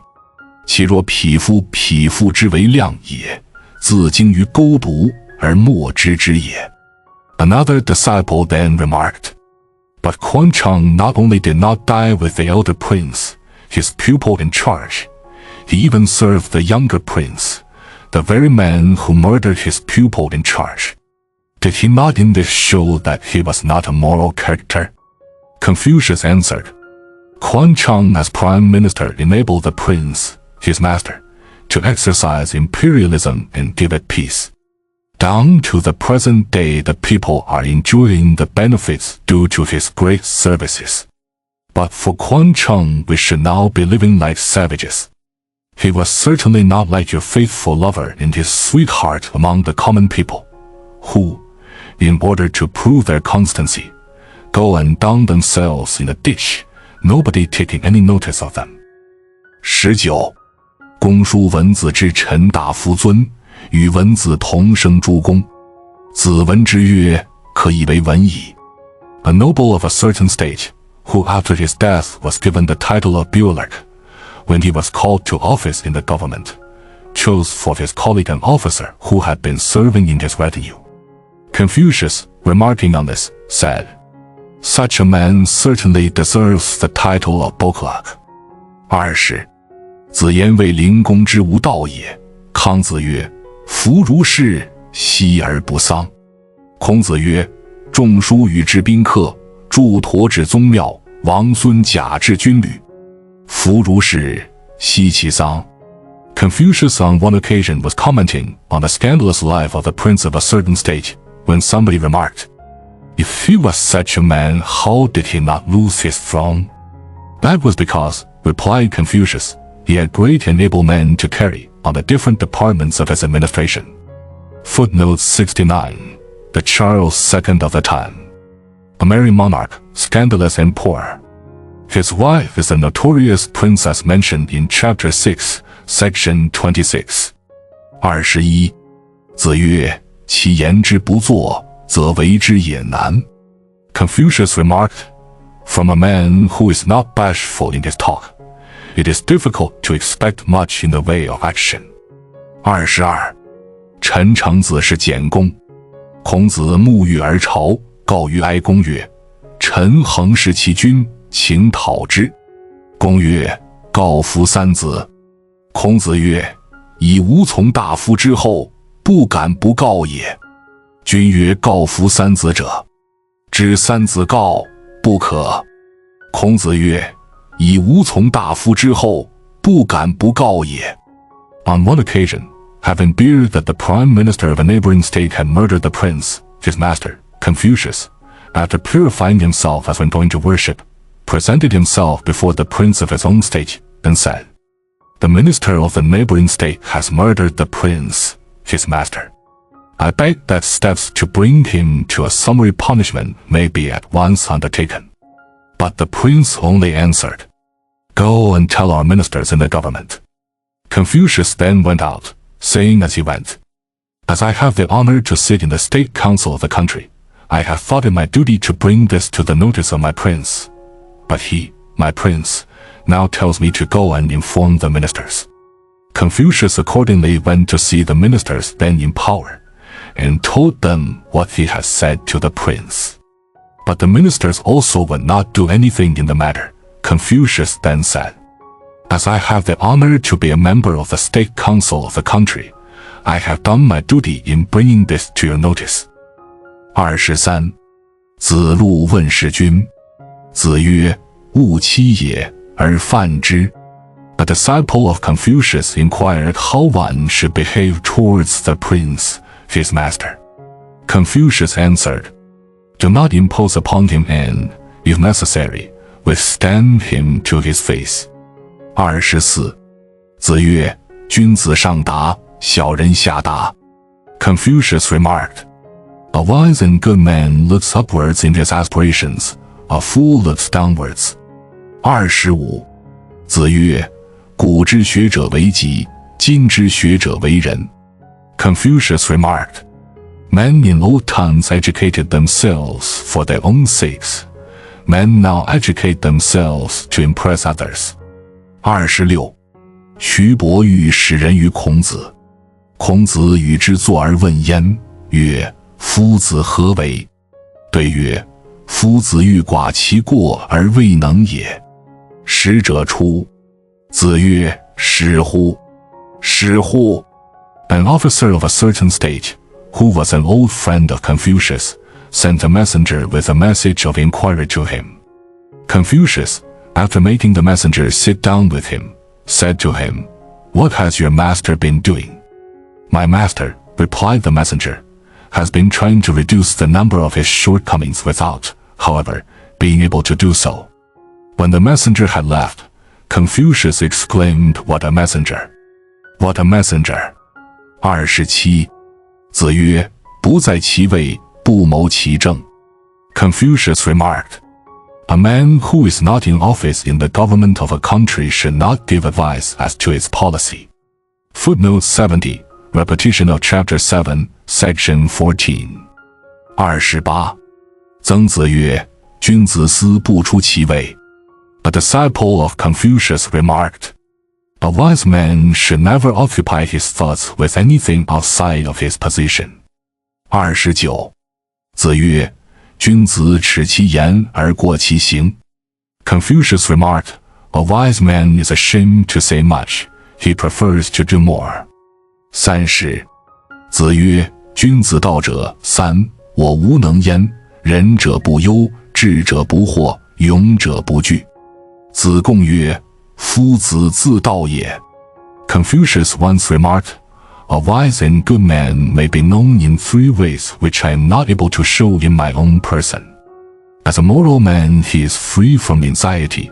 As a man of understanding, he is free from doubt. And as a man of courage, he is free from fear. A disciple, who heard what Confucius said, then remarked, That is only what you say of yourself, sir. 31. 子贡方人。子曰：次也贤乎哉！夫我则不暇。A disciple of Confucius was fond of criticizing men and making comparisons. Confucius said to him, You must be a very superior mortal to be able to do that. For myself, I have no time for it. 32. 子曰：不患人之不己知，患其不能也。Confucius remarked, Be not concerned that men do not know you. Be concerned that you have no ability. 33. 子曰：不逆诈，不义不信。义亦先觉者，是贤乎？ Confucius remarked, A man who does not anticipate deceit nor imagine untrustworthiness, but who can readily detect their presence, must be a very superior man. 34. 微生母谓孔子曰：丘何为是兮兮者与？吾乃为宁乎？孔子曰：非敢为宁也，即故也。A practical character of the time said once to Confucius, What do you mean by rambling about with your talk? I am afraid you are also but a self-seeking good talker. I do not wish, replied Confucius, to be a good talker, but I hate narrow-minded bigotry in men. 35. 子曰：己不称其力，称其德也。Confucius remarked, A good horse is considered so, not because of its mere brute strength, but because of its moral qualities. 36. 或曰：以德报怨，何如？子曰：何以报德？以直报怨，以德报德。Someone on one occasion inquired of Confucius, saying, What do you say of requiting injury with kindness? Confucius replied, How will you then requite kindness? Requite injury with justice and kindness with kindness. 37. 子曰：莫我之也夫。子贡曰：何为其莫之子也？子曰：不怨天，不尤人，下学而上达。知我者，其天乎？Confucius on one occasion remarked, There is no one who understands me. Thereupon a disciple asked, What do you mean, sir, in saying that no one understands you? Confucius then answered, I do not repine against God, nor do I complain of men. My studies are among lowly things, but my thoughts penetrate the sublime. There is perhaps only God who understands me. 38. 公伯僚诉子路于季孙，子服景伯以告，曰：夫子固有惑之于公伯僚，无力犹能四诸事朝。子曰：道之将行也与？命也。道之将废也与？命也。公伯僚其如命何？A man having on one occasion slandered Confucius and his disciple, the intrepid Chang Yu, to a noble of the court, somebody informed Chang Yu of it. Chang Yu afterwards, in speaking of it to Confucius, said, My lord is being led astray by that man, but I am strong enough to exterminate that man and expose his carcass on the marketplace. Upon which Confucius said, Whether or not I shall succeed in carrying out my teaching among men, depends upon the will of God. What can that man do against the will of God? 39. 子曰：贤者辟事，其次辟地，其次辟色，其次辟言。Confucius remarked on one occasion, Men of real moral worth now retire from the world altogether. Some of less degree of worth avoid or retire from certain countries. Some of still less degree of worth retire as soon as they are looked upon with disfavor. Some of the least degree of worth retire when they are told to do so. 40. 子曰：作者七人矣。Confucius went on to say, I know of 7 men who have written books. Footnote 21. We here venture to translate the word so as to write books and propound theories. The great Chinese commentator gives up this passage, saying that he does not understand the reference. 41. 子路宿于石门。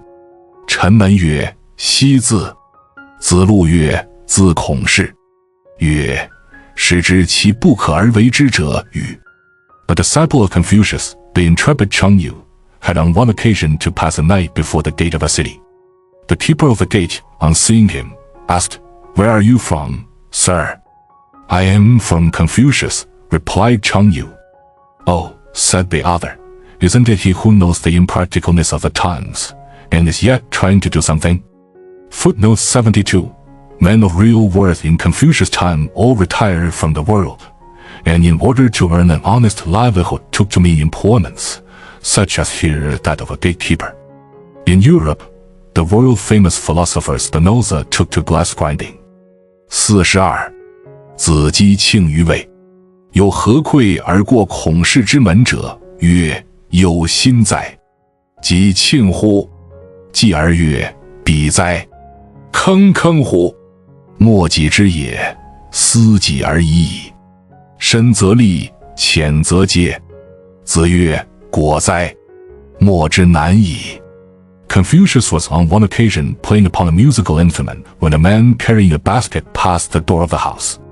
Ah, said the man, on heeding the sound of the music, he has his heart full, the musician who is playing there. After a while, he said, how contemptible to go on frumming like that when nobody takes any notice of you. You should stop. You must swim over when the water is high.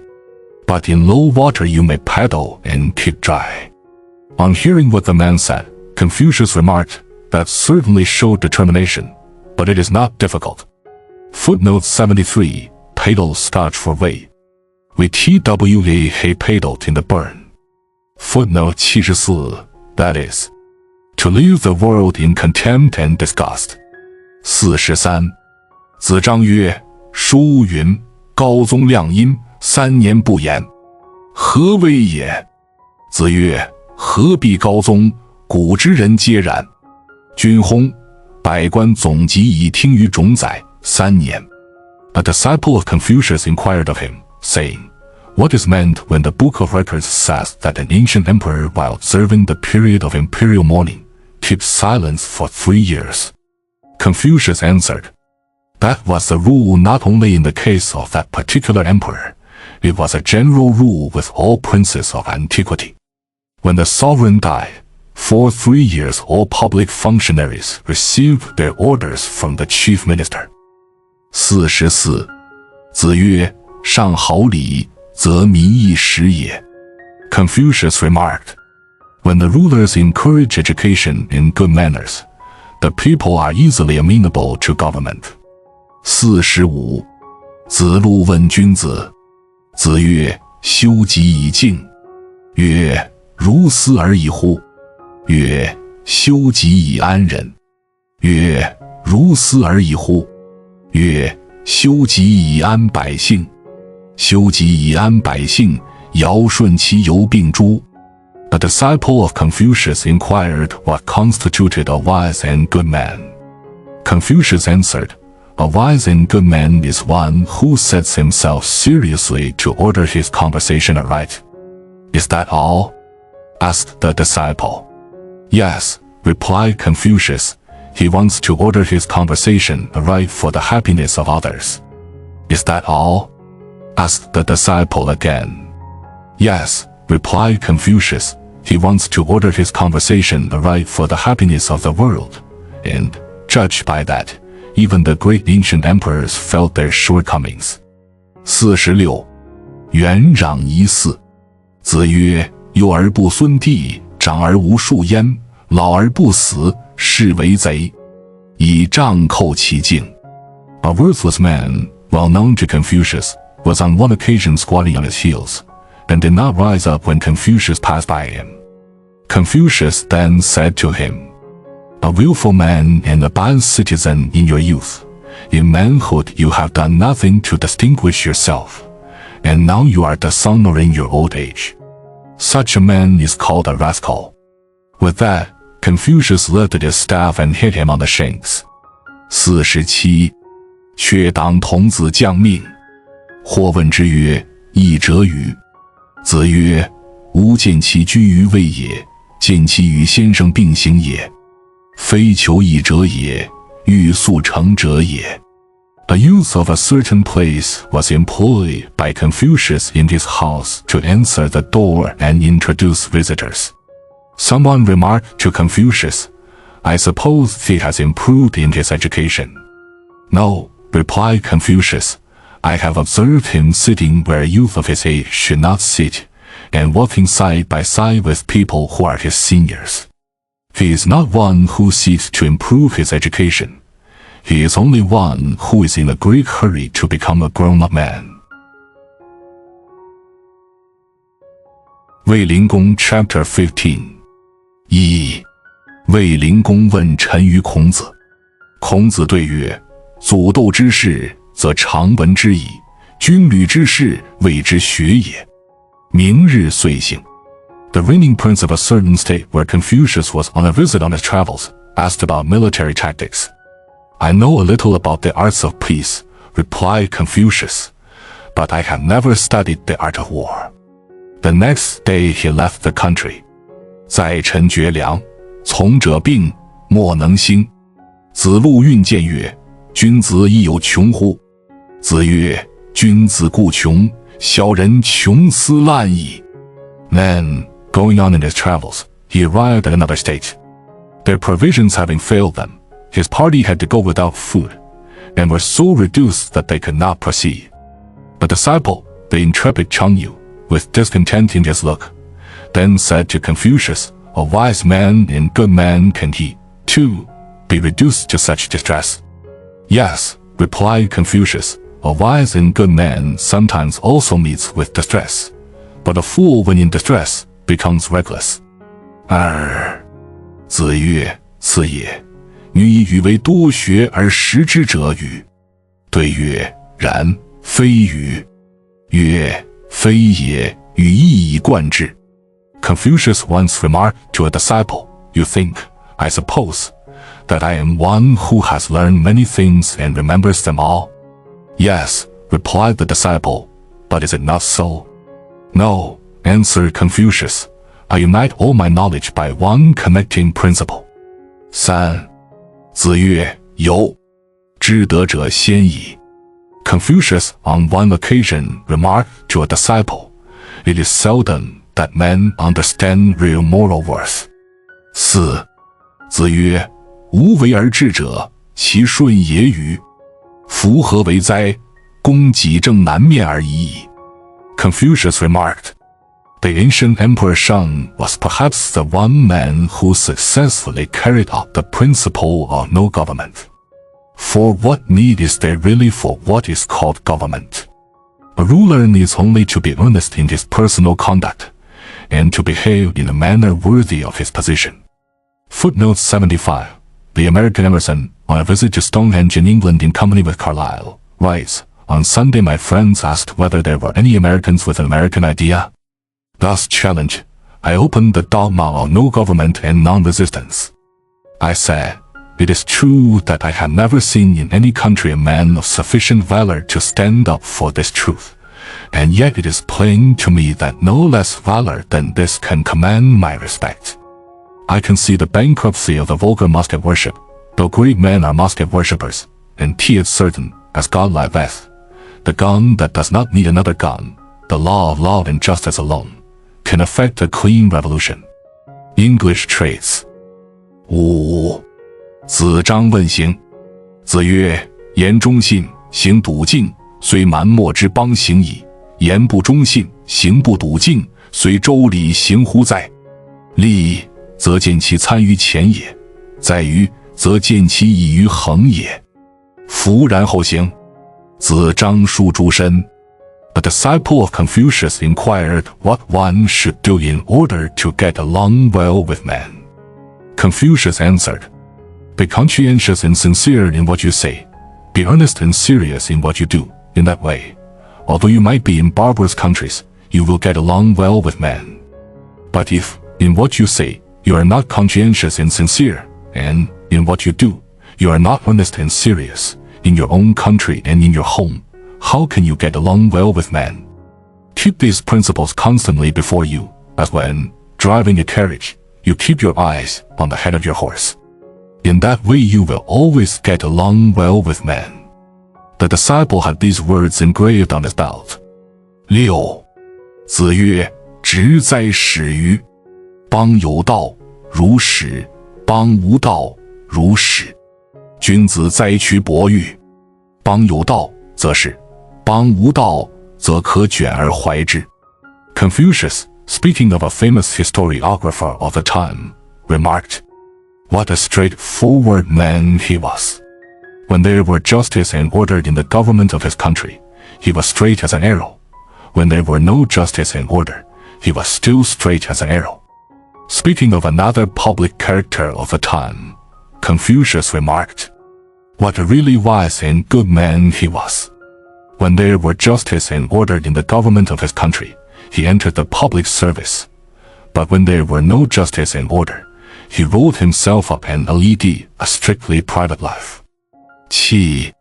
子曰：可与言而不语之言，失人；不可与言而语之言，失言。知者不失人，亦不失言。Confucius remarked, When you meet the proper person to speak to and do not speak out, you lose your opportunity. But when you meet one who is not a proper person to speak to and you speak to him, you waste your words. A man of intelligence never loses his opportunity, neither does he waste his words. 8. 子曰：治世仁人，无求生以害人，有杀身以成仁。Confucius remarked, A gentleman of spirit or a man of moral character will never try to save his life at the expense of his moral character. He prefers to sacrifice his life in order to save his moral character. 9. 子贡问为人。子曰：公欲善其事，必先利其器。居士邦也，是其大夫之贤者，有其事之仁者。A disciple of Confucius inquired how to live a moral life. Confucius answered, A workman who wants to perfect his work first sharpens his tools. When you are living in a country, you should serve those nobles and ministers in that country who are men of moral worth, and you should cultivate the friendship of the gentlemen of that country who are men of moral worth. 10. 颜渊问为邦。子曰：行甲之时，成阴之路，福州之冕，乐则少武。放正声，远佞人。正声淫，佞人待。A disciple of Confucius inquired what institutions he would adopt for the government of an empire. Confucius answered, I would use the calendar of the Xian dynasty, introduce the form of carriage used in the Yin dynasty, and adopt the uniform of the present dynasty. For state music, I would use the most ancient music. I would prohibit all the popular airs in the music of the present day, and I would banish all popular orators. The modern popular music provokes sensuality in the people, and popular orators are dangerous to the state. 11. 子曰：人无远虑，必有近忧。Confucius remarked, If a man takes no thought for the morrow, he will be sorry before today is out. 12. 子曰：已矣乎！吾未见好德如好色者也。Confucius on one occasion was heard to say, Alas! I do not now see a man who loves moral worth as he loves beauty in women. 13. 子曰：臧文重其妾位者与？知柳下惠之贤，而不与利也。Confucius, speaking of a public character of the time, remarked, He was like one who had stolen his position. Although he knew the talents and virtues of a friend he had, yet when he came to office in the government, he did nothing to bring his friend forward, and was afraid lest his friend should become his colleague. 14. 子曰：公自厚而薄责于人，则远怨矣。Confucius remarked, a man who expects much from himself and demands little from others will never have any enemies. 15. 子曰：不曰如之何如之何者，吾莫如之何也已矣。Confucius remarked, a man who does not constantly say to himself, what is the right thing to do? I can do nothing for such a man. 16. 子曰：群居终日，言不及义，好行小惠，难以哉。Confucius remarked, when a body of men sit together for a whole day without turning their conversation to sonic principle or truth, but only amuse themselves with small wit and smart sayings, it is a bad case. 17. 子曰：君子义以为质，礼以行之，孙以出之，信以成之。君子哉！ Confucius remarked, a wise and good man makes right the substance of his being. He carries it out with judgment and good sense. He speaks it with modesty, and he attains it with sincerity. Such a man is a really good and wise man. 18. 子曰：君子病无能焉，不病人之不己知也。Confucius remarked, a wise and good man should be distressed that he has no ability. He should never be distressed that men do not take notice of him. 19. 子曰：君子及没事而名不称焉。Confucius remarked, a wise and good man hates to die without having done anything to distinguish himself. Footnotes 76, that is, of having lived in vain. 20. 子曰：君子求诸己，小人求诸人。Confucius remarked, a wise man seeks for what he wants in himself. A fool seeks for it from others. 21. 子曰：君子精而不争，群而不党。Confucius remarked, a wise man is proud but not vain. He is sociable, but belongs to no party. Footnote 77. Dean Swift says, a really proud man is too proud to be vain. 22. 子曰：君子不以言举人，不以人废言。Confucius remarked, a wise man never upholds a man because of what he says, nor does he discard what a man says because of the speaker's character. 23. 子贡问曰：有一言而可以终身行之者乎？子曰：其恕乎！己所不欲，勿施于人。A disciple of Confucius inquired, is there one word which may guide one in practice throughout the whole life? Confucius answered, the word charity is perhaps the word. What you do not wish others to do unto you, do not do unto them. Footnote 78. The modern fashionable word altruism. 24. 子曰：吾之于人也，谁毁谁欲？如有所欲者，其有所失矣。思民也，三代之所以直道而行也。Confucius on one occasion remarked, in my judgment of men, I do not easily award blame nor easily award praise. When I have happened to praise a man in a way which might appear beyond his deserts, you may yet be sure that I have carefully weighed my judgment. The people of today, there's really nothing in them to prevent one from dealing honestly with them as the men of the good old times dealt with the people of their day. 25. 子曰：吾有及时之确闻也，有马者借人乘之。今王以服。Confucius in his old age remarked, in my young days, I could still obtain books which supplied information on points which the standard historical books omitted, and a man who had a horse would willingly lend it to a friend to ride. But now such tongues and such manners have all disappeared. 26. 子曰：巧言乱德，小不忍则乱大谋。Confucius remarked, "It is plausible speech which confuses men's ideas of what is moral worth. It is petty impatience which ruins great undertakings." 27. 子曰：众恶之，必察焉；众好之，必察焉。Confucius remarked, "When a man is unpopular, it is necessary to find out why people hate him. When a man is popular, it is still necessary to find out why people like him." 28. 子曰：人能弘道，非道弘人。Confucius remarked, "It is a man that can make his religion or the principles he professes great, and not his religion or the principles which he professes, which can make the man great." 29. 子曰：过而不改，是谓过矣。Confucius remarked, "To be wrong and not to reform is indeed to be wrong." 30. 子曰：吾尝终日不食，终夜不寝，以思无益，不如学也。Confucius on one occasion remarked, "I have spent a whole day without taking food and a whole night without sleep, occupied with thinking. It was of no use. I have found it better to acquire knowledge from books."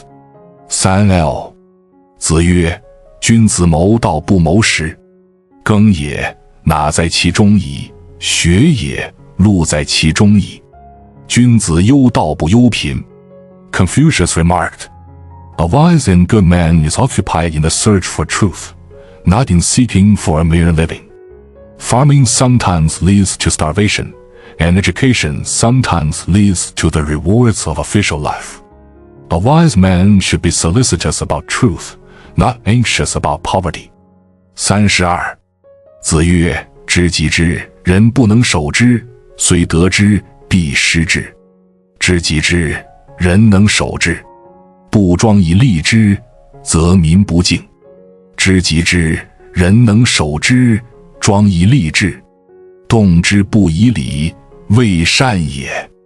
Confucius remarked, "There are men who attain knowledge by their understanding, but if they have not moral character sufficient to hold fast to it, such men will lose it again. There are men again who have attained it with their understanding and have moral character sufficient to hold fast to it. But if they do not set themselves seriously to order their knowledge aright, they will not inspire respect in the people. There are lastly men who have attained it with their understanding, who have moral character sufficient to hold fast to it, and who can set themselves seriously to put it in order. But if they do not exercise and make use of it in accordance with the ideals of decency and good sense, they are not yet perfect." 33. 子曰：君子不可小之，而可大受也；小人不可大受，而可小之也。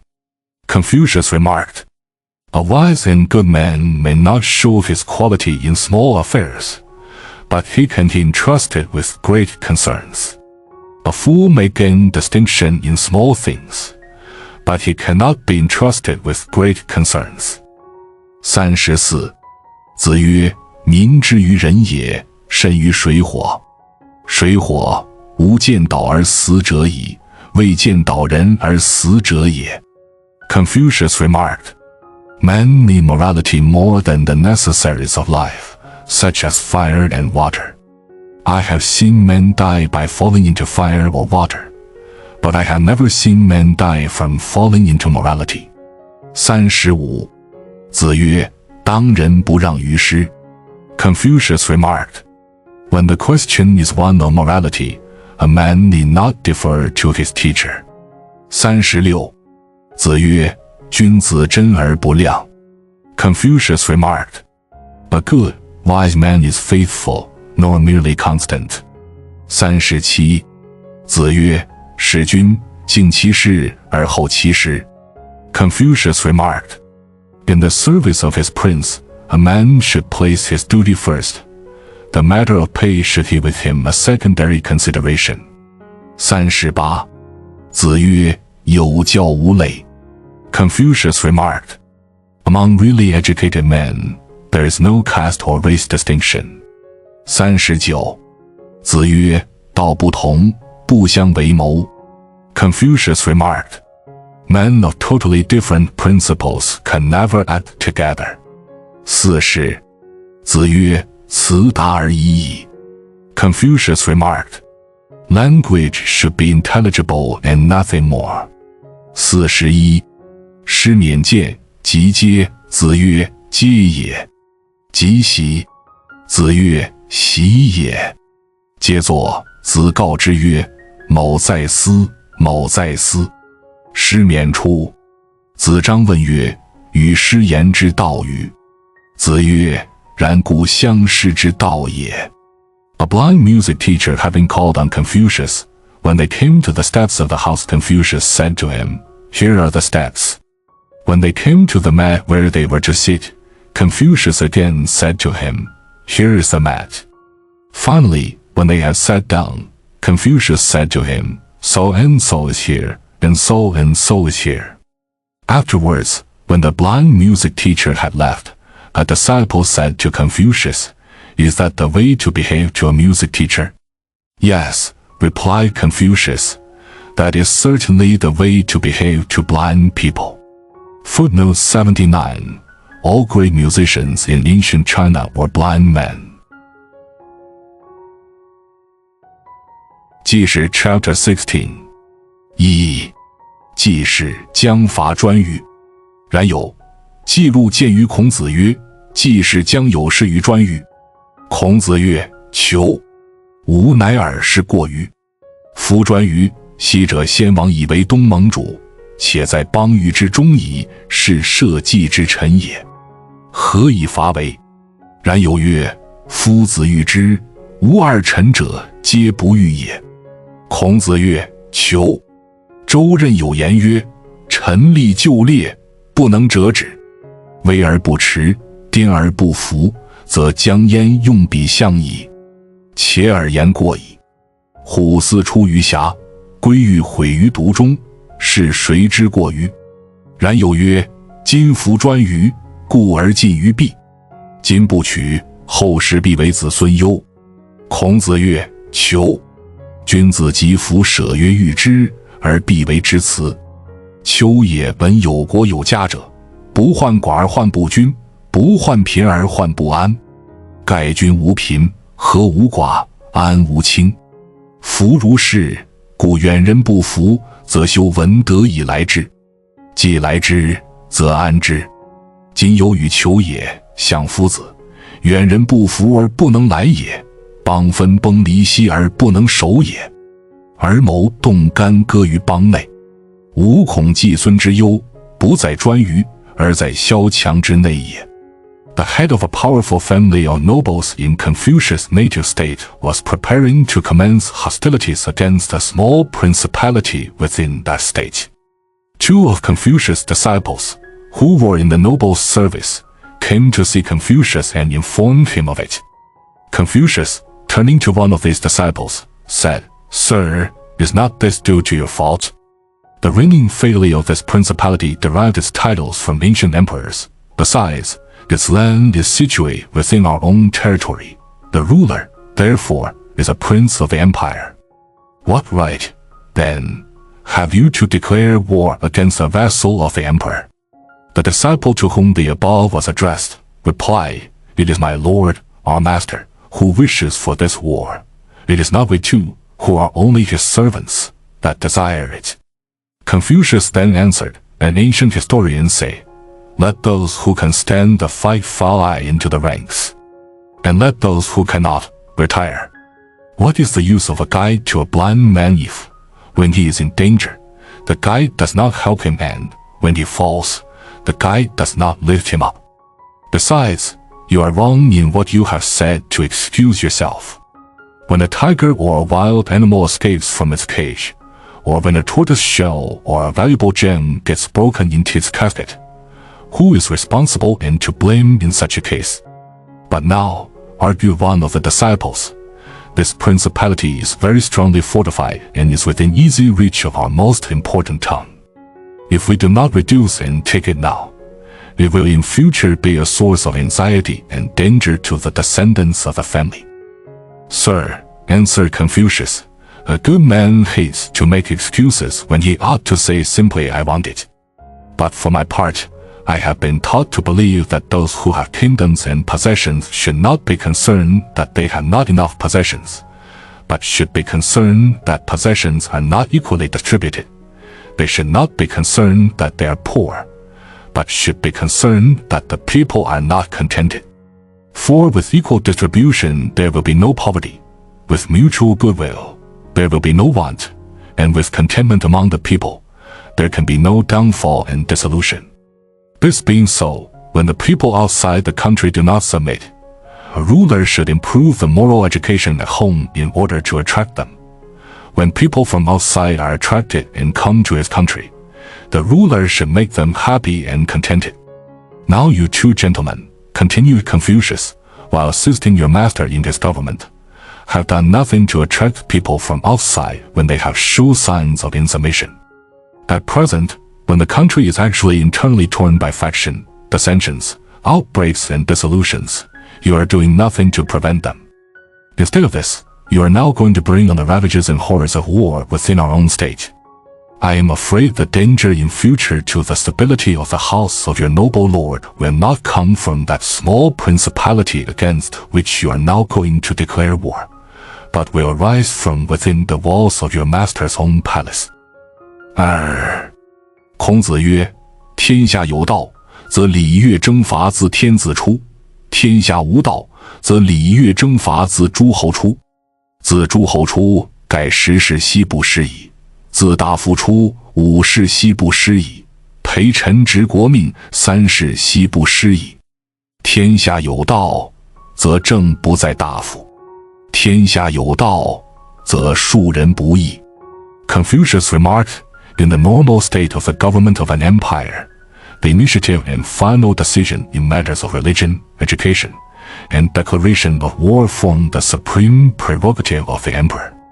During abnormal conditions in the government of the empire, that prerogative passes into the hands of the princes of the empire, in which case it is seldom that 10 generations pass before they lose it. Should that prerogative pass into the hands of the nobility of the empire, it has rarely happened that they have retained it for 5 generations. When subordinate officers have the power of government in their hands, they generally lose their authority in the course of 3 generations. When there are order and justice in the government of a country, the supreme power of government will not be in the hands of the nobility or of a ruling class. When there are justice and order in the government of a country, the common people will not meddle with the government. Footnote 80. Confucius meant by the first what is called in Europe an oligarchy, and by the second democracy, both of which, according to the passage here, can never be the true normal permanent state of government in a country. The ruling class or nobility in ancient China corresponds to what Mr. Ruskin called squires or country gentlemen of England. 3. 孔子曰：禄之去公事5世矣，政逮于大夫4世矣，古服3桓之子孙危矣。Confucius, speaking of the state of government in his native state, remarked, "It is now 5 generations since the appointments to offices in the state have been taken away from the scions of the reigning houses. It is now 4 generations since the powers of government have passed into the hands of the ruling class or nobility. Therefore the descendants of the most ancient houses have lost all power and are now living in obscurity." 4. 孔子曰：益者三有，损者三有。有直，有量，有多闻，益矣；有辩辟，有善柔，有辩佞，损矣。Confucius remarked, "There are 3 kinds of friendship which are beneficial and 3 kinds which are injurious. Friendship with upright men, with faithful men, and with men of much information, such friendships are beneficial. Friendship with plausible men, with men of insinuating manners, and with glib-tongued men, such friendships are injurious." 5. 孔子曰：益者三乐，损者三乐。乐结礼乐，乐道人之善，乐多贤友，益矣；乐交乐，乐亦游，乐宴乐，损矣. Confucius remarked, There are 3 kinds of pleasures which are beneficial and 3 kinds which are injurious. Pleasure derived from the study and criticism of the polite arts, pleasure in admiring and speaking of the excellent qualities of man, and pleasure in having many friends of virtue and talents. These pleasures are beneficial. Pleasure in dissipation, in extravagance, in mere conviviality, such pleasures are injurious. 6. 孔子曰：是于君子有3千，言未及之而言谓之躁，言及之而不言谓之隐，未见颜色而言谓之古。 Confucius remarked, There are 3 kinds of errors to which men are liable when in the presence of their superiors. First, to speak out when one is not called upon to speak. That is called being forward. Secondly, to keep silence when called upon to speak. That is called being disingenuous. Thirdly, to speak out without taking into consideration the expression in the look of the person spoken to. That is called blindness. 7.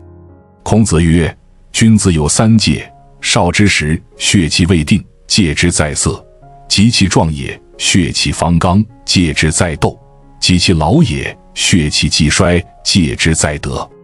Confucius remarked, There are 3 things which a man should beware of in the 3 stages of his life. In youth, when the constitution of his belly is not yet formed, he should beware of lust. In manhood, when his physical powers are in full vigor, he should beware of strife. In old age, where the physical powers are in decay, he should beware of greed. 8. 孔子曰：君子有3位，谓天命，谓大人，谓圣人之言。小人不知天命而不畏也，侠大人，吾圣人之言。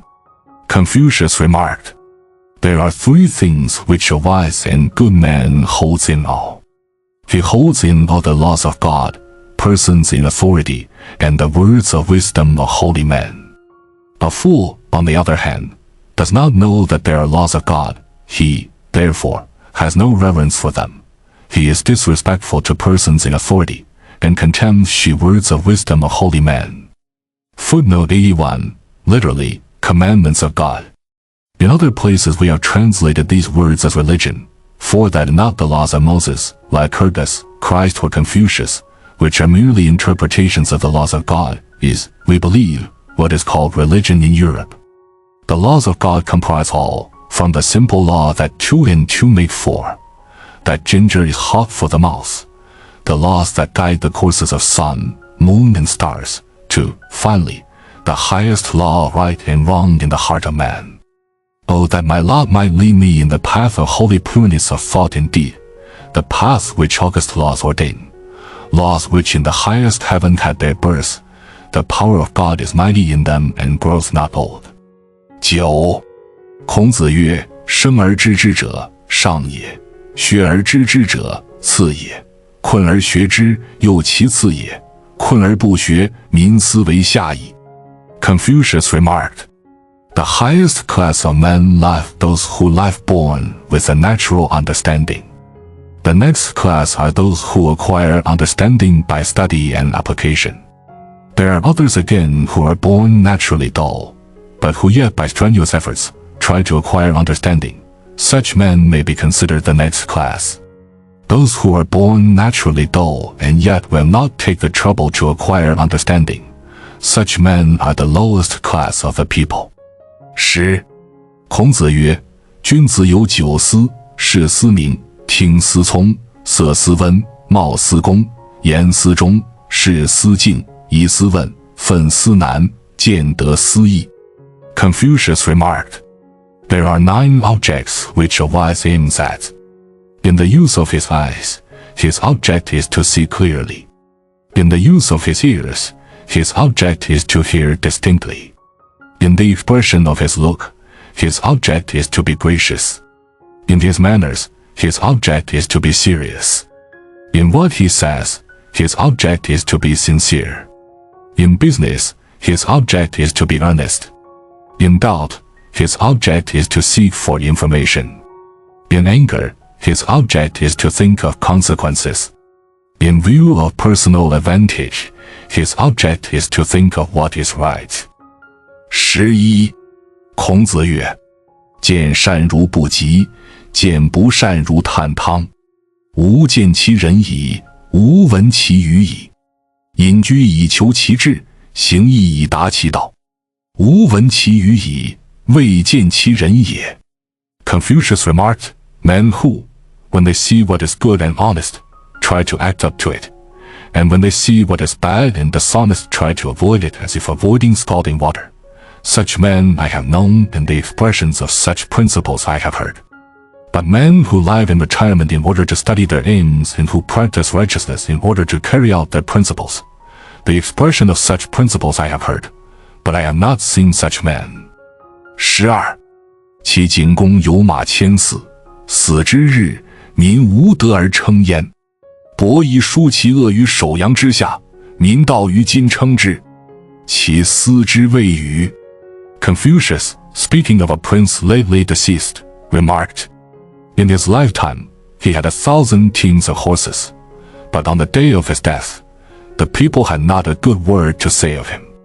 On the other hand, the ancient worthies, 伯夷and叔齐, who were starved to death at the foot of a lonely mountain, are held in honor by the people to this day. This is the meaning of the verse. Truly your wealth and pelf avail you not. To have what others want is all you sought. 13. 陈亢问于伯夷曰：子亦有一文乎？对曰：未也。常独立，理屈而过庭。曰：学诗乎？对曰：未也。不学诗，无以言。理退而学士。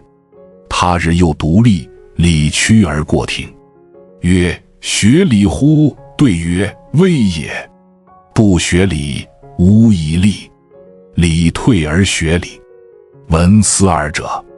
陈亢退而喜曰：问一得三，闻诗，闻礼，又闻君子之远其子也。A gentleman of the court on one occasion inquired of Confucius' son, saying, Have you had any special lesson from your father? No, I have not, replied Confucius' son. Only once when he was standing alone, and I happened to pass through the hall. He said to me, Have you studied poetry? To which I replied, No, I have not. Then, said he, if you do not study poetry, you cannot make yourself agreeable in conversation. After that I gave myself to the study of poetry. On another occasion when he was again standing alone, and I happened to pass through the hall, he said to me, Have you studied the arts? To which I replied, No, I have not. Then, said he, if you do not study the arts, you will lack judgment and taste. After that, I gave myself to the study of the arts.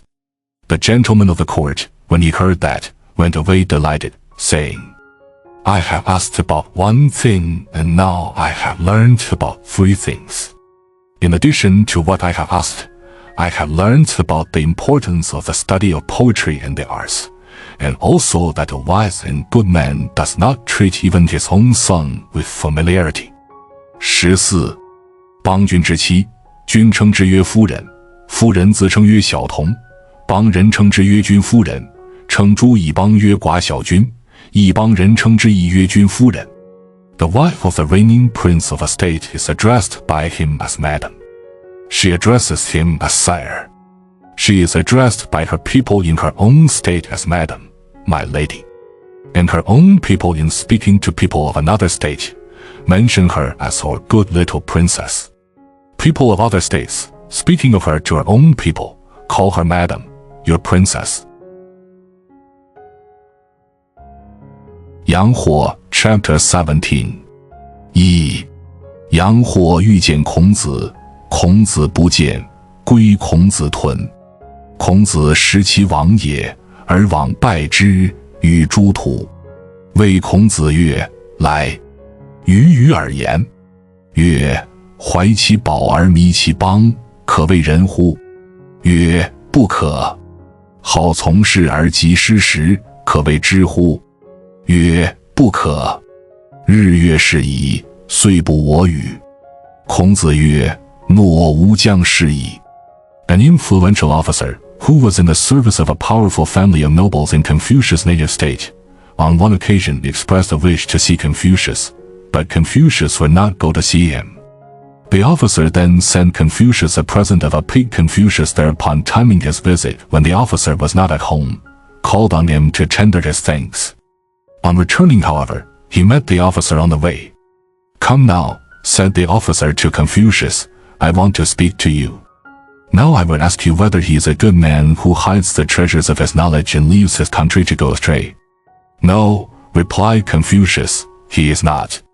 "Is he a man of understanding?" asked the officer again, "who is anxious to be employed and yet misses every chance that comes to him of being employed?" "No," replied Confucius, "he is not." "Then," said the officer, "you ought to know that days and months are passing away and time waits not for us." "Yes," replied Confucius, "I will enter the public service." 2. 子曰：性相近也，习相远也。 Confucius remarked, "Men, in their nature, are alike, but by practice they become widely different." 3. 子曰：为上之于下于不移。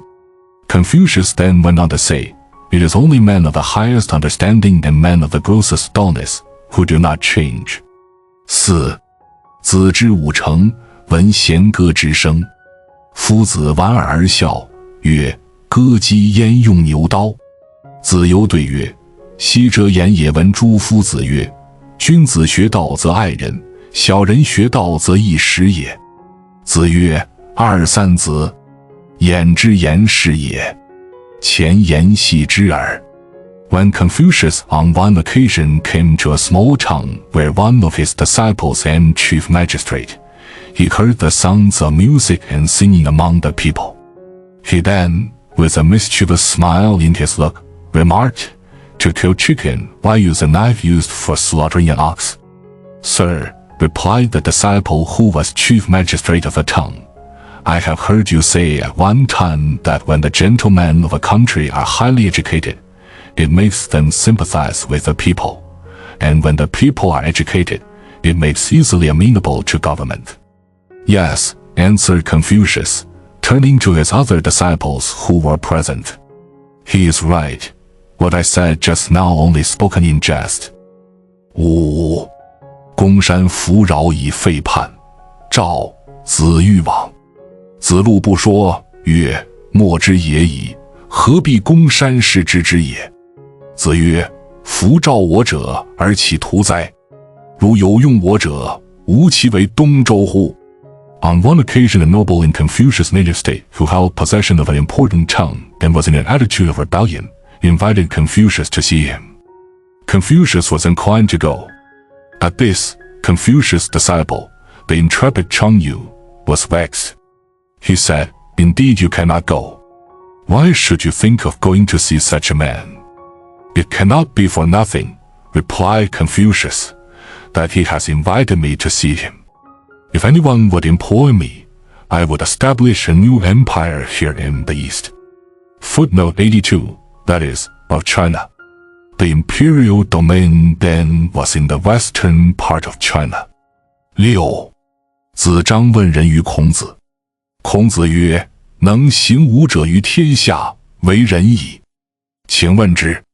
曰：公、宽、信、敏，惠公则不武。宽则得众，信则人任焉，敏则有功，惠则足以使人。A disciple of Confucius inquired what constituted a moral life. Confucius answered, "A man who can carry out 5 things wherever he may be is a moral man." "What 5 things?" asked the disciple. "They are," replied Confucius, "earnestness, consideration for others, trustworthiness, diligence, and generosity. If you are earnest, you will never meet with want of respect. If you are considerate to others, you will win the hearts of the people. If you are trustworthy, men will trust you. If you are diligent, you will be successful in your undertakings. If you are generous, you will find plenty of men who are willing to serve you." 7. 佛夕照，子欲往。子路曰：昔者有也闻诸夫子曰：其于其身为不善者，君子不入也。佛系以终目判，子之亡也，如之何？子曰：然有是言也。不曰奸乎？摩而不临；不曰白乎？聂而不淄。吾其刨瓜也哉！焉能系而不食？ On one occasion, a noble of a certain state, having rebelled against the legitimate authority, invited Confucius to see him. Confucius was inclined to go, but Confucius' disciple, the intrepid Chang said to Confucius, Sir, I have heard you say at one time that a wise and good man will not associate even with those persons who are nearly related to him, when such persons have been found guilty of evil doing. Now this man is holding a tongue in actual rebellion against authority. How is it that you can think of going to see him? Yes, replied Confucius. I have said that. But is it not also said that if a thing is really hard you may pound it, and yet it will not crack? If a thing is really white, you may smudge it, and yet it will not become black? And am I, after all, only a bitter gourd to be hung up and not eaten at all? 八，子曰：有也。女闻六言六必矣乎？对曰：未也。居，吾与女。好人不好学，其必也愚；好直不好学，其必也当；好信不好学，其必也贼；好直不好学，其必也狡；好勇不好学，其必也乱；好刚不好学，其必也狂。Confucius once remarked to a disciple, saying, Have you ever heard of the 6 virtues and their failures? No, replied the disciple. Sit down then, said Confucius, and I will tell you. First, there is a mere love of morality, that alone, without culture, degenerates into fatuity. Secondly, there is a mere love of knowledge, that alone, without culture, tends to dilettanteism. Thirdly, there is a more love of honesty, that alone, without culture, produces heartlessness. Fourthly, there is a mere love of uprightness, that alone, without culture, one leads to tyranny. Fifthly, there is a mere love of courage, that alone, without culture, produces recklessness. Sixthly, there is a mere love of strength of character, that alone, without culture, produces eccentricity. Footnote 83. The most cruel and unmerciful of men, perhaps, is an honest bureaucrat, and the most tyrannical and upright priest, especially of Protestant dissenting Christianity. Or, as now the species of upright priests is extinct, a disciple of Herbert Spencer. A modern Rochefoucauld. 9. 子曰：小子，何莫学夫诗？诗可以兴，可以观，可以群，可以怨。而知是父，远之使君，多识于鸟兽草木之名。Confucius on one occasion remarked to his disciples, My young friends, why do you not study poetry? Poetry calls out the sentiment. It stimulates observation. It enlarges the sympathies and moderates the resentment felt against injustice. Poetry, in fact, while it has lesson for the duties of social life, at the same time makes us acquainted with the animate and inanimate objects in nature. Footnote 84. Wordsworth says of poetry that it tends to nourish the imagination in her growth, and give the mind that apprehensive power, whereby she is made quick to recognize the moral properties and scope of things. 10. 子谓伯于曰：女为周南，赵南矣乎？人而不为周南，赵南，其犹正强面而立也与？ Confucius once said to his son, You should give yourself to the study of the first 2 books in the book of ballads, songs and psalms. A man who has not studied those books will be out of his element wherever he goes. 11. 子曰：礼云礼云，玉帛云乎哉？乐云乐云，钟鼓云乎哉？ Confucius was once heard to say, Men speak about art. Art, Do you really think that merely means painting and sculpture? Men speak about music. Music. Do you think that means merely bells, drums, and musical instruments? 12. 子曰：色厉而内荏，譬诸小人，其犹穿于之道也与。Confucius remarked, A man who is austere in his look, but a weakling and a coward at heart, is he not like one of your small, mean people? Yeah, is he not like a sneaking thief or a cowardly pickpocket? 13. 子曰：香园，德之贼也。Confucius remarked, Your meek men of respectability in a place are they who unmercifully destroy all sense of moral sentiment in man. 14. 子曰：道听而图说，德之弃也。Confucius remarked, To preach in the public streets the commonplaces which you have picked up on the way is to throw away all your finer feelings. 15. 子曰：彼夫，可与事君也与哉？其未得之也，患得之；既得之，患失之。苟患失之，无所不至矣。Confucius, speaking of the public men of his time, remarked, These despicable men, how is it possible to serve the interests of the country in company with such men? Before they gain their position, their only anxiety is how to obtain it, and after they have obtained the position, their sole anxiety is lest they should lose it. In their anxiety lest they should lose their position, there is nothing which they would not do. 16. 子曰：古者民有三急，今也祸世之王也。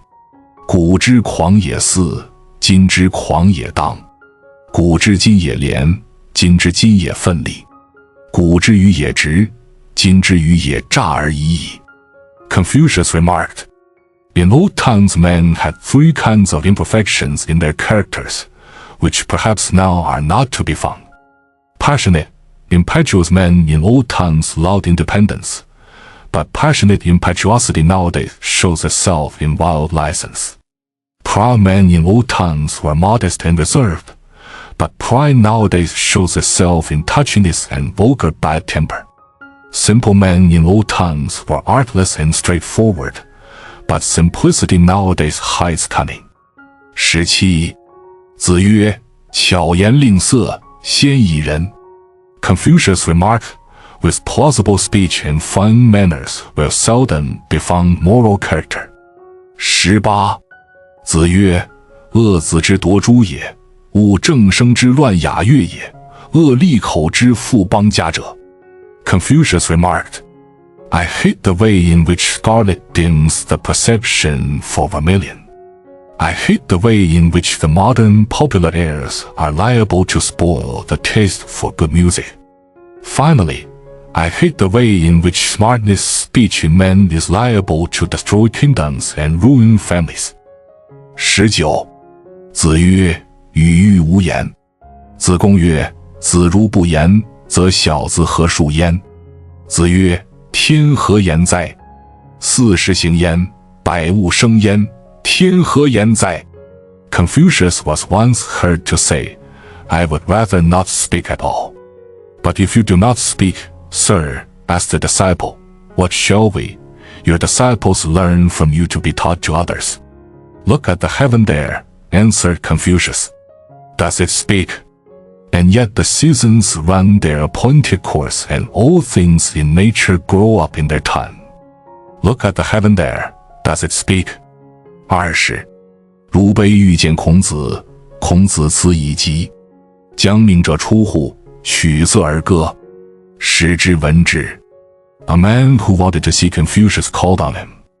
Confucius, not wishing to see him, sent to say he was sick. When the servant with the message went to the door, Confucius took up his musical instrument and sang aloud purposely to let the visitor hear it and know that he was not really sick. 21. 宰我问，3年之丧，期已久矣。君子3年不为礼，礼必坏；3年不为乐，乐必崩。旧古既没，新古既生，钻髓改火，期可已矣。子曰：食弗道，衣弗锦，与女安乎？曰：安。女安则为之。夫君子之居丧，食指不甘，闻乐不悦，居处不安，故不为也。今女安，则为之。宰我处。子曰：愚之不仁也。子生3年，然后免于父母之怀。夫3年之丧，天下之通丧也。愚也，有3年之爱于其父母乎？A disciple of Confucius inquired about the period of 3 years mourning for parents, remarking that 1 year was long enough. For, said he, if a gentleman neglects the arts and usages of life for 3 years, he will lose his knowledge of them, and if he put aside music for 3 years, he will entirely forget it.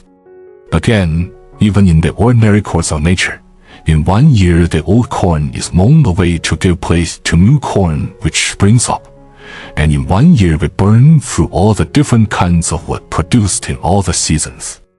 I believe, therefore, that after the completion of 1 year, mourning may cease.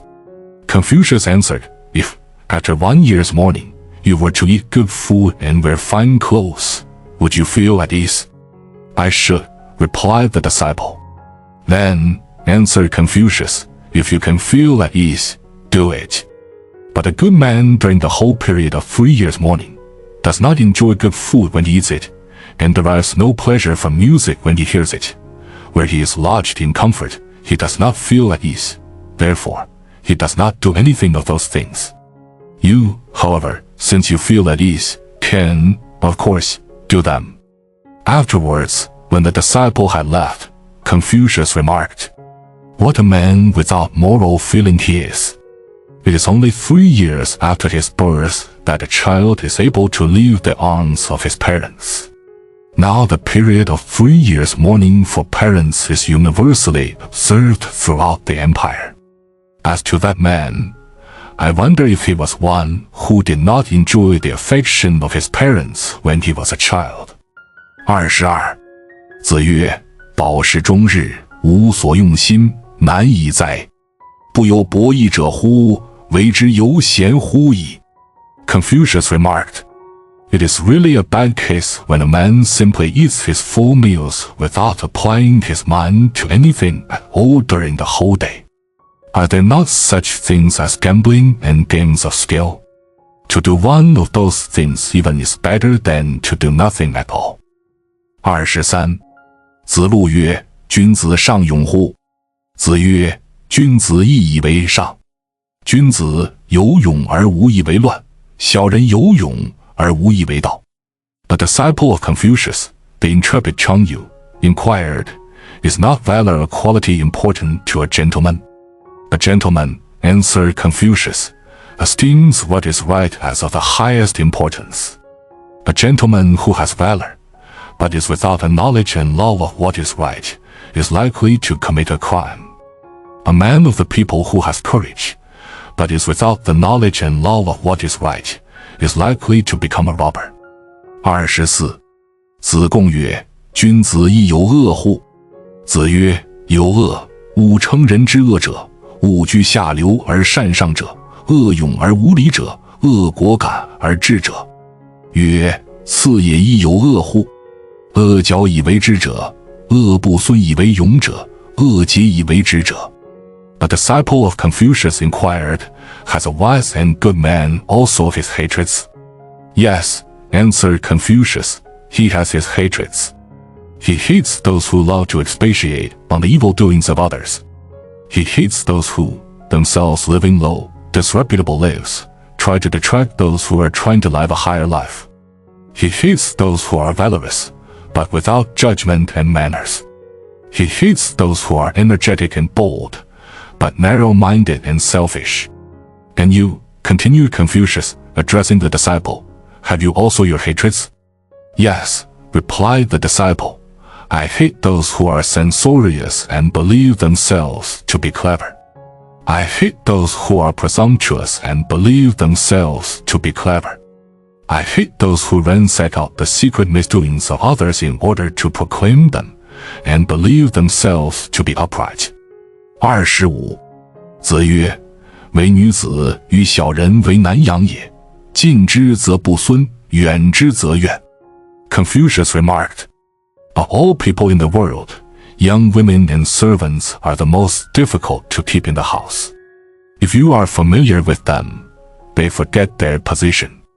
But if you keep them at a distance, they are discontented. 26. 子曰：年40而见恶焉，其中也矣。Confucius remarked, If a man after 40 is an object of dislike to men, he will continue to be so to the end of his days. 微子 Chapter 18 1. 微子去之，箕子为之奴，必干剑而死。孔子曰：因有3人焉。At the time of the downfall of the imperial Yin dynasty, the one preceding that under which Confucius lived, of the 3 members of the imperial family, one left the country, one became a court jester, and one, who spoke the truth to the emperor, was put to death. Confucius, remarking on the above, said, The house of Yin in their last days had 3 men of moral character. Footnote 85. He was a remote ancestor of Confucius. 2. 留下会为士师3处。人曰：子谓可以去乎？曰：直道而事人，焉往而不3处？枉道而事人，何必去父母之邦？ Confucius remarked of a well-known worthy of the time. As minister of justice, he was 3 times dismissed from office. People then said to him, Is it not time for you to leave the country? But he answered, If I honestly do my duty, where shall I go to serve men without being liable to be dismissed in the same way? If I am willing to sacrifice my sense of duty, it is not necessary for me to leave my native country to find employment. 3. 其景公待孔子曰：若济世，则无不能以济。孟之贤待之曰：吾老矣，不能用也。孔子行。The reigning prince of a certain state on one occasion wished to employ Confucius, remarking, However, I cannot make him a minister of state, but I will make him a privy councillor. The prince further remarked, I am old now. I shall not be able to use his advice. When Confucius heard what the prince said, he immediately took his departure from the country. 4. 其人归女乐，季桓子受之。3日不朝，孔子行。The prime minister who held the power of government in Confucius' native state, after Confucius had risen to be minister of state, having on one occasion received a troop of actresses from another state, was so occupied with them that there was no meeting of ministers at the palace for 3 days. Confucius thereupon resigned and left his own country. 5. 楚狂介于歌，而过孔子曰：凤兮，凤兮，何德之衰？往者不可见，来者犹可追。已而，已而，今之从政者殆耳。孔子下，欲与之言，虚而辟之，不得与之言。When Confucius was on his travels, an eccentric person once passing by him sang aloud, O phoenix bird, O phoenix bird, where is the glory of your prime? The past, 'tis useless now to change. Care for the future yet is time. Renounce, give up your chase in vain. For those who serve in court and state, dire peril follows in their train. Confucius then alighted and wished to speak with him. But the eccentric man hastened away so that Confucius had no chance of speaking with him. 6. 常举，桀逆有而耕，孔子过之，使子路问今焉。常举曰：夫之于者为谁？子路曰：为孔丘。曰：是鲁孔丘于？曰：是也。曰：是之今矣。问于桀逆，桀逆曰：子为谁？曰：为仲由。曰：是鲁孔丘之徒于？对曰：然。曰：滔滔者天下皆是也，而谁以易之？且而与其从辟人之事也，其若从辟士之事哉？忧而不辍。子路行以告。夫子午然曰：鸟兽不可与同群，无非斯人之徒与而谁与？天下有道，丘不与义也。On another occasion, Confucius on his travels saw two men working in the fields. He sent a disciple, the intrepid Chang Yu, to inquire for the ford. When Chang Yu came up to the men, one of them said to him, Who is he that is holding the reins in the carriage there? Chang Yu answered, It is Confucius. Is it not Confucius of Lu? Asked the man. Yes, replied Chang Yu. Then, rejoined the other, he knows the ford. Chang Yu then turned to the other of the two men, who said to him, Who are you, sir? I am Chang Yu, replied Confucius' disciple. Are you not a disciple of Confucius? Asked the man. Yes, replied Chang Yu. Then the man said, All men in the world are now in a hopeless drift. Who can do anything to change it? Nevertheless, it is better to follow those who renounce the world altogether than to run after those who only run from one prince to another. After saying that, the man went on with his work on the field without stopping again to take any notice of Chang Yu's question.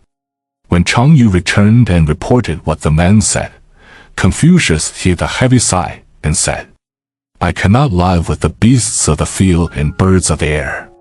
If I do not live and associate with mankind, with whom shall I go to live?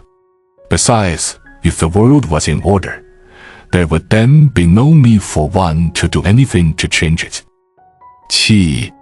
子路从而后，欲丈人，以丈何由？子路问曰：子见夫子乎？丈人曰：四体不勤，五谷不分。孰为夫子？执其杖而云。子路拱而立。执子路粟，杀鸡为黍而食之，见其二子焉。明日，子路行以告。子曰：隐者也。使子路反见之，至则行矣。子路曰：不是无益。长幼之节，不可废也。君臣之义，如之何其废之？欲竭其身，而乱大伦。君子之事也，行其义也。道之不行，以知之矣。On another occasion, when Confucius was on his travels, a disciple, the intrepid Chang Yu, got separated from the party. Chang Yu met an old man carrying across his shoulders, on a staff, a basket for weeds. Chang Yu said to him, Have you seen the teacher, sir? The old man looked at him and replied gruffly, Your body has never known toil, and you cannot tell the difference between the 5 kinds of grain. Who is your teacher? With that, the old man planted his staff on the ground and fell to his work, weeding the ground. Chang Yu, however, laid his hands across his breast and respectfully waited. Afterwards, the old Maro took Chang Yu to his home and made him pass the night in his house, killing a fowl and making millet pudding for him to eat. The old man also presented his 2 sons to Chang Yu.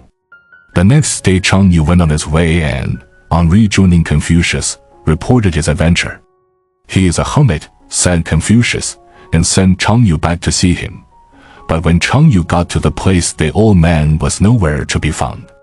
When Chang Yu again returned, Confucius said, It is not right to refuse to enter the public service. For if it is wrong to ignore the duties arising out of the relations between the members of a family, how is it right to ignore the duties a man owes to his sovereign and country? A man who withdraws himself from the world for no other reason than to show his personal purity or motive is one who breaks up one of the greatest ties in the foundation of society. A good and wise man, on the other hand, who enters the public service, tries to carry out what he thinks to be right. As to the failure of right principles to make progress, he is well aware of that. 8. 义民，伯夷，叔齐，于仲，夷义，朱张，柳下惠，少年。子曰：不祥其志，不辱其身；伯夷、叔其语。谓柳下惠、少年，将至汝身矣。言中伦，行中律，其斯而已矣。谓于众，一义，隐居放言。身中轻，肺中全。我则异于事，无可无不可。Confucius, speaking of 6 worthies, famous in ancient times as men who withdrew themselves from the world, remarked of 2 of them, 伯夷 and 叔其, that they withdrew from the world because they would not give up their high aims, and, in that way, had not to put up with dishonor to their persons. Of 2 others who finally also withdrew from the world, Confucius remarked that they gave up high aims and put up with dishonor to their persons. But in whatever they said were found reasonable, and in whatever they did were found commendable. Finally, of the last 2 of the 6 worthies, Confucius remarked that they lived strictly as recluses and refused altogether to hold communication with the world. But they were pure in their lives and soul, entirely secluding themselves from the world. They rightly used their discretion. As for myself, said Confucius, finally, yet differently from those men I have mentioned above, I have no course for which I am predetermined, and no course against which I am predetermined. 9. 大师治是齐，亚饭干是楚，3饭辽是蔡，4饭缺是秦。古方书入于河，波涛舞入于汉，少师阳，姬庆襄入于海。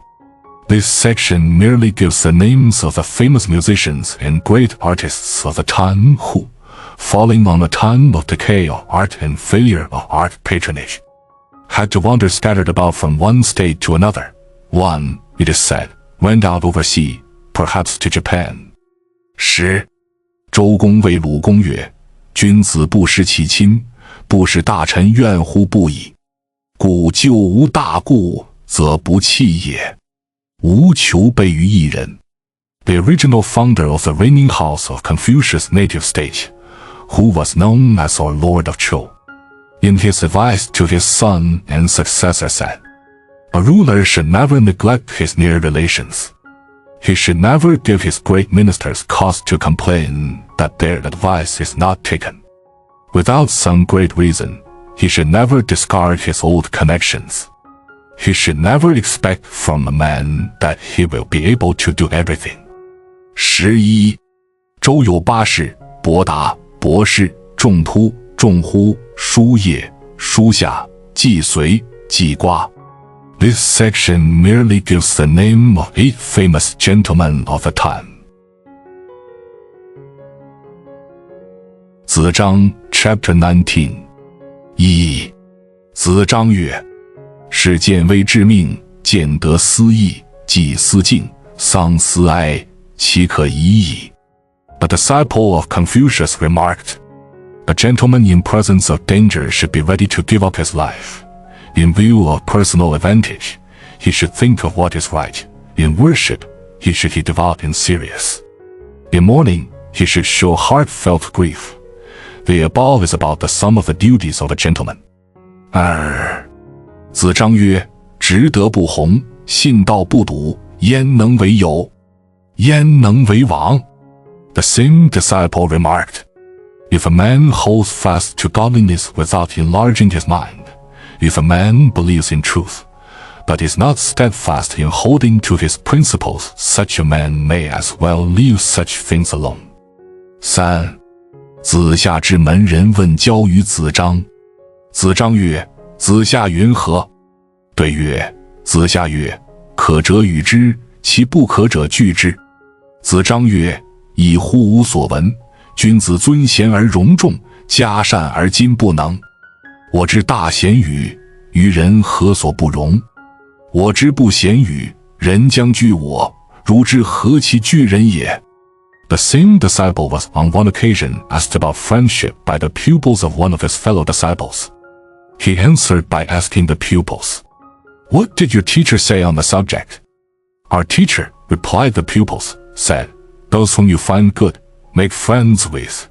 Those whom you find not good, turn your back upon." That, replied Confucius' disciple who was asked, is different from what I have been taught.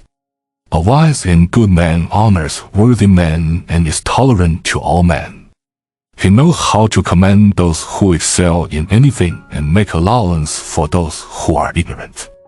Now, if we ourselves are really worthy, we should be tolerant to all men. But if we ourselves are not worthy, men will turn their backs upon us. How can we turn our backs upon them? 4. 子夏曰：虽小道，必有可观者焉。至元孔尼，是以君子不为也。A disciple of Confucius remarked, even in any small and unimportant branch of an art or accomplishment, there is always something worthy of consideration. But if the attention to it is pushed too far, it is liable to degenerate into a hobby. For that reason a wise man never occupies himself with it. 5. 子夏曰：日知其所亡，月无忘其所能，可谓好学也已矣。The same disciple of Confucius remarked, a man who from day to day knows exactly what he has yet to learn and from month to month does not forget what he has learned, will surely become a man of culture. 6. 子夏曰：博学而笃志，切问而近思，人在其中矣。The same disciple remarked, if you study extensively and are steadfast in your aim, investigate carefully what you learn and apply it to your own personal conduct. In that way, you cannot fail in attaining a moral life. 7. 子夏曰：百工居肆以成其事，君子学以知其道。The same disciple remarked, as workmen work in their workshops to learn their trade, so a scholar gives himself to study in order to get wisdom. 8. 子夏曰：小人之过也必闻。The same disciple remarked, a fool always has an excuse ready when he does wrong. 9. 子夏曰：君子有三变，望之俨然，及之也温，听其言也利。The same disciple remarked, a good and wise man appears different from 3 points of view. When you look at him from a distance, he appears severe. When you approach him, he is gracious. When you hear him speak, he is serious. 10. 子夏曰：君子信而后劳其民，未信则以为利己也；信而后见，未信则以为谤己也。The same disciple remarked, a wise man, as a ruler, first obtains the confidence of the people before he puts them to hard work which otherwise would be regarded by the people as oppression. A wise man, as a public servant, first obtains the confidence of those whom he serves before he ventures to point out their errors. Otherwise his superiors will only regard what he says as prompted by a desire to find fault. 11. 子夏曰：大德不逾贤，小德出入可也。The same disciple remarked, when a man can keep himself strictly within bounds where the major points of the principles of morality are concerned, he may be allowed to use his discretion in the minor points. 12. 子游曰：子夏之门人小子，当洒扫应对进退，则可以。亦莫也，本之则无。如之何？子夏闻之曰：一，言犹过矣。君子之道，孰先传焉？孰后倦焉？辟诸草木，须以别矣。君子之道，焉可污也？有始有足者，其为圣人乎？ A disciple of Confucius, speaking of the pupils of another disciple, remarked, those young gentlemen are well enough in matters of manners and deportment, which are mere minor matters, but as regards the foundation of a true education, they are as yet nowhere. When the disciple whose pupils were thus animadverted upon heard the remark, he said to the other disciple, there you are wrong. In teaching men, what are the things which a good and wise man should consider it of first importance that he should teach, and what are the things which he should consider of secondary importance, and which he may allow himself to neglect? As in dealing with plants, so one must deal with pupils and class them according to their capabilities. A good and wise man in teaching should not befall his students, for it is only the most holy man who can at once grasp the beginning and end of principles. 13. 子夏曰：士而优则学，学而优则仕。A disciple of Confucius remarked, an officer who has exceptional abilities, more than sufficient to carry out his duties, should devote himself to study. A student who has exceptional abilities, more than sufficient to carry on his studies, should enter the public service. 14. 子游曰：丧至乎哀而止。A disciple of Confucius remarked, in mourning, the only thing indispensable is heartfelt grief. 15. 子游曰：吾有章也，为难能也。然而为人。The same disciple, speaking of another disciple, remarked, my friend can do things which nobody else can do, but he is not quite perfect in his moral character. 16. 曾子曰：堂堂乎章也，难于并为人矣。Another disciple of Confucius, speaking of the same disciple alluded to above, remarked, what a style that moral carries about with him. It is really difficult to live out a moral life along with such a man. 17. 曾子曰：吾闻诸夫子，人未有自治者也，必也亲丧乎。The same disciple remarked, I have heard the master say, men often do not themselves know what is really in them until they have to mourn the death of their parents. 18. 曾子曰：吾闻诸夫子，孟庄子之孝也，其他可能也，其不改父之臣，与父之政，是难能也。The same disciple remarked, I have heard the master, speaking of the filial piety of a noble man, say, what other things he did on the occasion of the death of his father, other men can do. But what he did in keeping the old servants of his father, and in following out the policy of his father, men will find it difficult to do. 19. 孟氏使杨夫为士师，问于曾子。曾子曰：上失其道，民散久矣。如得其情，则哀今而勿喜。The prime minister in Confucius' native state having, on one occasion, appointed an officer to be chief criminal judge, the officer came to a disciple of Confucius for advice. The disciple then said to the officer, rulers have long failed in their duties, and the people have long lived in a state of disorganization.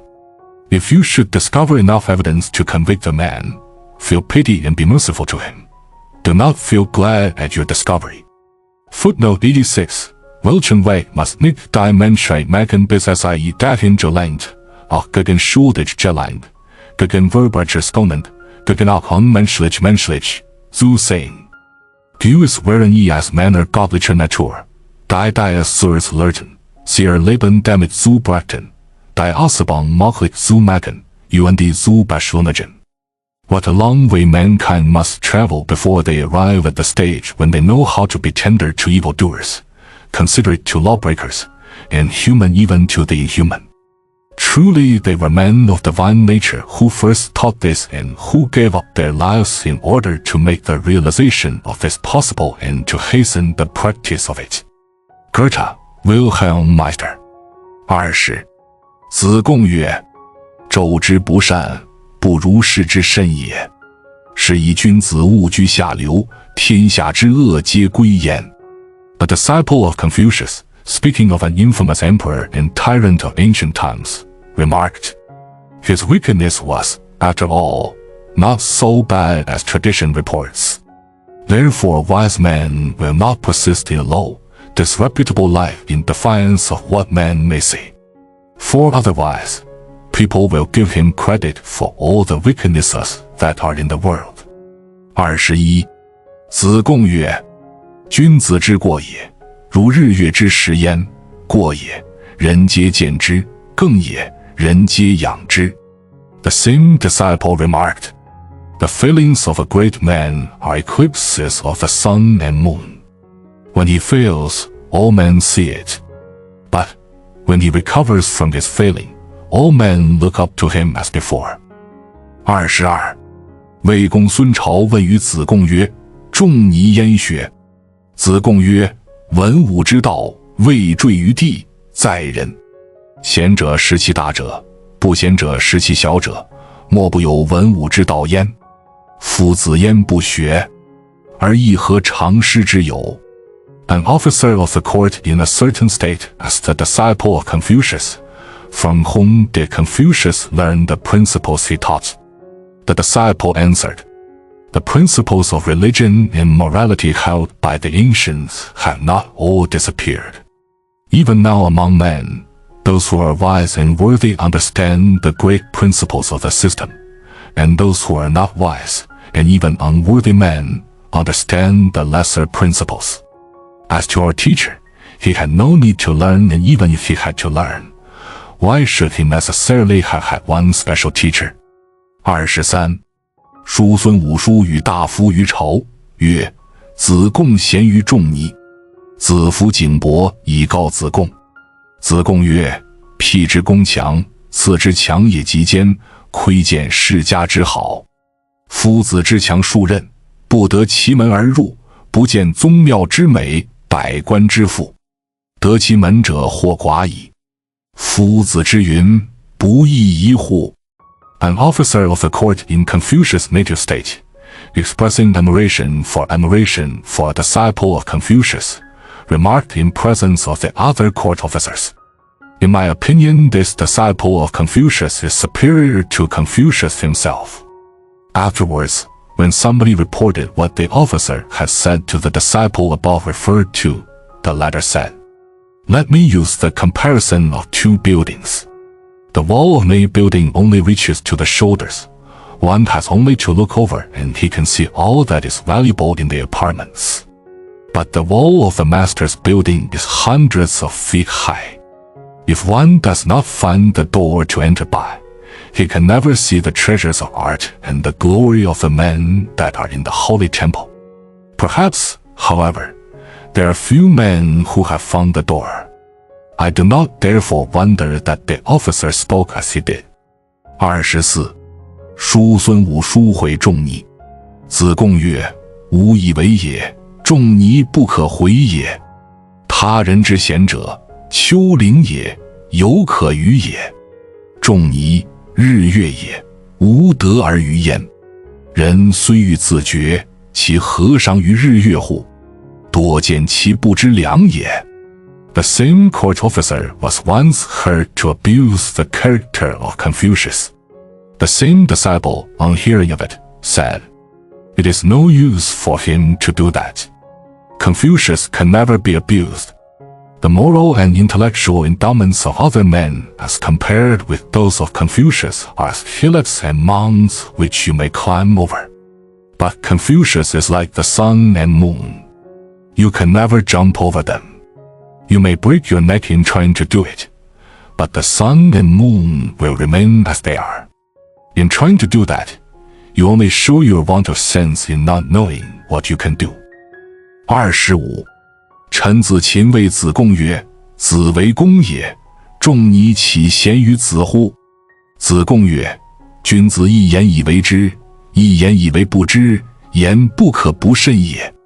夫子之不可及也，由天之不可接而生也。夫子之得邦家者，所谓利之思利，道之思行，随之思来，动之思和。其生也荣，其死也哀，如之何其可及也？ Another mouth on another occasion said to the same disciple, But you are too honest and conscientious. How can Confucius be superior to you? For one word. Replied the disciple, an educated man is held to be a man of understanding, and for one word he is held to be foolish. You should therefore be careful indeed in what you say. Now Confucius not be equaled, just as no man can climb up to the sky.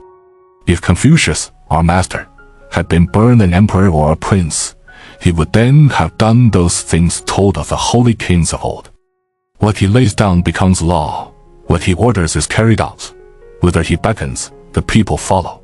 Wherever his influence is felt, there is peace. While he lives honored by the whole world. When he dies, he is mourned for by the whole world. How is it possible for a man to equal Confucius, our master? Yao Yue, Chapter 20. 一、尧曰：兹，耳顺，天之利属在耳宫，允执其中。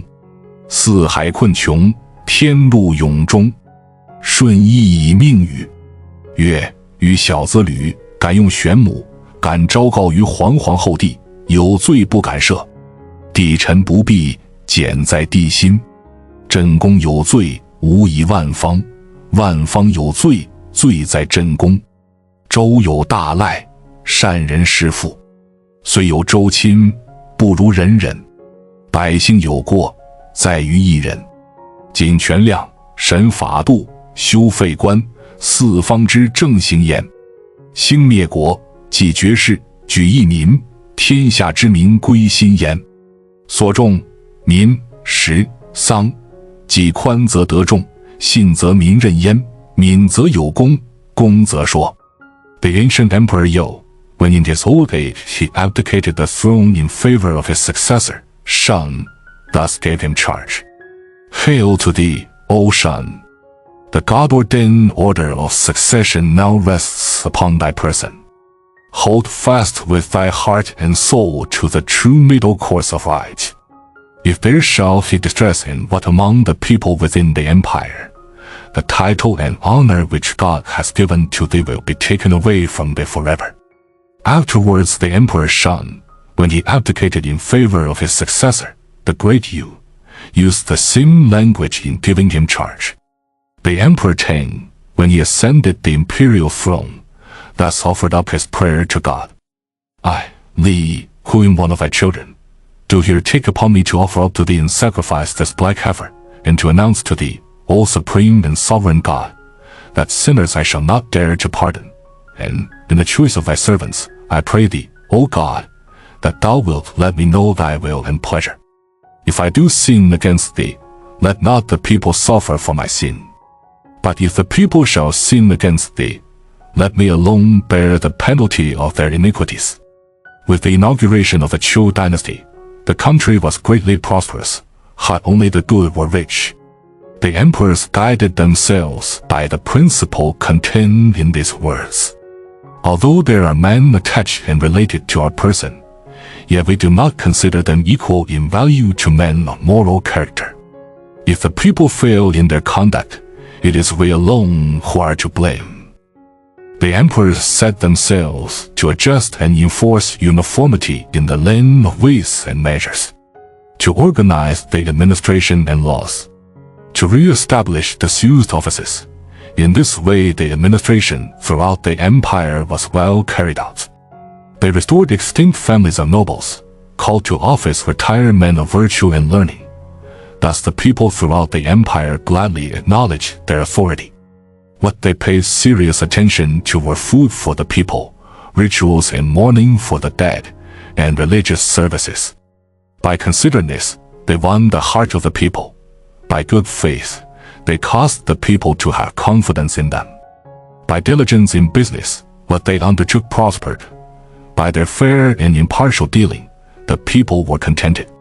二、子张问于孔子曰：何如斯可以从政矣？子曰：尊吾美，平四恶，斯可以从政矣。子张曰：何谓吾美？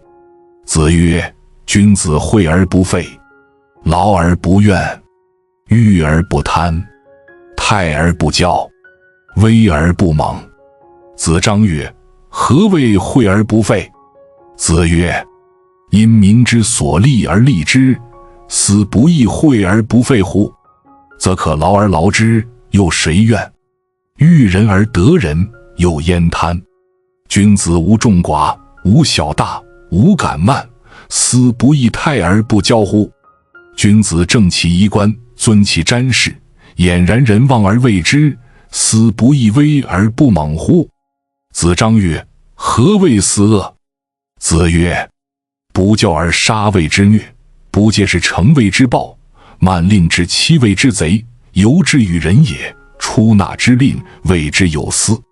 A disciple of Confucius inquired of him, what should be done in order to conduct the government of a country? Confucius answered, in the conduct of government there are 5 good principles to be kept in mind and respected, and there are 4 bad principles to be avoided. What are the 5 good principles to be respected? Asked the disciple. Confucius replied, first, to benefit the people without wasting the resources of the country. Secondly, to encourage labor without giving cause for complaint. Thirdly, to desire for the enjoyments of life without being covetous. Fourthly, to be dignified without being supercilious. Fifthly, to inspire all without being severe. But, again asked the disciple, what do you mean by to benefit the people without wasting the resources of the country? It is, replied Confucius, to encourage the people to undertake such profitable labor as will best benefit them, without it being necessary to give them any assistance out of the public revenue. That is what is meant by to benefit the people without wasting the resources of the country. Confucius then went on to say, in the employment of the people in forced labor on works for the public good, if you select those who are most able to bear it, who will have any excuse for complaint? Make it your aim to wish for moral well-being, and you will never be liable to be covetous. A wise and good man, whether dealing with a few people or with many, with great matters or with small, is never presumptuous and never regards anything as beneath his notice or as unworthy of serious and careful attention. That is what is meant by being dignified without being supercilious. And, finally, to inspire all without being severe. A wise and good man has only to watch over every minute detail connected with his daily life, not only of conduct and bearing, but even in minor details of dress, so as to produce an effect upon the public mind, which, without these influences, could only have been produced by fear. Now I understand, said the disciple. But what do you mean by the 4 bad principles of which you have spoken? First, replied Confucius, is cruelty, that is, the undue punishment of crimes committed through ignorance arising out of a neglected education. Secondly, tyranny of that kind which renders people liable to punishment for offenses without first clearly giving public notice. Thirdly, heartlessness, which means to leave orders in abeyance and uncertainly, and suddenly to enforce their performance by punishment. And lastly, meanness, to treat your subordinates as if bartering with them exactly and meanly. That is called behaving like professional men and not like gentlemen. 3. 子曰：不知命，无以为君子也；不知礼，无以立也；不知言，无以知人也。Confucius remarked, without religion a man can be a good and wise man. Without knowledge of the arts and of the principles of art, a man cannot form his judgment. Without the knowledge of the use of language, a man cannot judge of and know the character of man. Summary. This last chapter sums up the teaching of Confucius. The first section shows the grand and high principle of responsibility in the rules towards God as the foundation of government, and whilst also the important function necessary for the carrying out of government. The second gives what principles a ruler must constantly guide himself by and what principles he must avoid. The last section sums up the 3 things necessity for the education and formation of the character of a gentleman. 3 things, namely, religion, a knowledge of the arts, and literature.